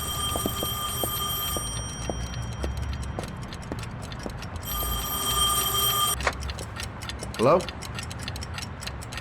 Yeah, this is Manfred's. He's not available right now. Could you call back later this afternoon? Thanks.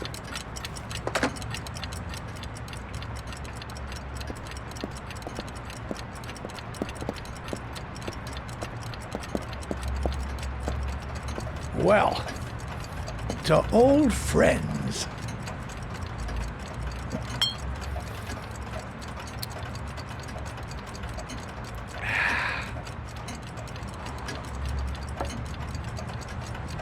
I'd like you to have a look at an envelope.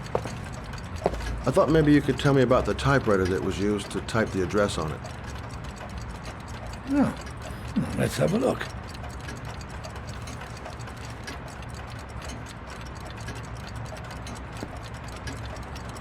Now, could you pass me the magnifying glass from behind the counter, sure, please? I'll get it. My eyes are beginning to fail.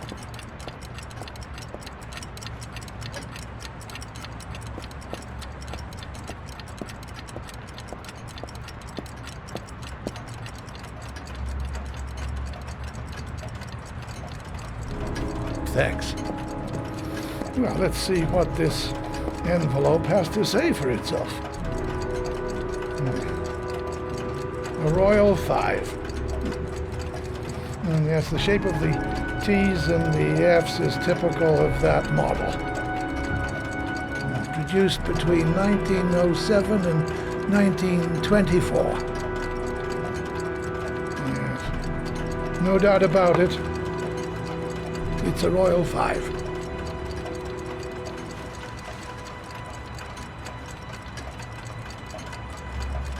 These typewriters, are they rare? No, they're fairly common. I'd say many folks have one gathering dust in an attic or in their cellar. Do you keep a record of all your clients? Oh, yes, indeed. At least the ones who pay.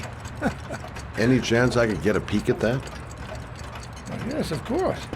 I keep my account books in the office. If you're not in a hurry, I have a list of all the clients who ever bought a Royal 5 or had one repaired. Yeah, that would really help us out. Delighted to help.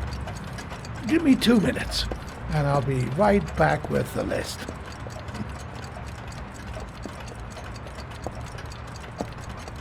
You think the killer's been here? If he has a 1920s typewriter, he may have needed Manfred's services to get it fixed. We'll know when we get the list.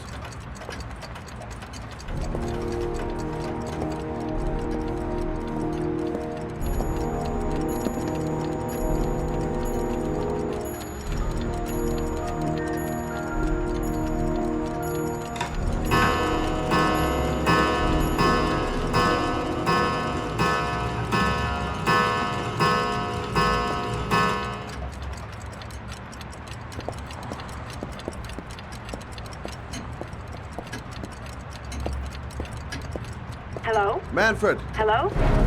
Your call is lodged, sir. A police car will be there in a few minutes. I need to know who you are, sir. Sir? Hello?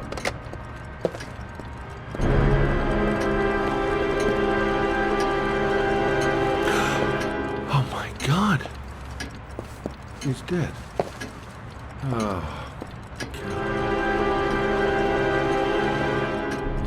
Scott? Oh my god. What are you doing? I'm calling the police. The killer has already called the police. I think he wants us to be his scapegoats. We gotta get the hell out of here. What do you mean? We have nothing to do with his death. We were just here when it happened. Look, we're running out of time to find Shaun Mars. The last thing we need is 24 hours in a police station explaining this whole thing. Well, so what do we do?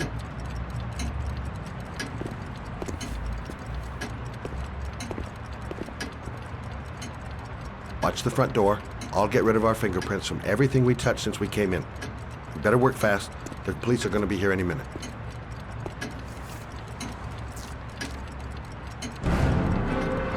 What are you doing, Lauren? If someone comes in, we're going to be in trouble. These are Manfred's account books. He must have been looking for owners of Royals when he was killed. Forget it. We got to get out of here fast.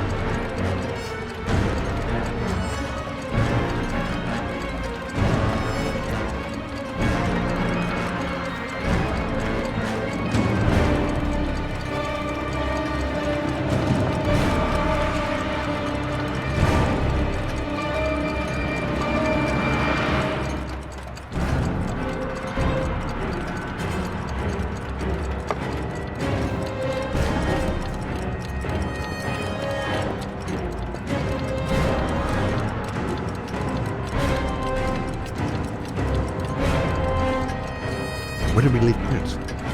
Gotta remember. Fast. Scott, will it be much longer? The police will be here any second. I'm almost finished.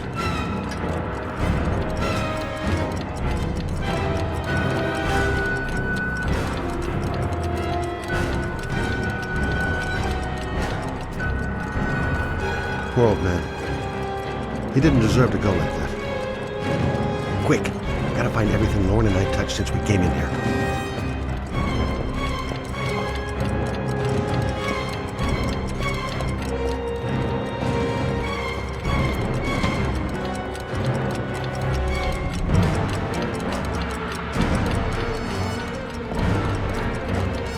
That's it. We're done. You get all the prints?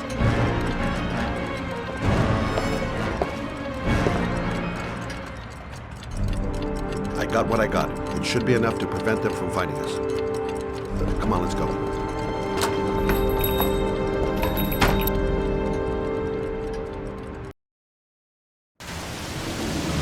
Where are we going? I'm taking you home. This is getting way too dangerous. No way. We're partners, remember? We had a deal.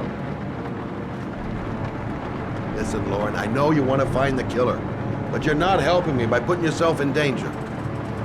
I'm not a child. I know what I have to do. I want to find my son's killer. You're not going to stop me. You're going to be a good girl. You're going to go home and let me get on with my investigation. Stop the car. What?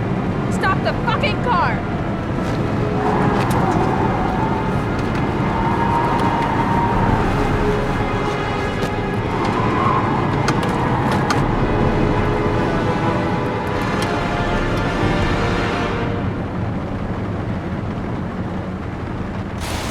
You're not gonna help me find this bastard to kill my Johnny. I'll do it on my own.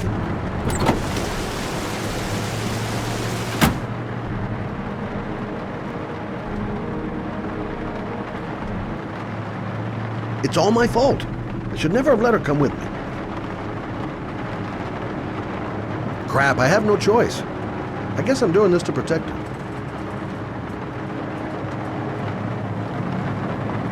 This girl's stubborn as a mule. She doesn't let up, with or without me.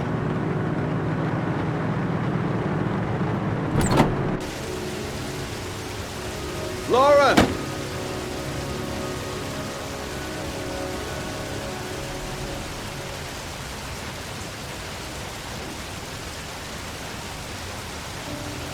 I miss him. I miss him so much. Do anything to hold him once again in my arms.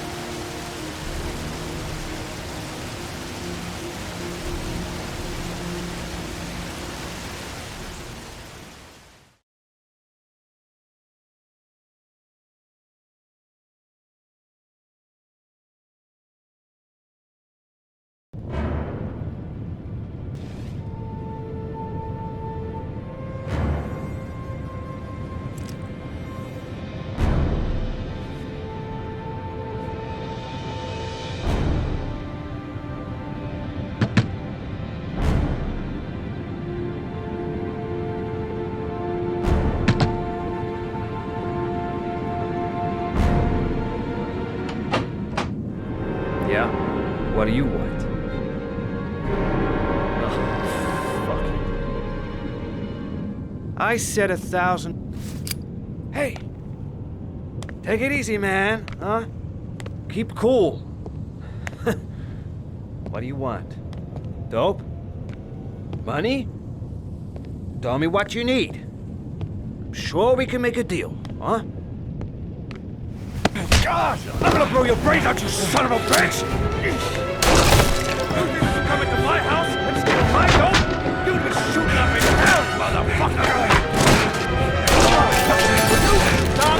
Fuck off! Move in!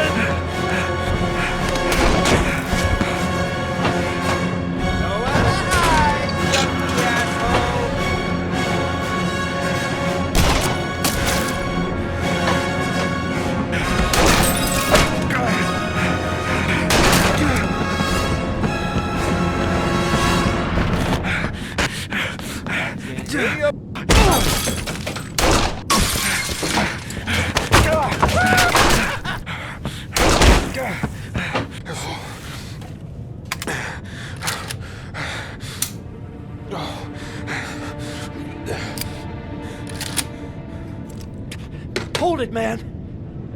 I give you whatever you want. Got dope? Got cash? You want some dope? Please. Please don't kill me, man.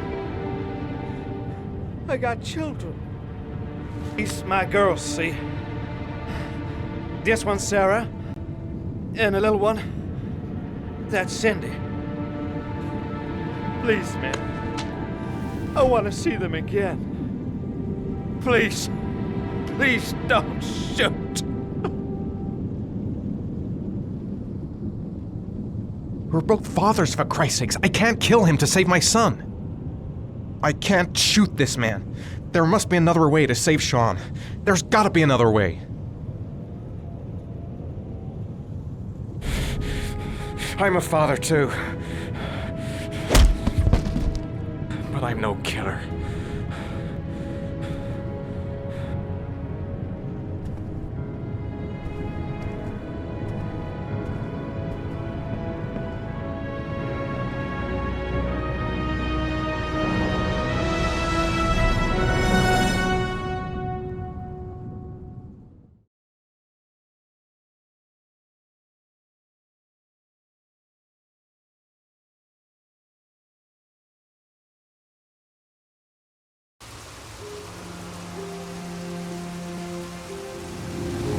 Mad?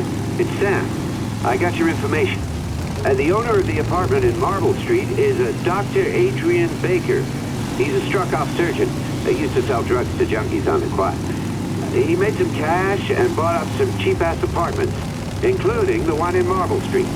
Of course, he got caught. He did a few months in prison and was struck off the medical register. Interesting. Thanks for the information, Sam. I owe you one. Hey, Matt, be careful, okay? I'm on it. Talk to you later.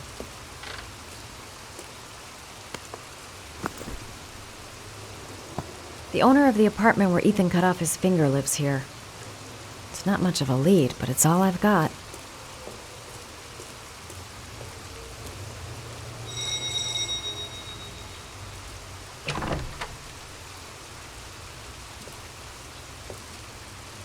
Hi.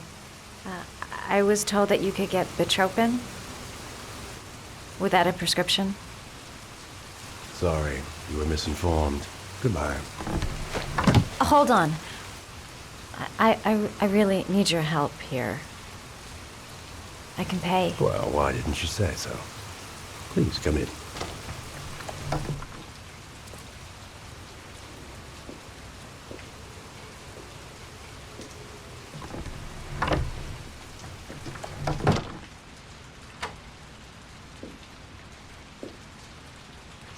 So, you're looking for Bitropin, my dear? Are you having trouble sleeping?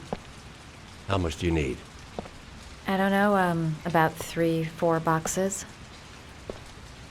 Well, no, that shouldn't be a problem. Would you like a drink? I was just about to have one. No, thanks.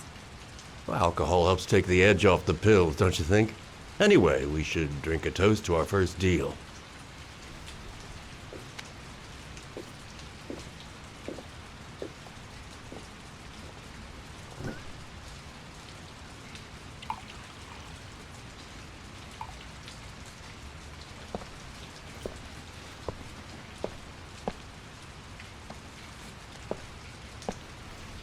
I haven't seen you around here before. Who told you about me?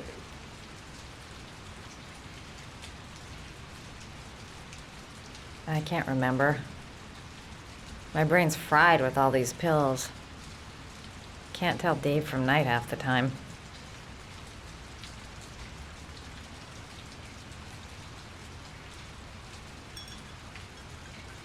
Can you get other types of medicine? Everything has a price, my dear. What about you? Do you have a price? Forget it. I'm not for sale. I heard you had some apartments for rent. I'm looking. Sorry, darling. Those are all booked up. Shame. I was looking for something around Marble Street.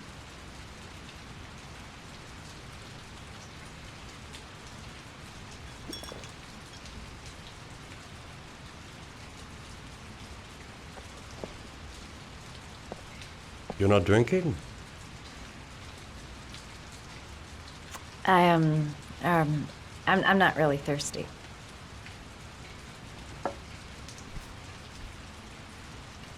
I'll get your prescription. It won't be a moment. Wait here.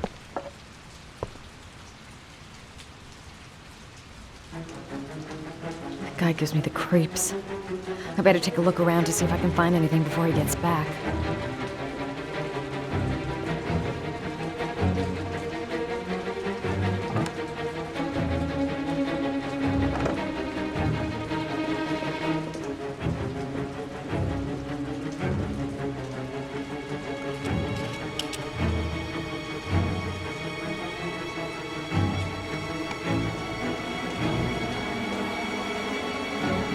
Maybe a quick look behind those doors. I'll make up some lies if he finds me. Could the doc be the origami killer?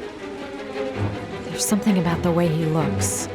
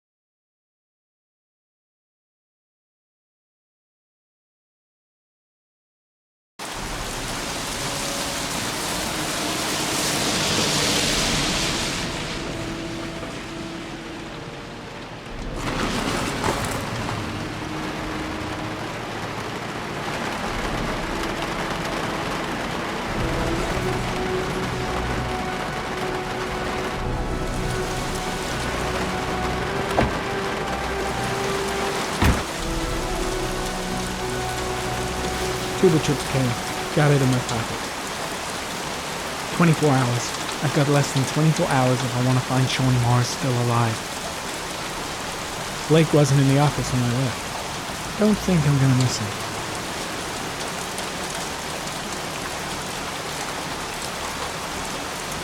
Can you stop that thing?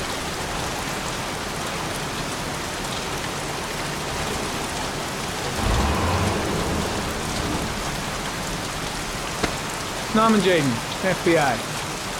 Can we talk for a minute? I'm listening. Can we go inside?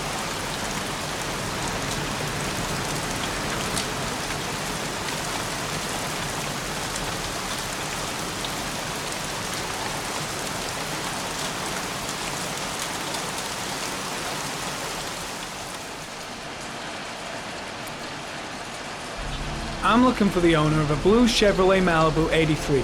I don't give a damn how the car got here, or whether you stole it or not. I just want to know who bought it from you. Sorry, man. Don't ring a bell. I got a real bad memory for names. Perhaps I can help you to remember. If we find out that you sold the car to the man we're looking for, you're looking at some pretty solid time inside, Jackie boy. You trying to scare me with your big talk? I never saw your damn car. Now take a walk.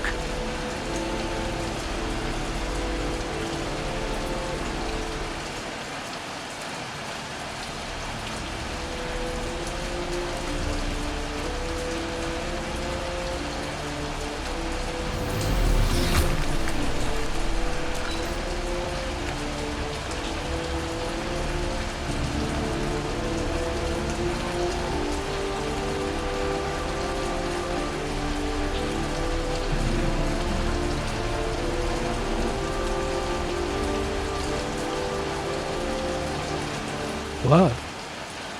Now why is there blood here?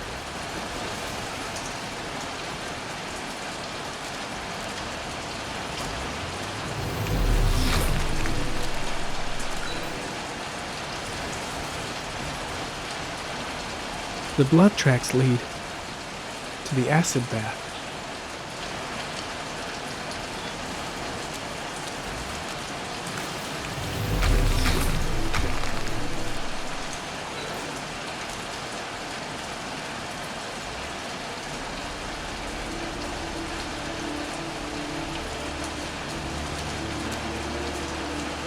Fingerprints, probably Mad Jack's.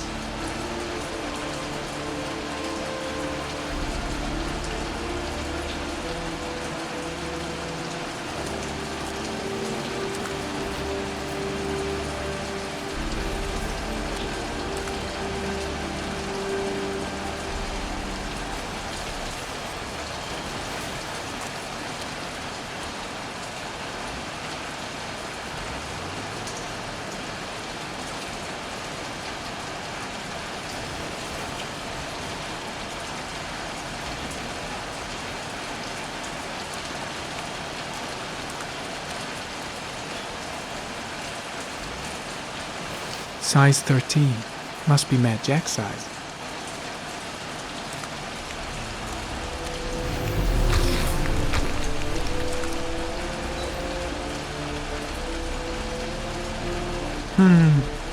Not the car I'm looking for.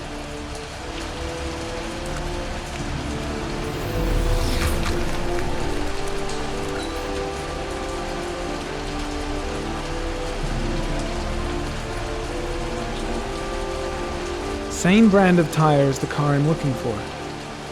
Has the killer's car been here? Gary, comment. Traces of orchid pollen in the air inside the garage.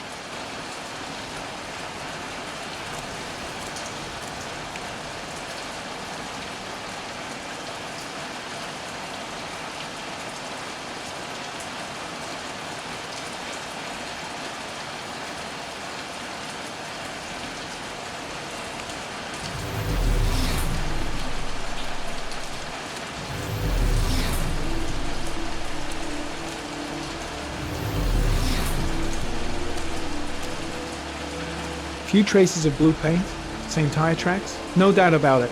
Killer's car was here.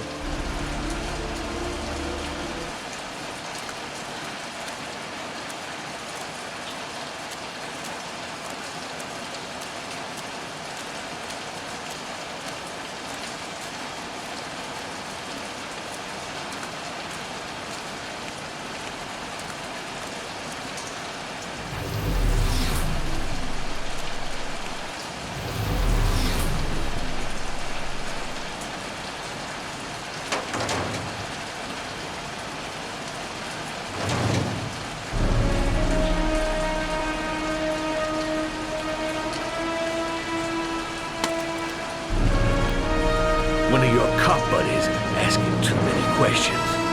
I had to solder up his little mouth. Hands on your head, pig. I ain't got time to be playing around with you. Let's just get you out of sight and finish you off.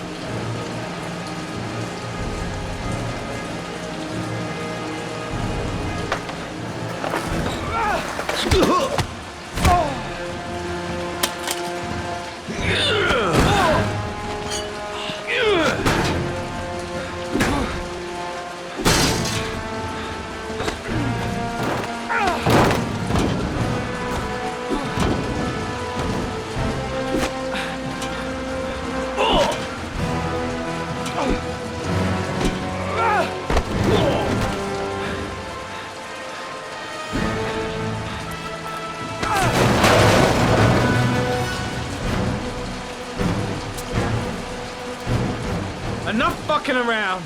You're gonna tell me about the man with the blue car. Go fuck yourself in the ass. Last chance, Jack. Make it easy on yourself. What you gonna do? You ain't got them killer eyes, so what? You gonna cuff me? Do you like fireworks, Jack? Cause I bet them gas tanks are gonna blow up real nice. Shit, man, don't mess with the gasoline. Well, just say it was an accident. Or rather, I'll say it was an accident, cause you won't really be able to talk, will you, Jack? You crazy motherfucker, you out of your mind, man! No, I don't know nothing about the guy. He wanted me to get rid of his dirty car, get him a new one with false plates. He paid cash, and I ain't the questioning kind. Said I was supposed to drop the word to a guy named Paco down at the Blue Lagoon when the car was done. Now that's all I know. We'll continue this discussion down at the station. You're under arrest. You have the right to remain silent. Anything... Shit, not now. Anything you say can and will be... Hey, you look like you got a problem, man.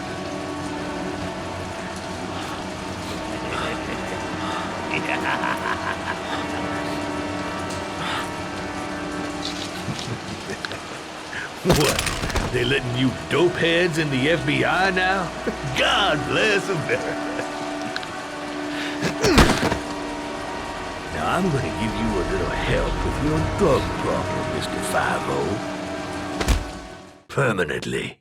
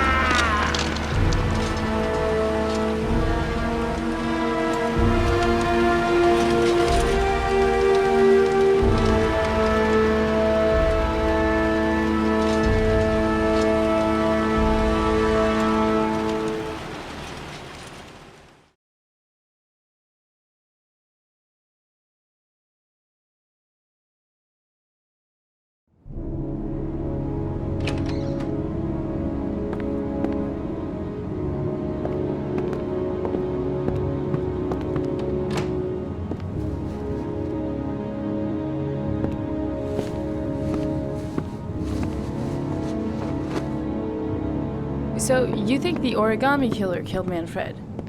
That makes sense. Didn't want him spilling his guts to us. And you suspect Gordy Kramer, right? Oh, him or one of his men. Gordy has the time and the means, not to mention the fucked up attitude to go along with it. He's only a suspect, but he's a pretty guilty looking one. Are these your files on the case? Yeah, I've been working on him for a couple of years. I built up a mountain of paperwork. Magazines about origami? You think the killer could have subscribed to one of those? If he was even remotely interested in origami in the last 30 years, his name may be in there somewhere. Trouble is, there's over 500 names. It gets a squat. I'm starving. Do you have anything to eat? Well, I'm no chef, but I should be able to make some scrambled eggs if you like. Great. I'm soaking wet. I need to warm up a little. Is it okay if I take a shower? Be my guest. Go in my bedroom. It's the next door. Oh, I'll cook up the eggs while you're under the shower.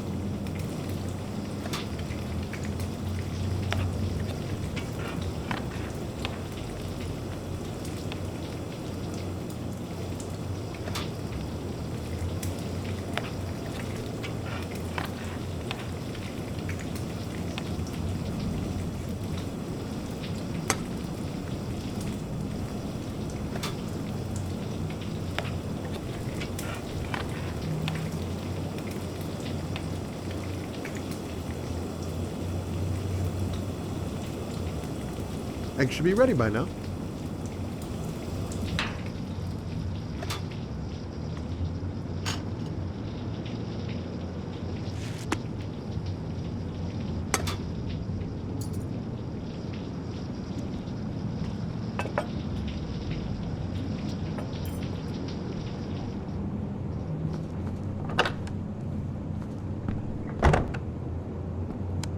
I took the liberty of borrowing your bathrobe. Looks better on you.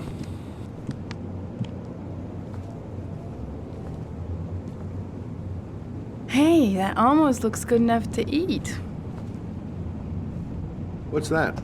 The notebook I took from Manfred's place. According to this, about 30 clients bought spare parts for Royal machines in the last 10 years. The killer may be one of them. Oh, you know, checking out the alibi of 30 clients one by one, that's a lot of legwork.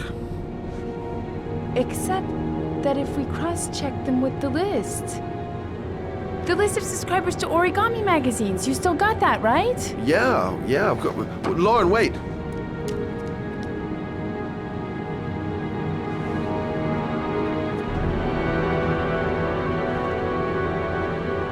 If the killer really used a Royal typewriter and if he subscribed to an origami magazine, his name should be on both lists. Well, Lauren, I mean, that's just an assumption, but yeah, I suppose. His name is here somewhere. Help me, we're gonna find him.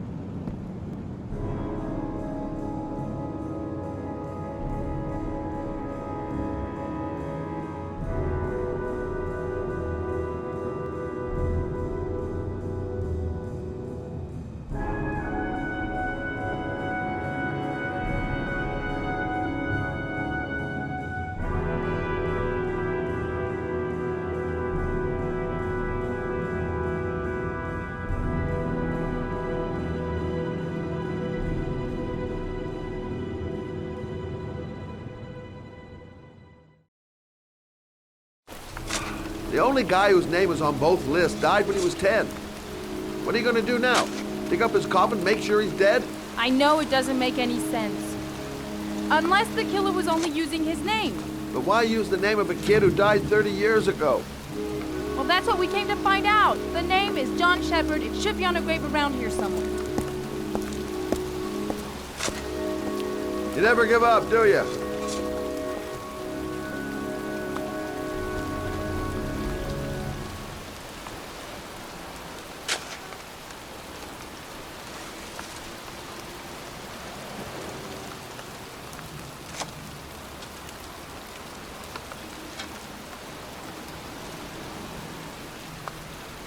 Excuse me. I'm looking for the grave of a boy named John Shepard. Straight ahead, a little further on. Thanks.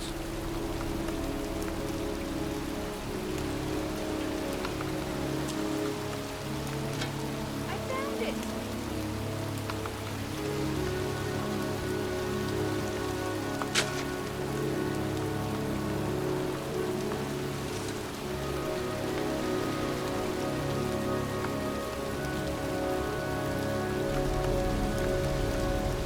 Origami figures.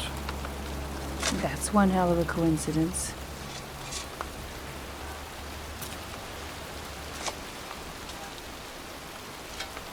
These flowers are fresh.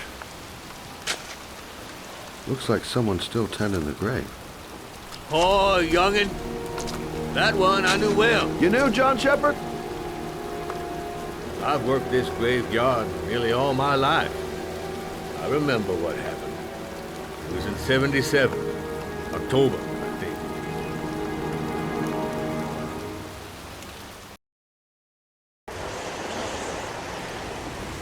Yeah, good for nothing hoodlums. Get the hell out of here! God! Beat it! You lousy no good brats! Come back when your fucking mother comes home from work! He's drunk again. What are we gonna do? It's pouring rain. We're gonna get soaked if we spend a day outside. Well, at least you won't get beat. Little rain never hurt nobody. Come on, let's go play. Bet you can't catch me!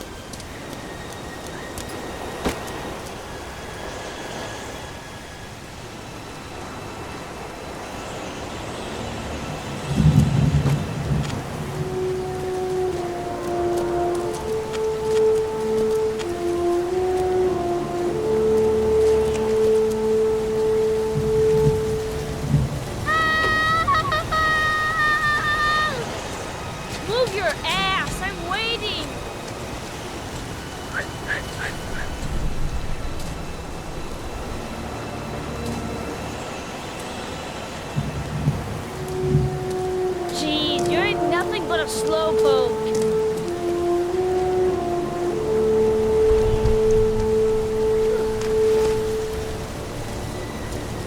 Bet you can't do that.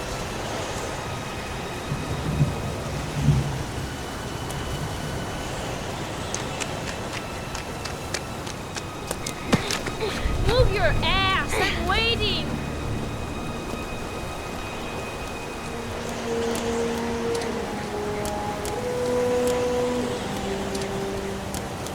Jeez, you ain't nothing but a slowpoke. Jeez, you ain't nothing but a slowpoke. Come on, loser!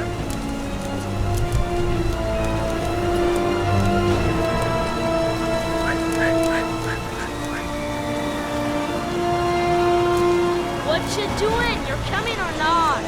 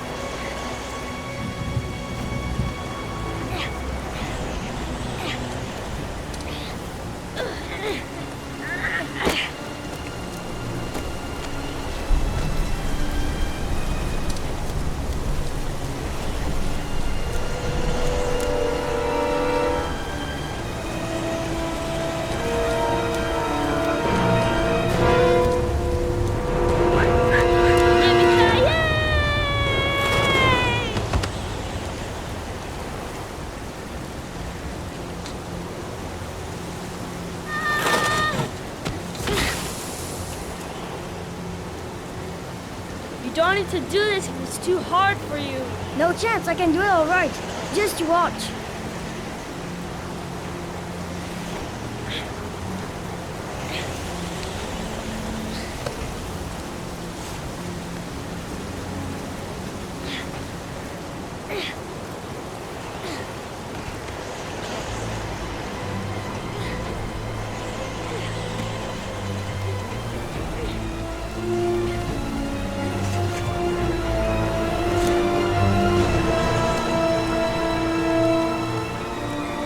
Wait for me! Get a move on!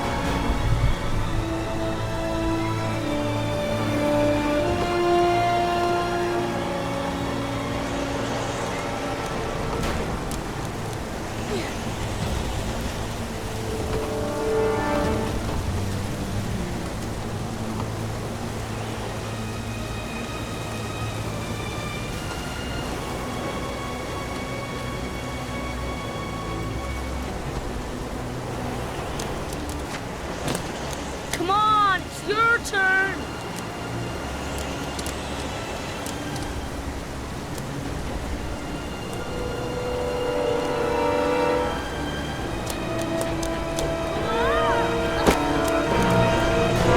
It's time to attack!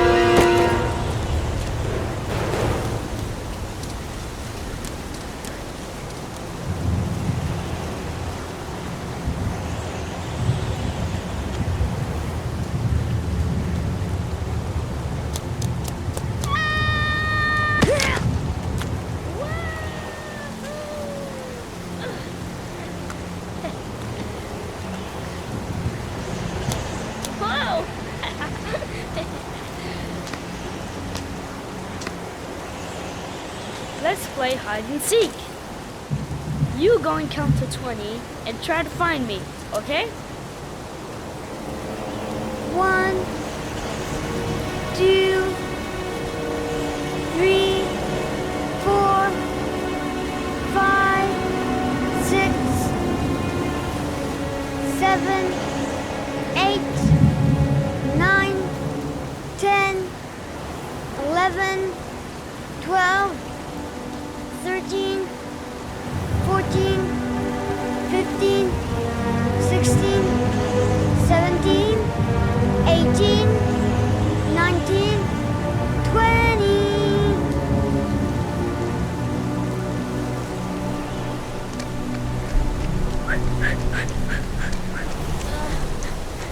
Help!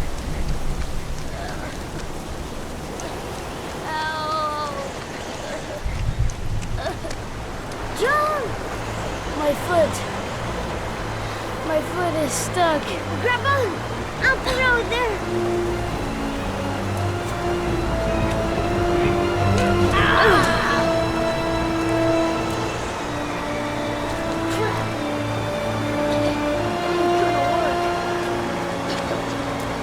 What are we gonna do?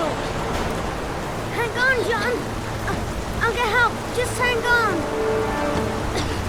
Go on, hurry. I think the water's rising. I'm hurrying. I'll be right back.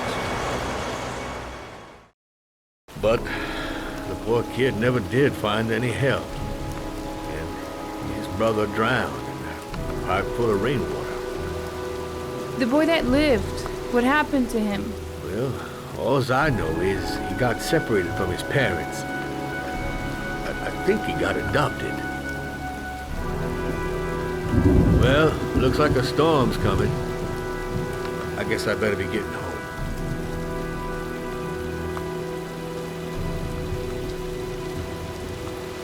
Christ, what a horrible story. John Shepherd drowned in the rain while holding his brother's hand. Do you think he could be the origami killer? Come on, let's get back in the car.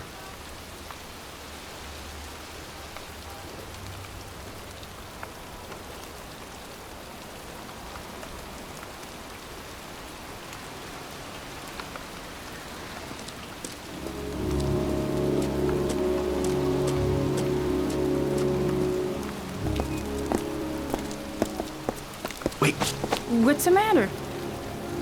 That man over there. Yeah?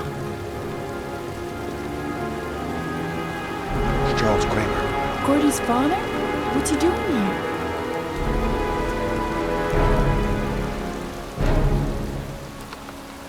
He's putting flowers on John Shepherd's grave.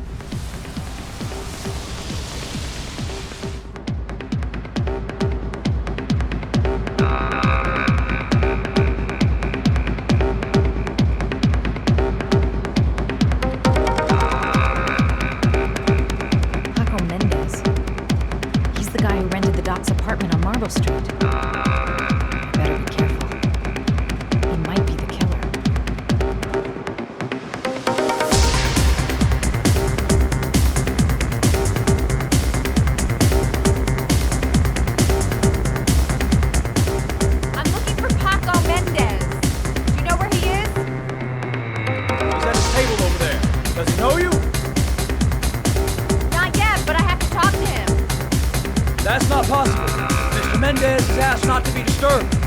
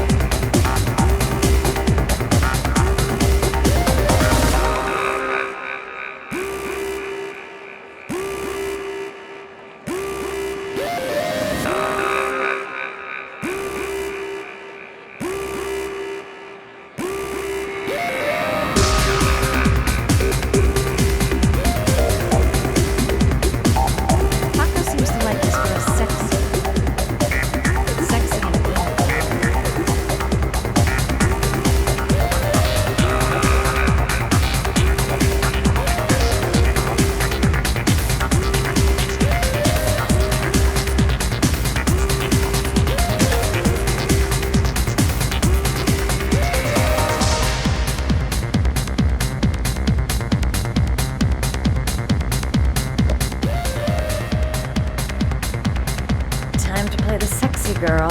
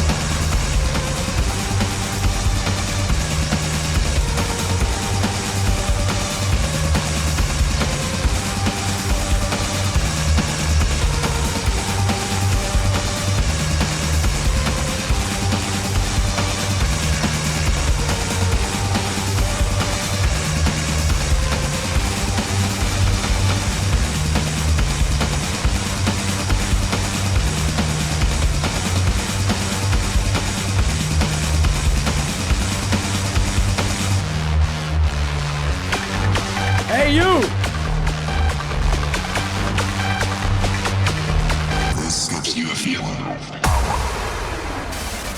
your lucky day, sweetheart. The boss wants to invite you to his table. Hey, thanks for accepting my little invitation. You new around here, honey? I think I would have noticed you before. My name's Paco. You? Madison. I'm Madison. Ah, I like the way you move, Madison. You make me all hot under the collar. Maybe we can continue this conversation somewhere more private. Oh, cool, baby. Yeah, come with me.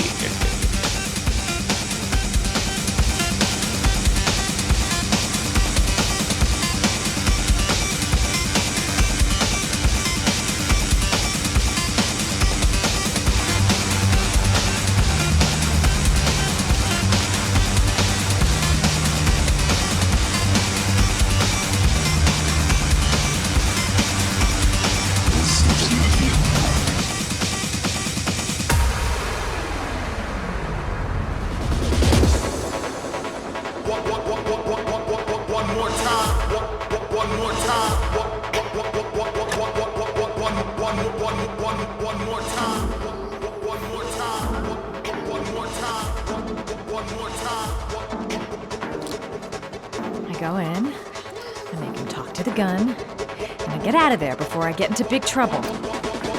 Everything's gonna be alright. Everything is going to be alright.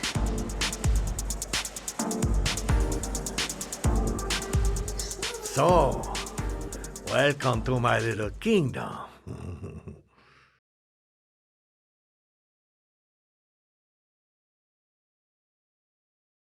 That's what I call kicking butt. You go, girl.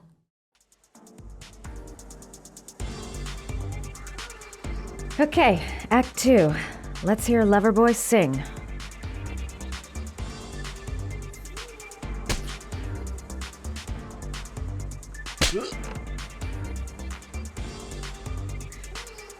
Ah!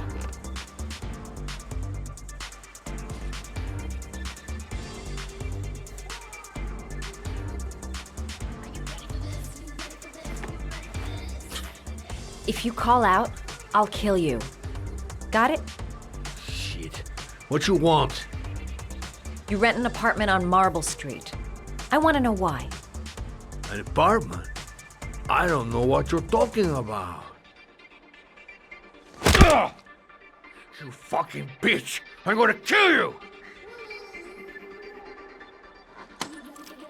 you! You haven't got the balls, lady. But you're gonna know balls when I catch up with you. Boss? Is everything all right?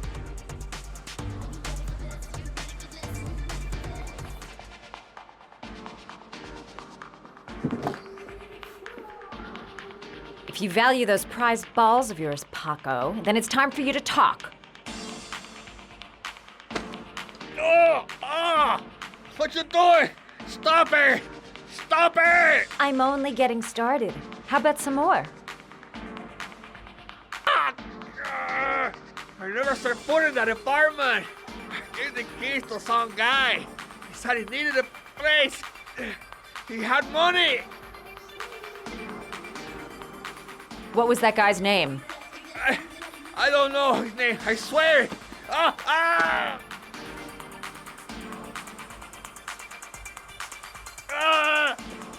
Shepard. His name is John Shepard. That's all I know. I swear it. Ugh. There, that wasn't so hard, was it? I really appreciated this romantic moment, but I gotta dash. See you next time, lover boy.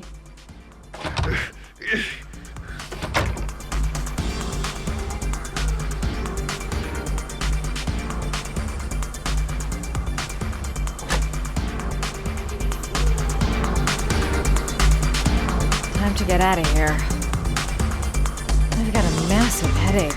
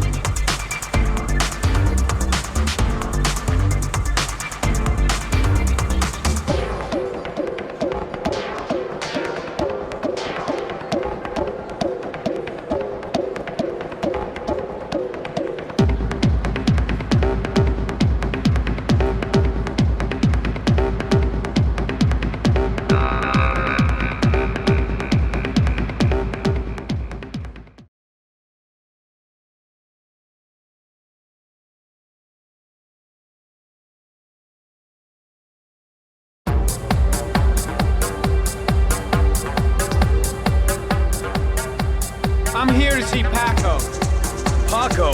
There ain't no Paco here, fella. Get lost. Are you absolutely certain? He's in his office. Take the stairs over there.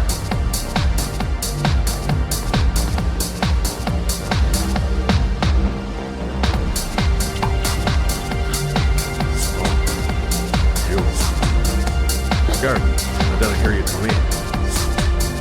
A crazy bitch came around here asking questions about the apartment on Marble Street. I don't know what you're doing now. I don't want to know. But whatever that shit is, it's beginning to draw attention.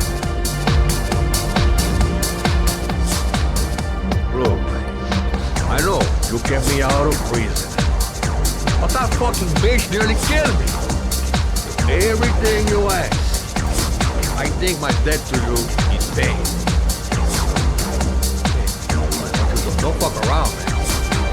No, wait. I can still help you out. Don't keep me...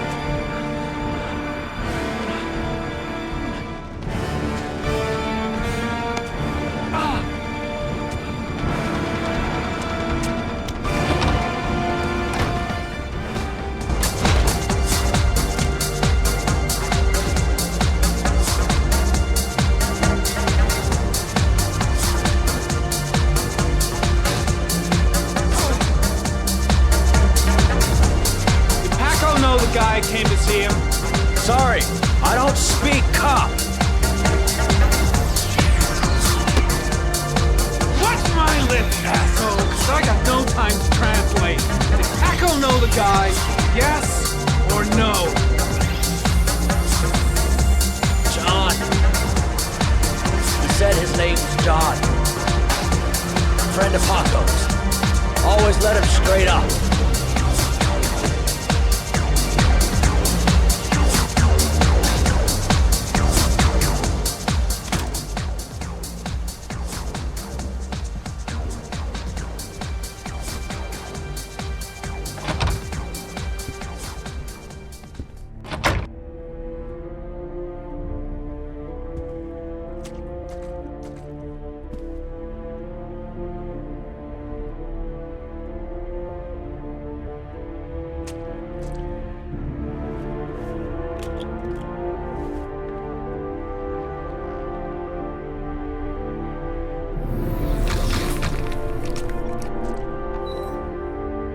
Madison Page.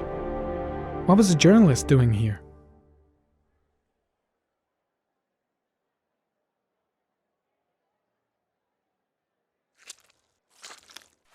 Orchid pheromones. The fucking origami killer.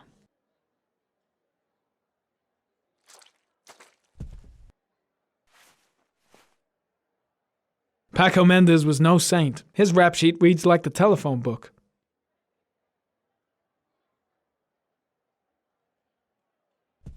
The killer was looking for something.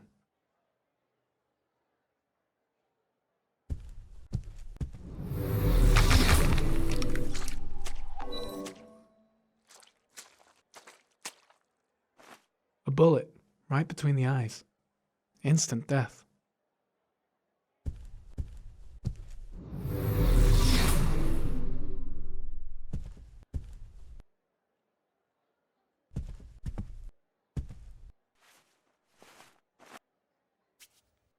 .45 caliber.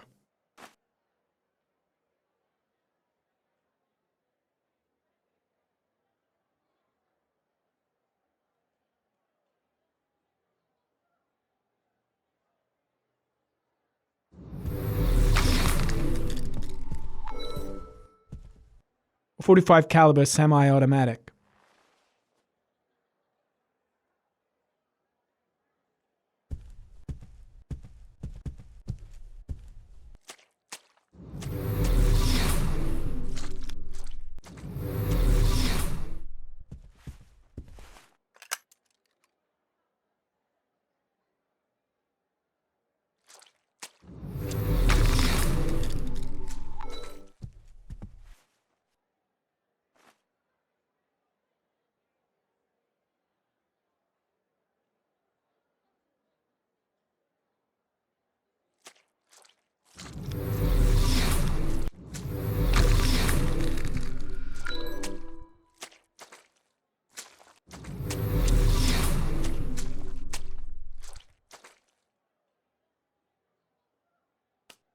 Madison Page? She may be a witness.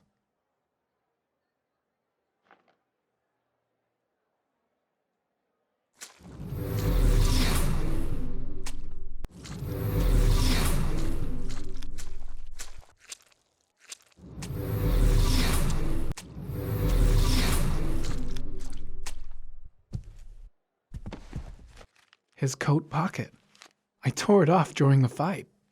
2 receipts from the same gas station. Interesting.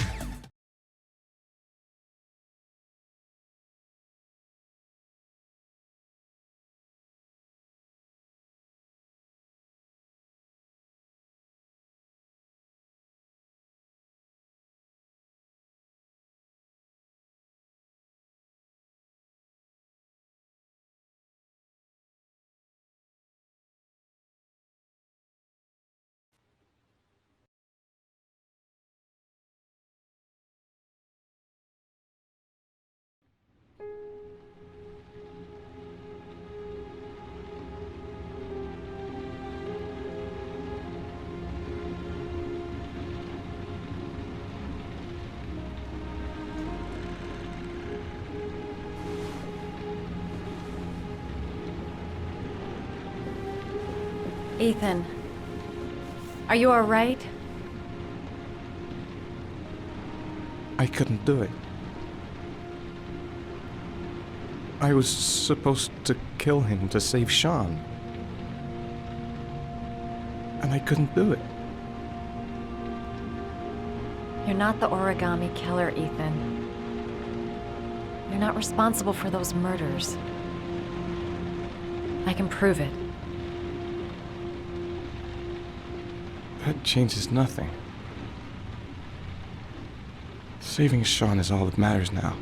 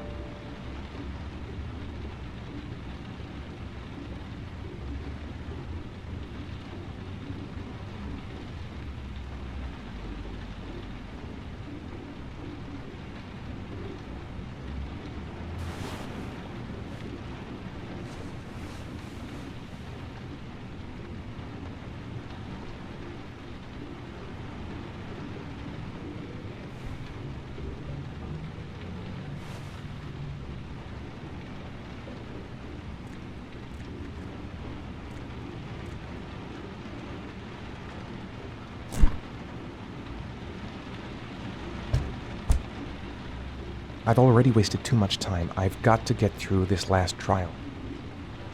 She's the only person I can trust. But now I have to be alone to do what I have to do. Things might have worked out between us, if circumstances had been different. Only one more origami figure. Then I find my son.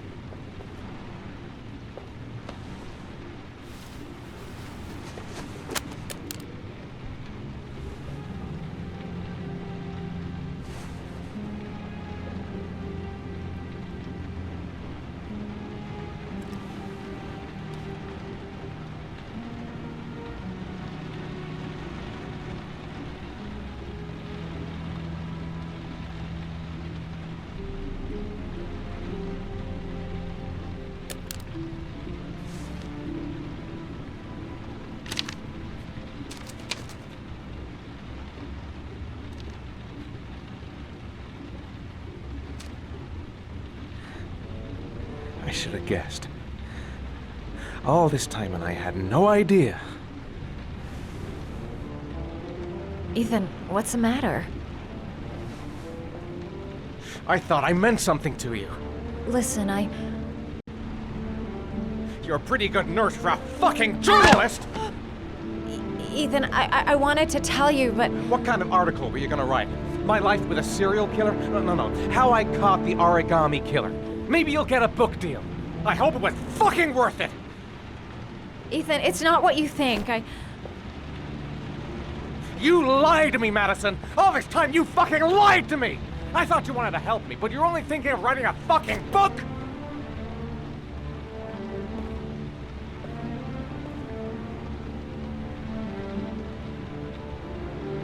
It's true. I'm a journalist. And I knew that you were the father of the boy who had disappeared, and I wanted to cover the story. But then I saw what you were going through to save your son. And I understood how much you love him. I wanted to tell you the truth, but I couldn't. I was afraid that you may not believe me. I was afraid that you'd ask me to go. All I want is for you to find your son alive. And when it's all over, I want to be with you.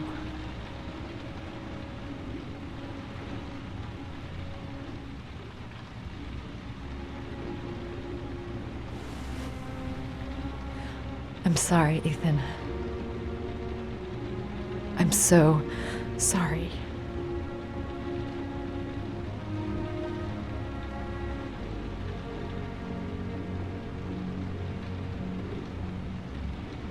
You're leaving, aren't you? It's the last origami figure. The last letters, then I'll know where Shaun is. Take care, Ethan. I can't lose you now.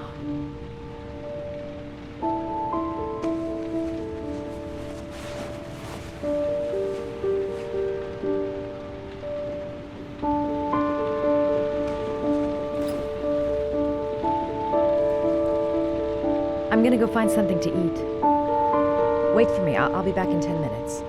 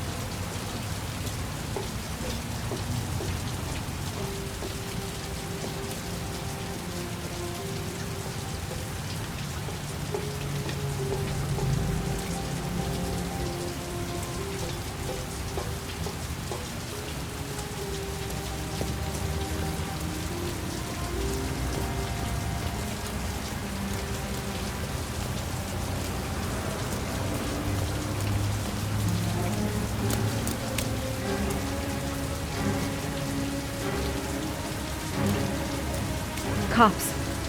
They're looking for Ethan. It looks like a raid.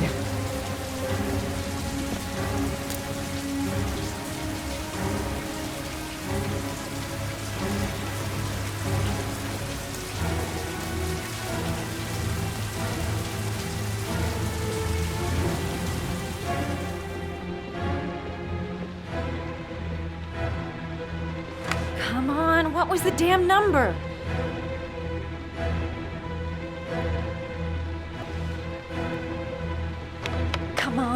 Come on! Pick up the phone! Hello? The cops. They're in the motel. You've got to get out of here.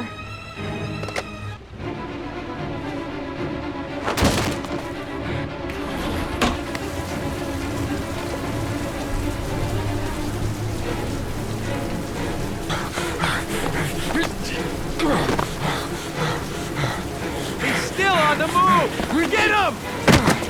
He's making a run for it! He's on the balcony!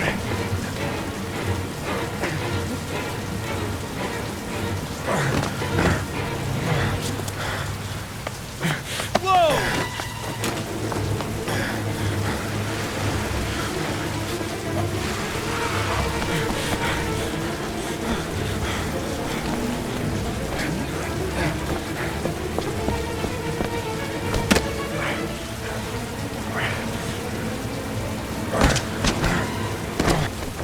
Don't move!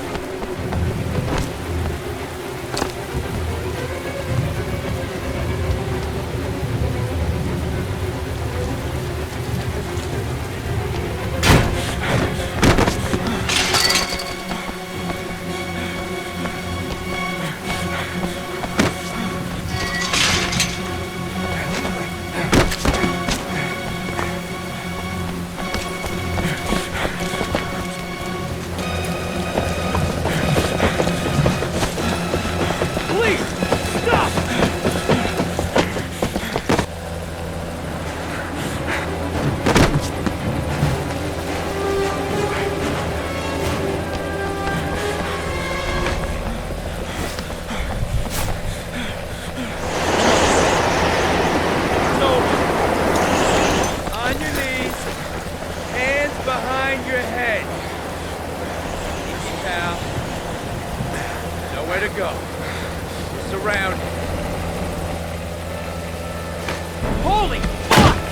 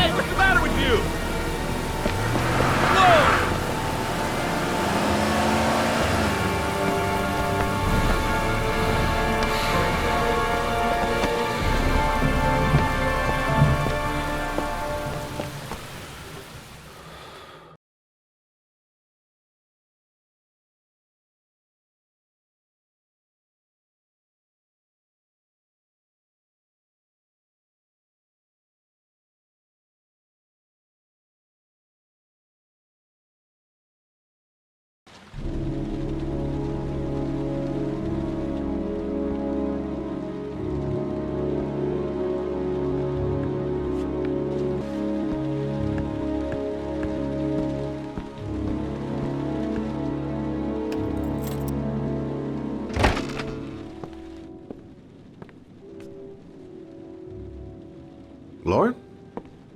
I'm sorry, Scott. You should have listened to me, Mr. Shelby. I told you to drop the investigation. Your son is a serial killer. How many people does he have to kill before you turn him in? Gordy has his faults, but he's still my son. You have no children, Mr. Shelby. You can't possibly understand. You leave me no choice. Your investigation is over. For good.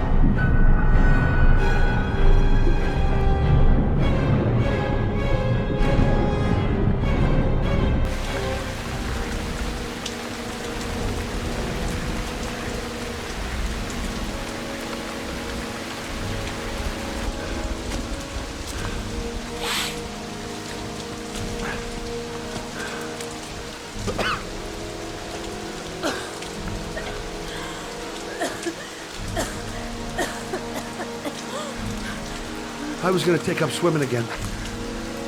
This isn't exactly what I had in mind. You got a car back at your place?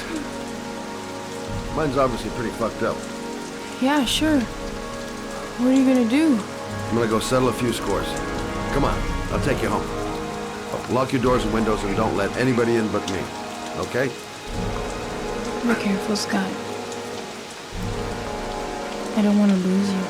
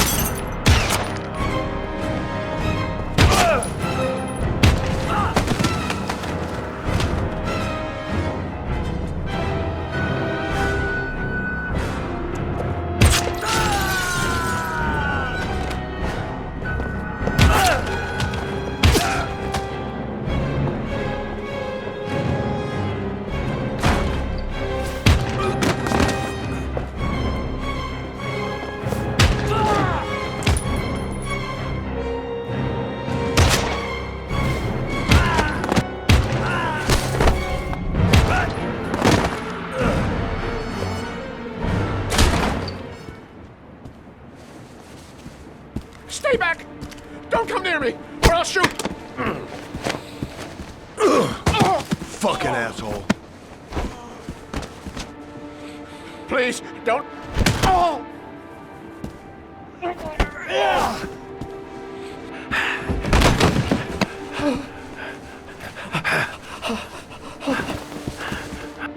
Your idiot son killed all those kids, didn't he? He's the origami killer. No! No! He's innocent! He's not a killer! Not a killer!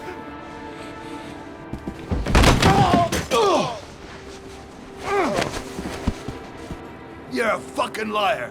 Now tell me the truth. No! No, please! Don't hurt me! Last chance. I don't know. I swear! I don't know anything!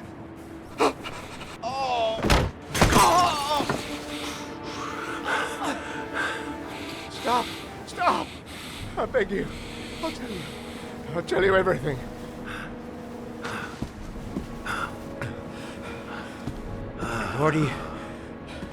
Gordy always wanted his fun, you know. He wanted to be like the origami killer. He kidnapped that kid and he held him under the water for a little too long. It was an accident. An unfortunate accident.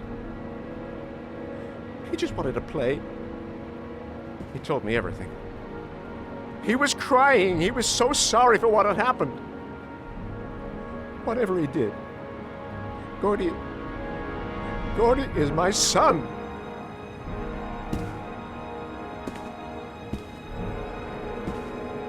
No one will miss him. What? That boy, Gordy killed. No one will miss him. He was street trash, like so many others. Oh, you disgusting pile of shit.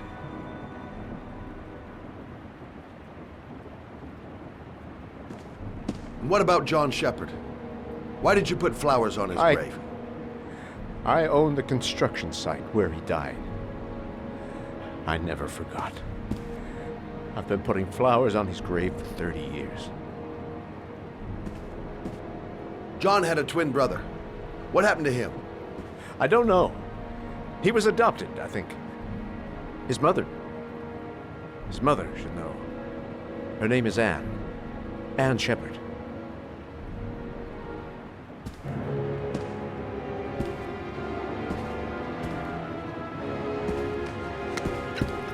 My heart! My heart! Quickly! I need my pills. In that drawer. There.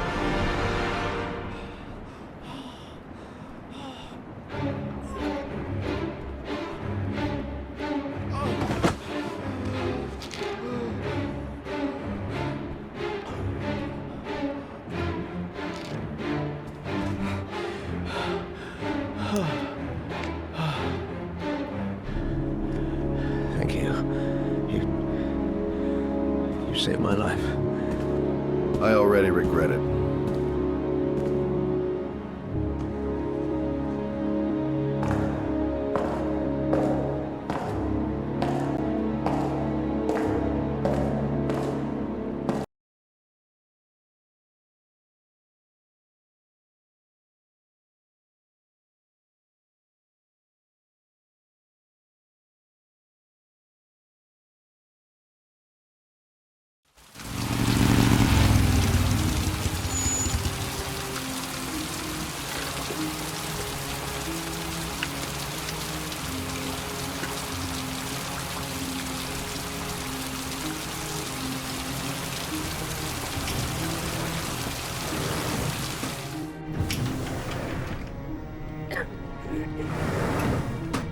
Hello, I'm looking for Anne Shepard's room.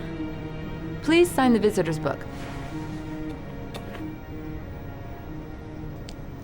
Are you a member of the family? Yeah, you could say that. Oh, she'll be pleased to have a visitor. No one ever comes to see her. With the Alzheimer's, she has trouble remembering things, but it'll still please her. You know. It's room 19 at the end of the corridor. Thank you.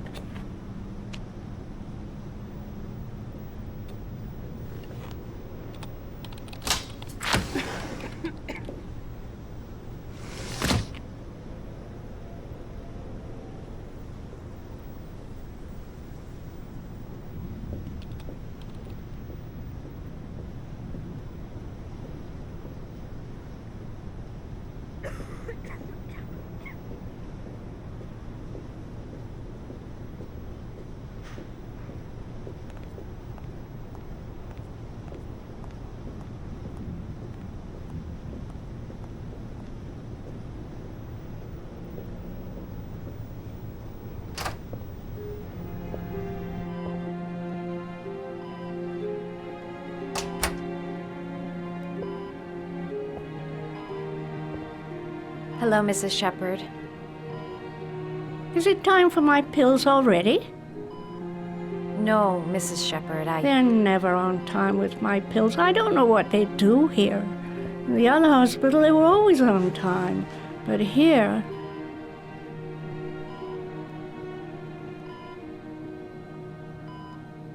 My name is Madison Page. I'm a journalist. I'd like to ask you some questions about your son. I don't like this hospital. The food isn't very good, you know.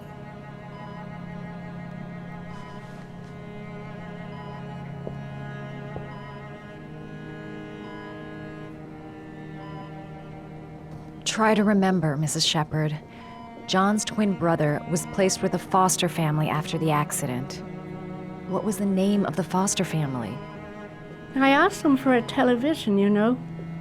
They said I didn't have enough money. It's a pity. I'm fond of television.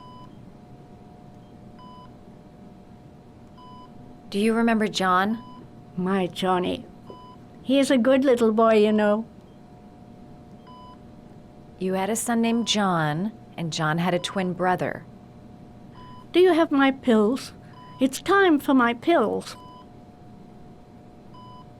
Your other son, Mrs. Shepard, John's twin brother. What was his name? What other son? I have no other son. I never had any children. Mrs. Shepard, your son may be linked to a series of murders. Perhaps you have some information that could help the investigation. Are you a new nurse? Where are my pills?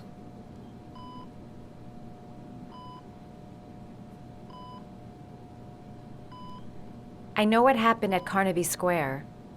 Do you remember? Carnaby Square. I think I used to live there a long time ago. We didn't have much money at the time, you know. We had to make do with very little. I think your son is in trouble, Mrs. Shepherd. He's done some terrible things. I need to find him. Do you understand? Terrible things you're telling me. He never came to see me, can you believe it? In 10 years, never. No one forgets their mother, do they?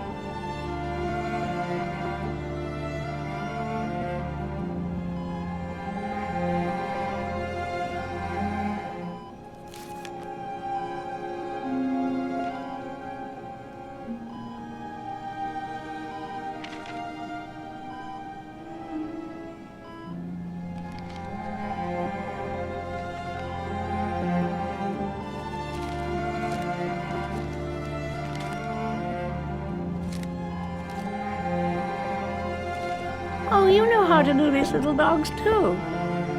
My children loved origami. I taught them how to do it. John loved the little dogs.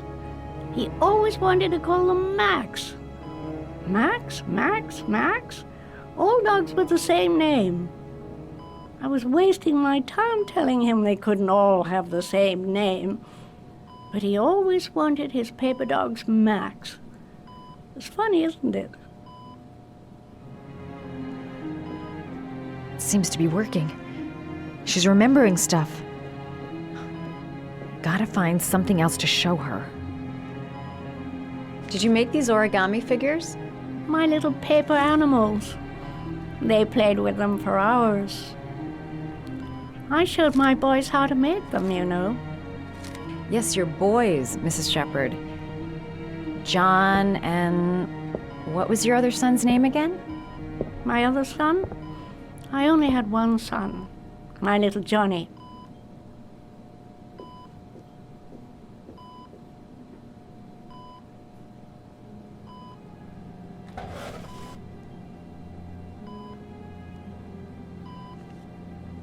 Are these your children, Mrs. Shepherd? John and his brother? Is that them? They're good little boys. Their father never looked after them. Always drinking. They didn't have an easy life, you know.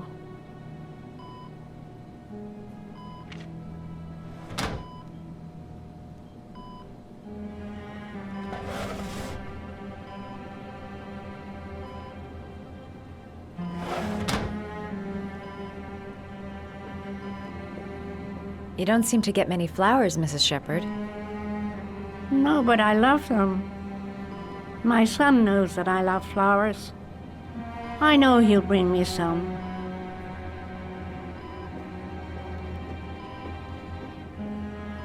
It'd take days, if not longer, to find the name of the family that adopted her son. Shaun Mars would be dead by then. Her memory is coming back. Don't stop now. Just remember. All right, no point in wasting my time. I won't learn anything more by staying here.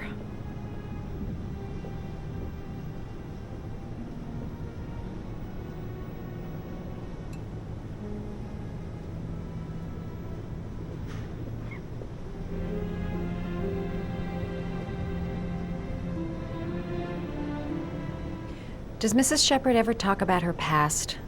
It's not all very clear to her now. Sometimes she'll remember the oddest things, though. I suppose if she sees something that reminds her of her past.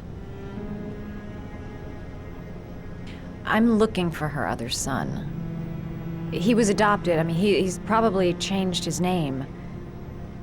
Is there any official documentation on Mrs. Shepherd?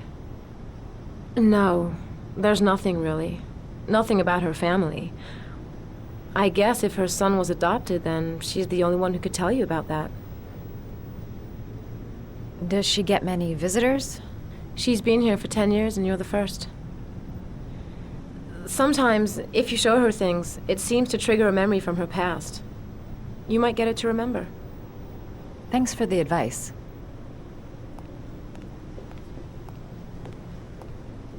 She said she loved flowers. But what kind?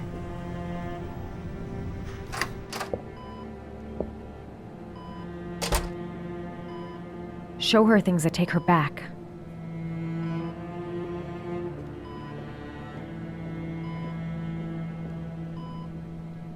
What a lovely orchid.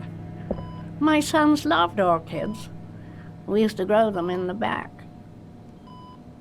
When John died, I laid orchids on his grave. I cried when they told me. I'd already lost one of my children, and now they were taking away another one, you understand.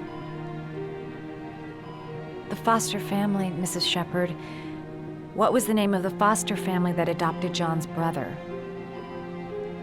They were really very nice people. I met them, you know. In the beginning, I used to go and see my little boy. And then I got sick and I couldn't go any longer. Perhaps he thought I'd forgotten him. He must have thought I didn't love him anymore. His name, Mrs. Shepherd. What was his name? But I loved him.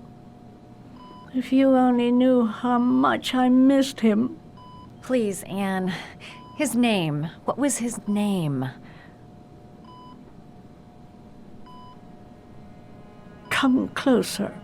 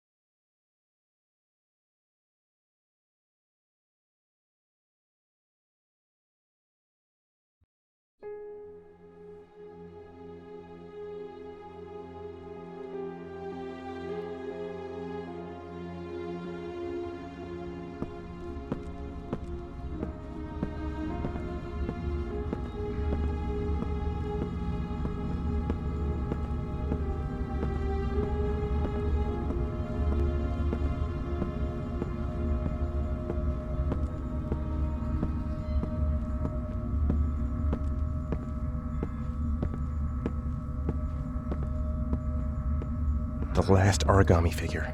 The last trial.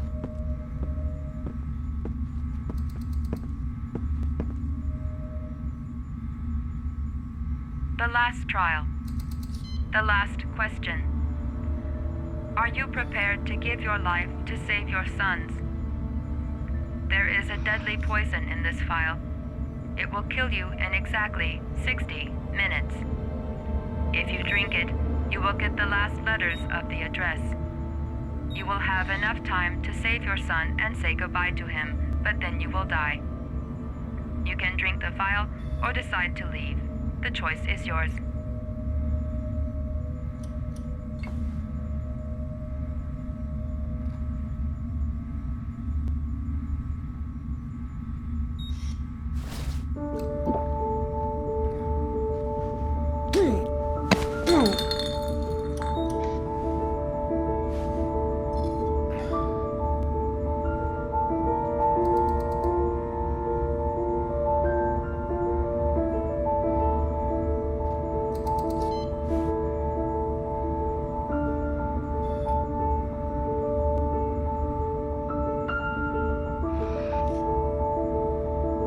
The last letters have been sent to your phone.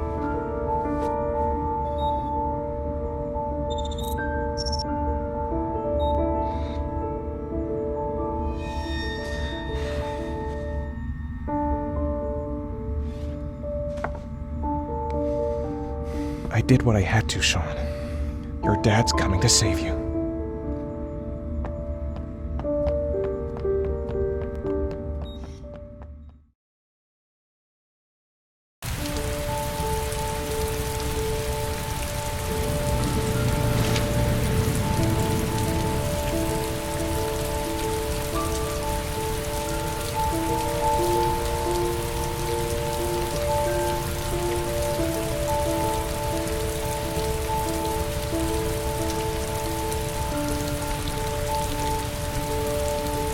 I'm nowhere and I'm out of time.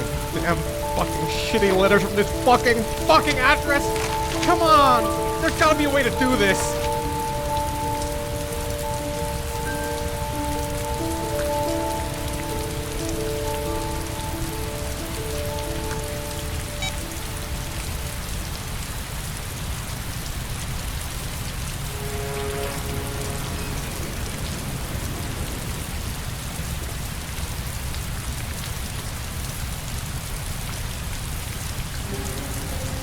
Several different addresses fit these letters. God, they're scattered all over the city. I don't have time to check them all.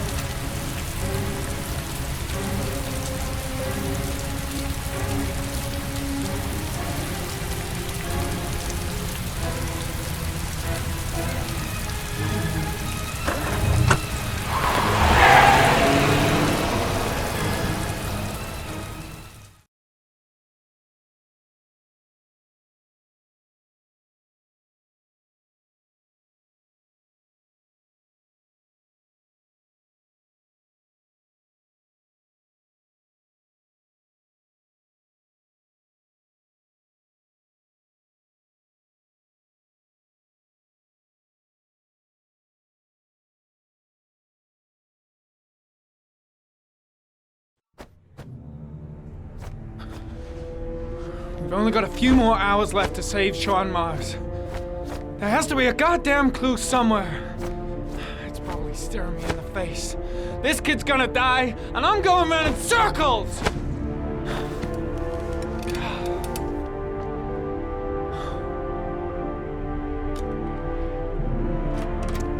All packed up and ready to go? What are you talking about? The investigation's over. We know who did it. We no longer need your services anymore, Norman. So you can ride your files all the way back to Washington. I'd be lying if I said I was gonna miss you. The investigation isn't over. You have absolutely nothing on Mars. Mars is guilty. Case closed. Anyway, it's no concern of yours now. You're off the case. So pack up and fuck off. Blake, you are an unbalanced, psychopathic asshole! I'll take that as a compliment. Honestly, I don't give a shit what you think. I found the origami killer. Everyone's happy. End of story. Have a nice trip back, Norman.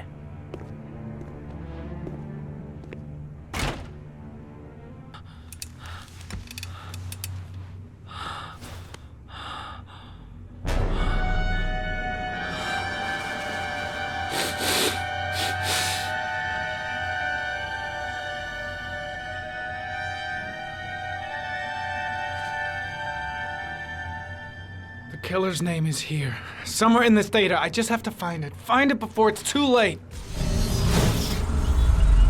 Oh, one last thing, sir. You should be careful not to overindulge in you know what. It can be dangerous. Very dangerous. It'll end up killing you if you're not careful. That would be most unfortunate, sir.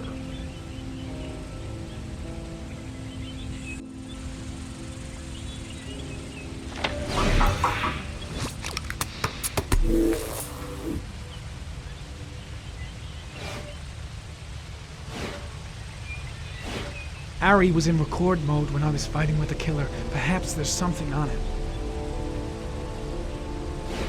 The gun the killer left at the Blue Lagoon. Perhaps there's some way of tracing its history.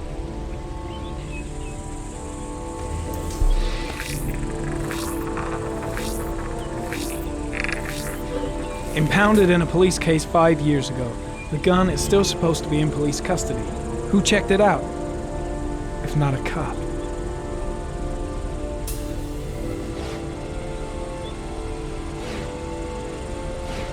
Two receipts from the same gas station.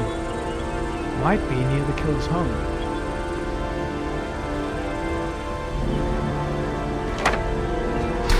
The killer lives in this zone. 342 people live around there. Not good enough. Gotta find a means of identifying the killer more precisely.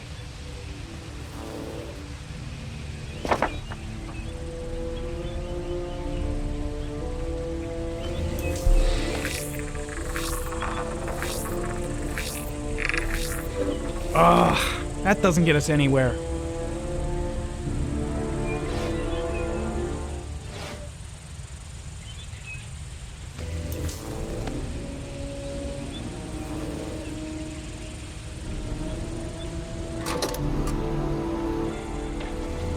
Gold watch.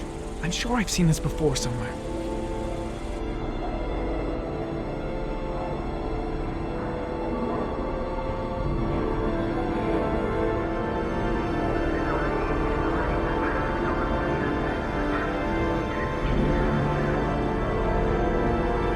The watch they give for promotions to lieutenant. The killer is a cop.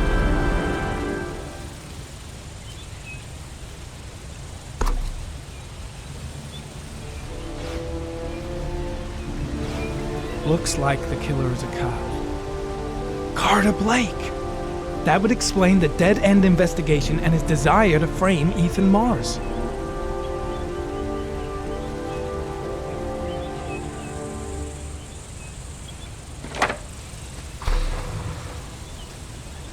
Cop. There's only one cop in that geoprofiling zone. Gotcha. He owns a warehouse on the docks. If I'm wrong, Shaun Mars is dead.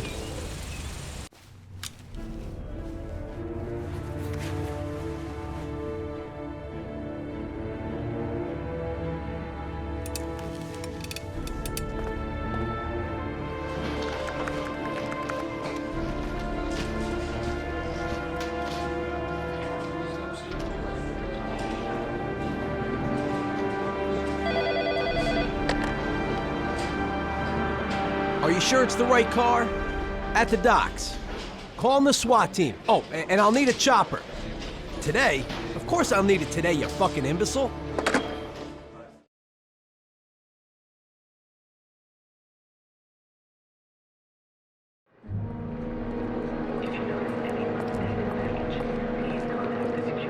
Let me stay with you, Scott. I don't want to go. Look, it'll only take a couple of days. Long enough to get this resolved. I can't just wait while you confront my son's killer. It's the only way, Lauren. Trust me. Now go stay with your mother for a few days. I'll come and get you when this is all over. Tell me who the origami killer is. I want to know who killed my son. Listen, when I'm done, I'll tell you everything I know. I promise.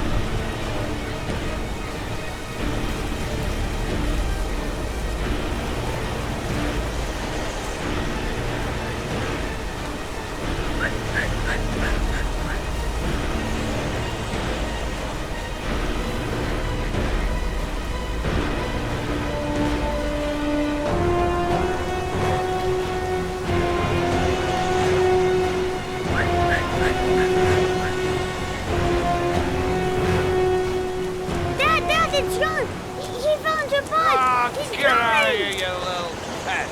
Leave me You alone. gotta come, Dad! Come on, John's gonna die! John's gonna die! Well, that'll be one less greedy mouth to feed, won't it? Go away. Please, Dad, I'm begging you! John's gonna die! John's gonna What die, did I Dad! tell ya? Crap! Please, please, Dad, you've got to save John! I tried, John, I really tried, but he wouldn't come. Please don't die, John, please.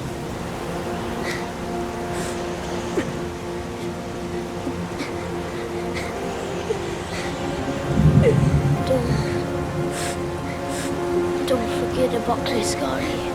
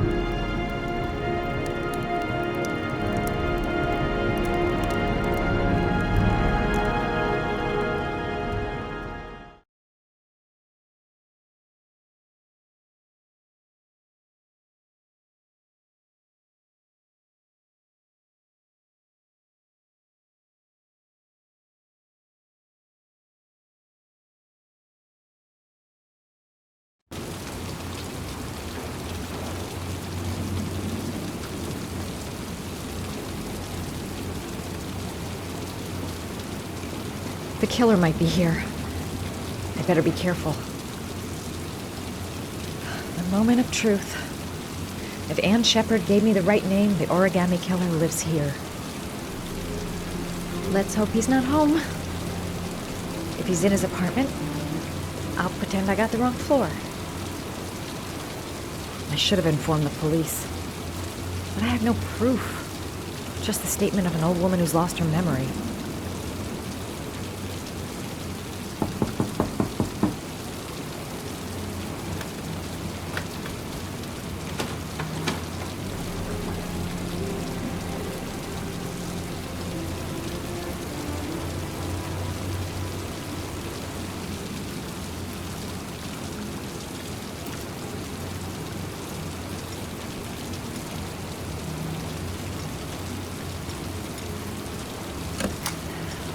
Lost your touch, girl.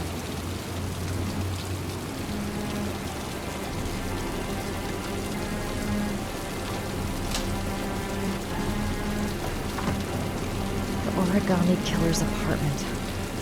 There must be something that'll tell me where Shaun Mars is.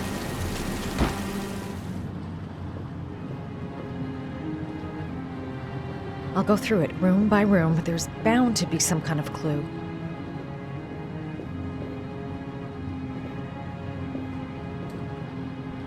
That's where the smell of burning comes from.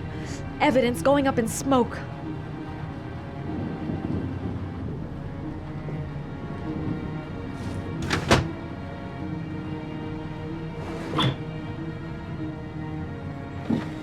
He used to be a cop. Probably knew exactly how an investigation would be carried out. A cop's uniform. Always trust a cop. That's why children went with him. He was dressed as a cop.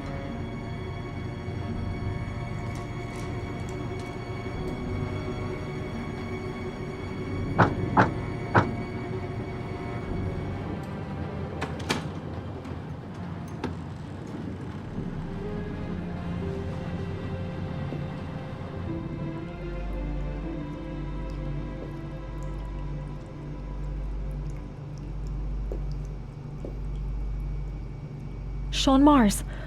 Oh, the lunatic's been watching him drown. But it's some kind of a well filling up with rain, slowly drowning him. Oh, there's not much time left. There must be something here showing where the well is. Shelby could come back at any moment. This is where he cultivated the orchids that he left on the chest of his victims.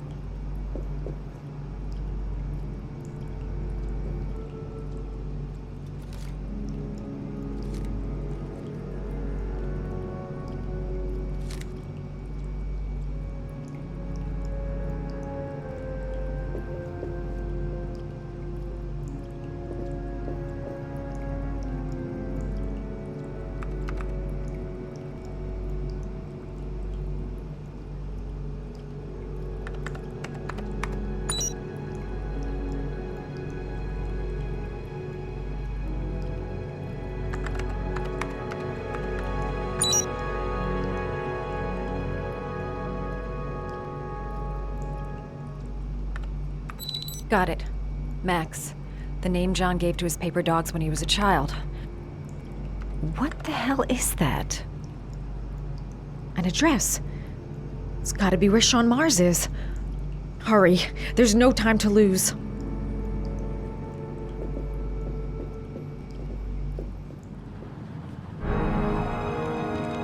So you found my little secret? It's over, Scott. All those children killed just to find a father capable of saving his son? Shut up! You don't understand. There's one child left. There might still be time to save him. Let him go. Do what your father couldn't do.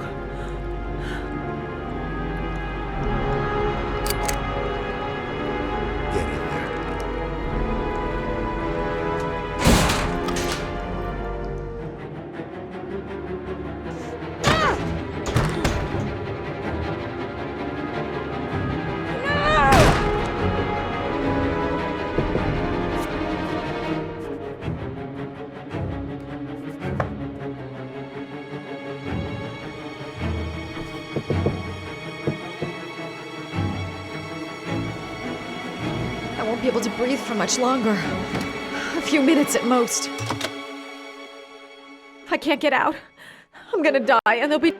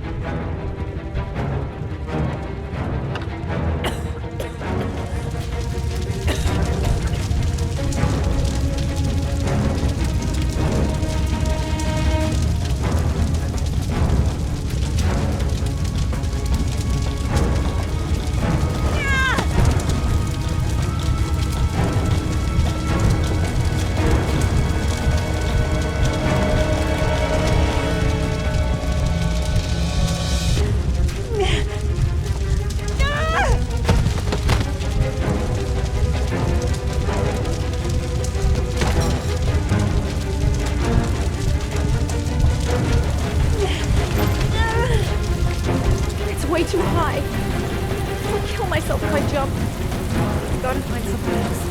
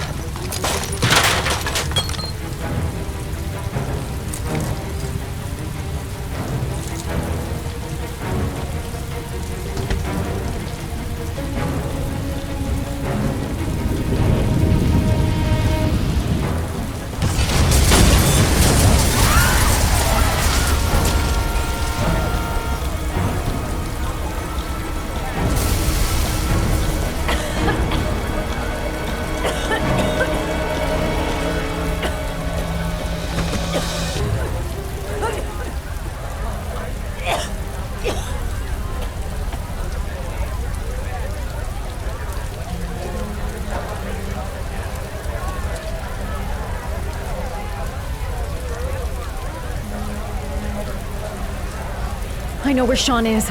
I've got to tell Ethan.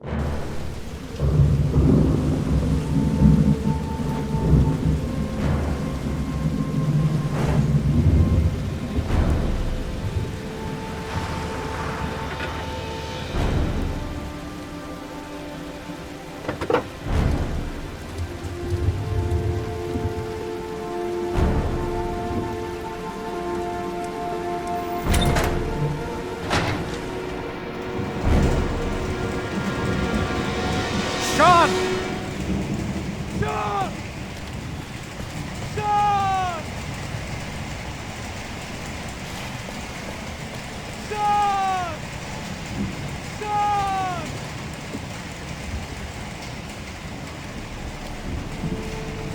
I've been looking for a long time, Ethan. Looking for a father that would be able to do what mine could not do. Sacrifice himself in order to save his son. Oh, I searched.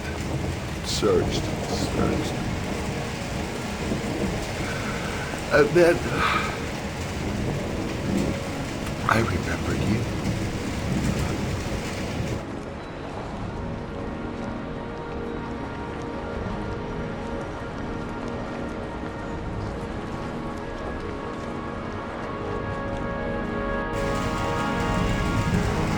All those murders, just to find a father capable of saving his son. Just to find a father? Do you have any idea how it feels to be a worthless nothing in your father's eyes? Believe me, I've suffered just as much as my victims. I finished your damn trials. Now give me back my son! He's there. All you have to do is open that grate.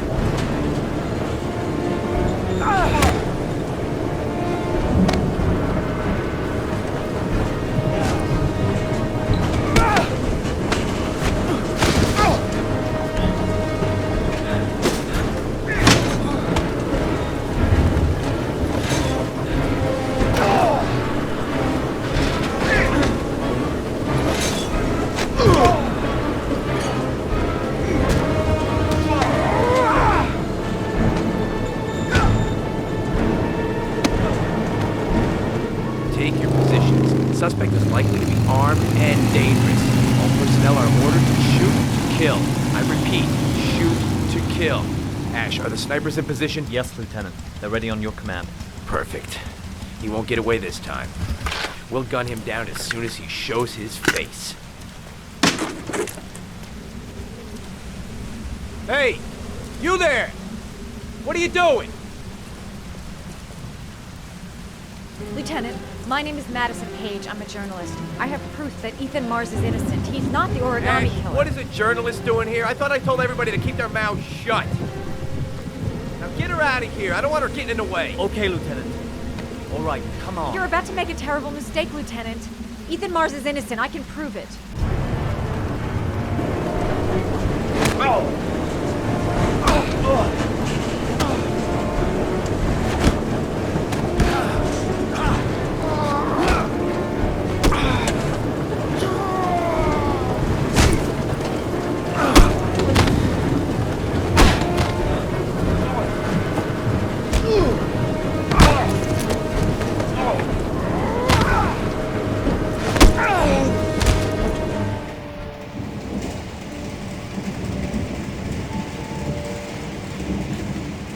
die on me, son, please. Breathe. You gotta breathe.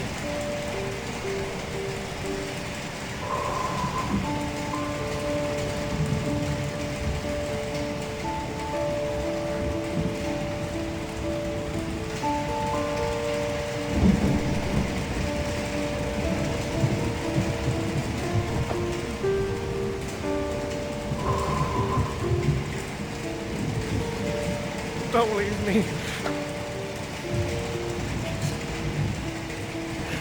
Shaun, don't leave me.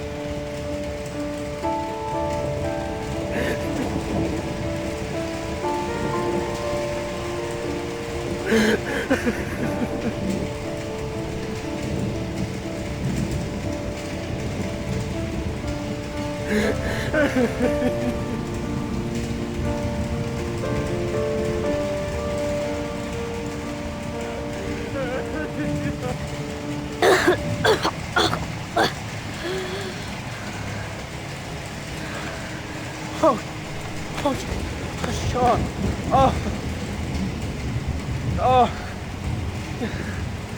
I thought you were gone. Dad, I knew you'd come and save me.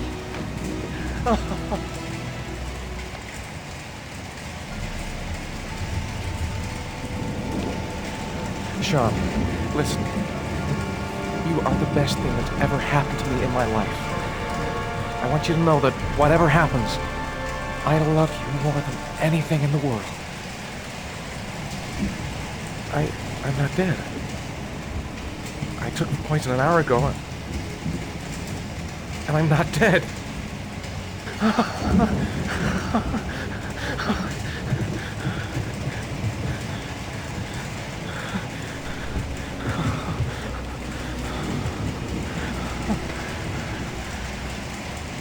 Ash, get her out of my face. Mars didn't do it, for Christ's sakes. He's innocent. Yeah! Hey, what are you doing?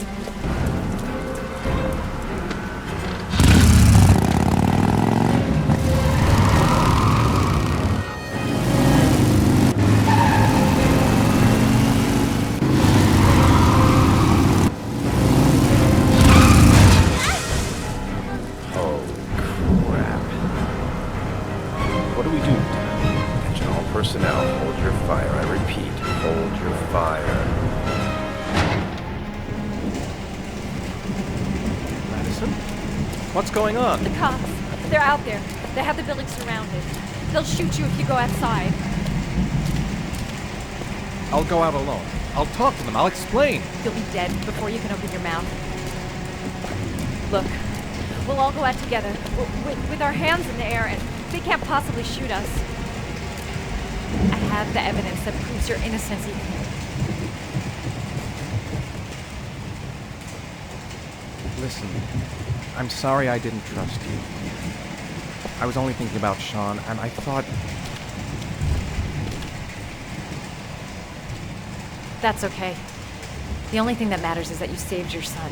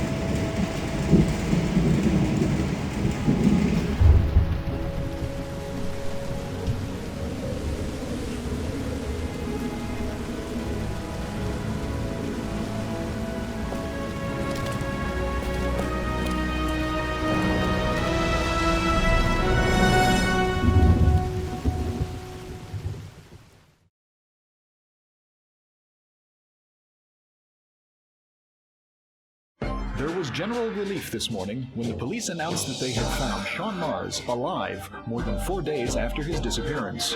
Mars had been imprisoned in a well by the man known as the Origami Killer. The successful resolution of this case was made possible only by the bravery of Ethan Mars, who the police believed at one point to be the killer. It is no doubt due to his great courage and tenacity that he succeeded in foiling the plans of the Origami Killer. The police commissioner presented him with an official apology today. Our main headline today: it is reported that the police have identified the man thought to be the Origami Killer. Scott Shelby, 48, is a former police lieutenant who claimed to be a private eye hired by the families of the killer's victims. Shelby was killed during a massive police operation, but further details have not yet been released to the public.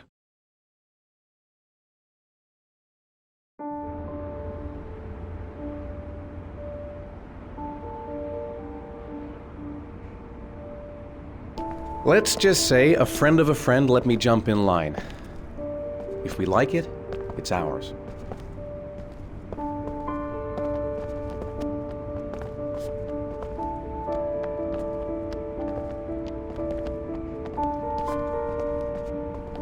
Hey, Dad!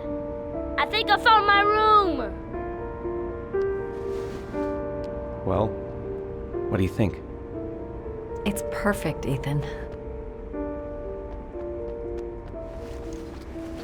We'll be able to forget what happened. We'll lead a normal life. And one day, it'll all just seem like a bad dream. We've earned the right to be happy now, Ethan.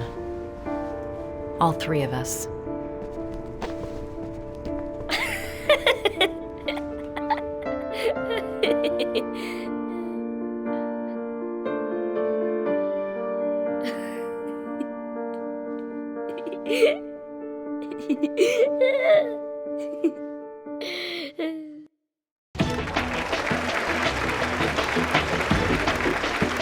Our guest today is on the cover of Today's World magazine this week and has been hailed by the whole nation as a new hero for our times.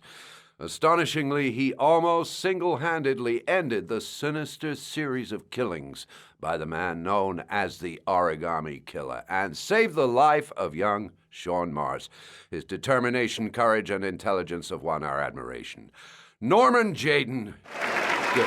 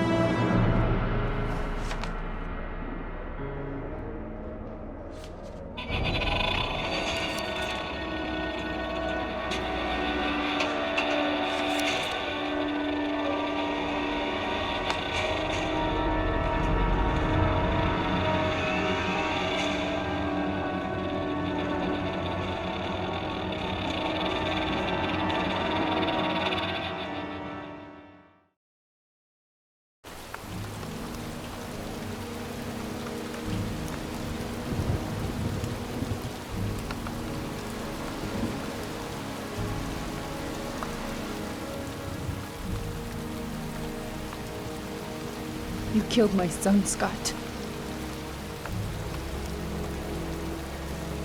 Were you thinking about that when you held me in your arms?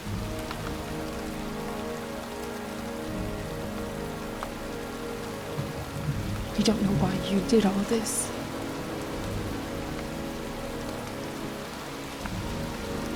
Nothing can justify it anyway.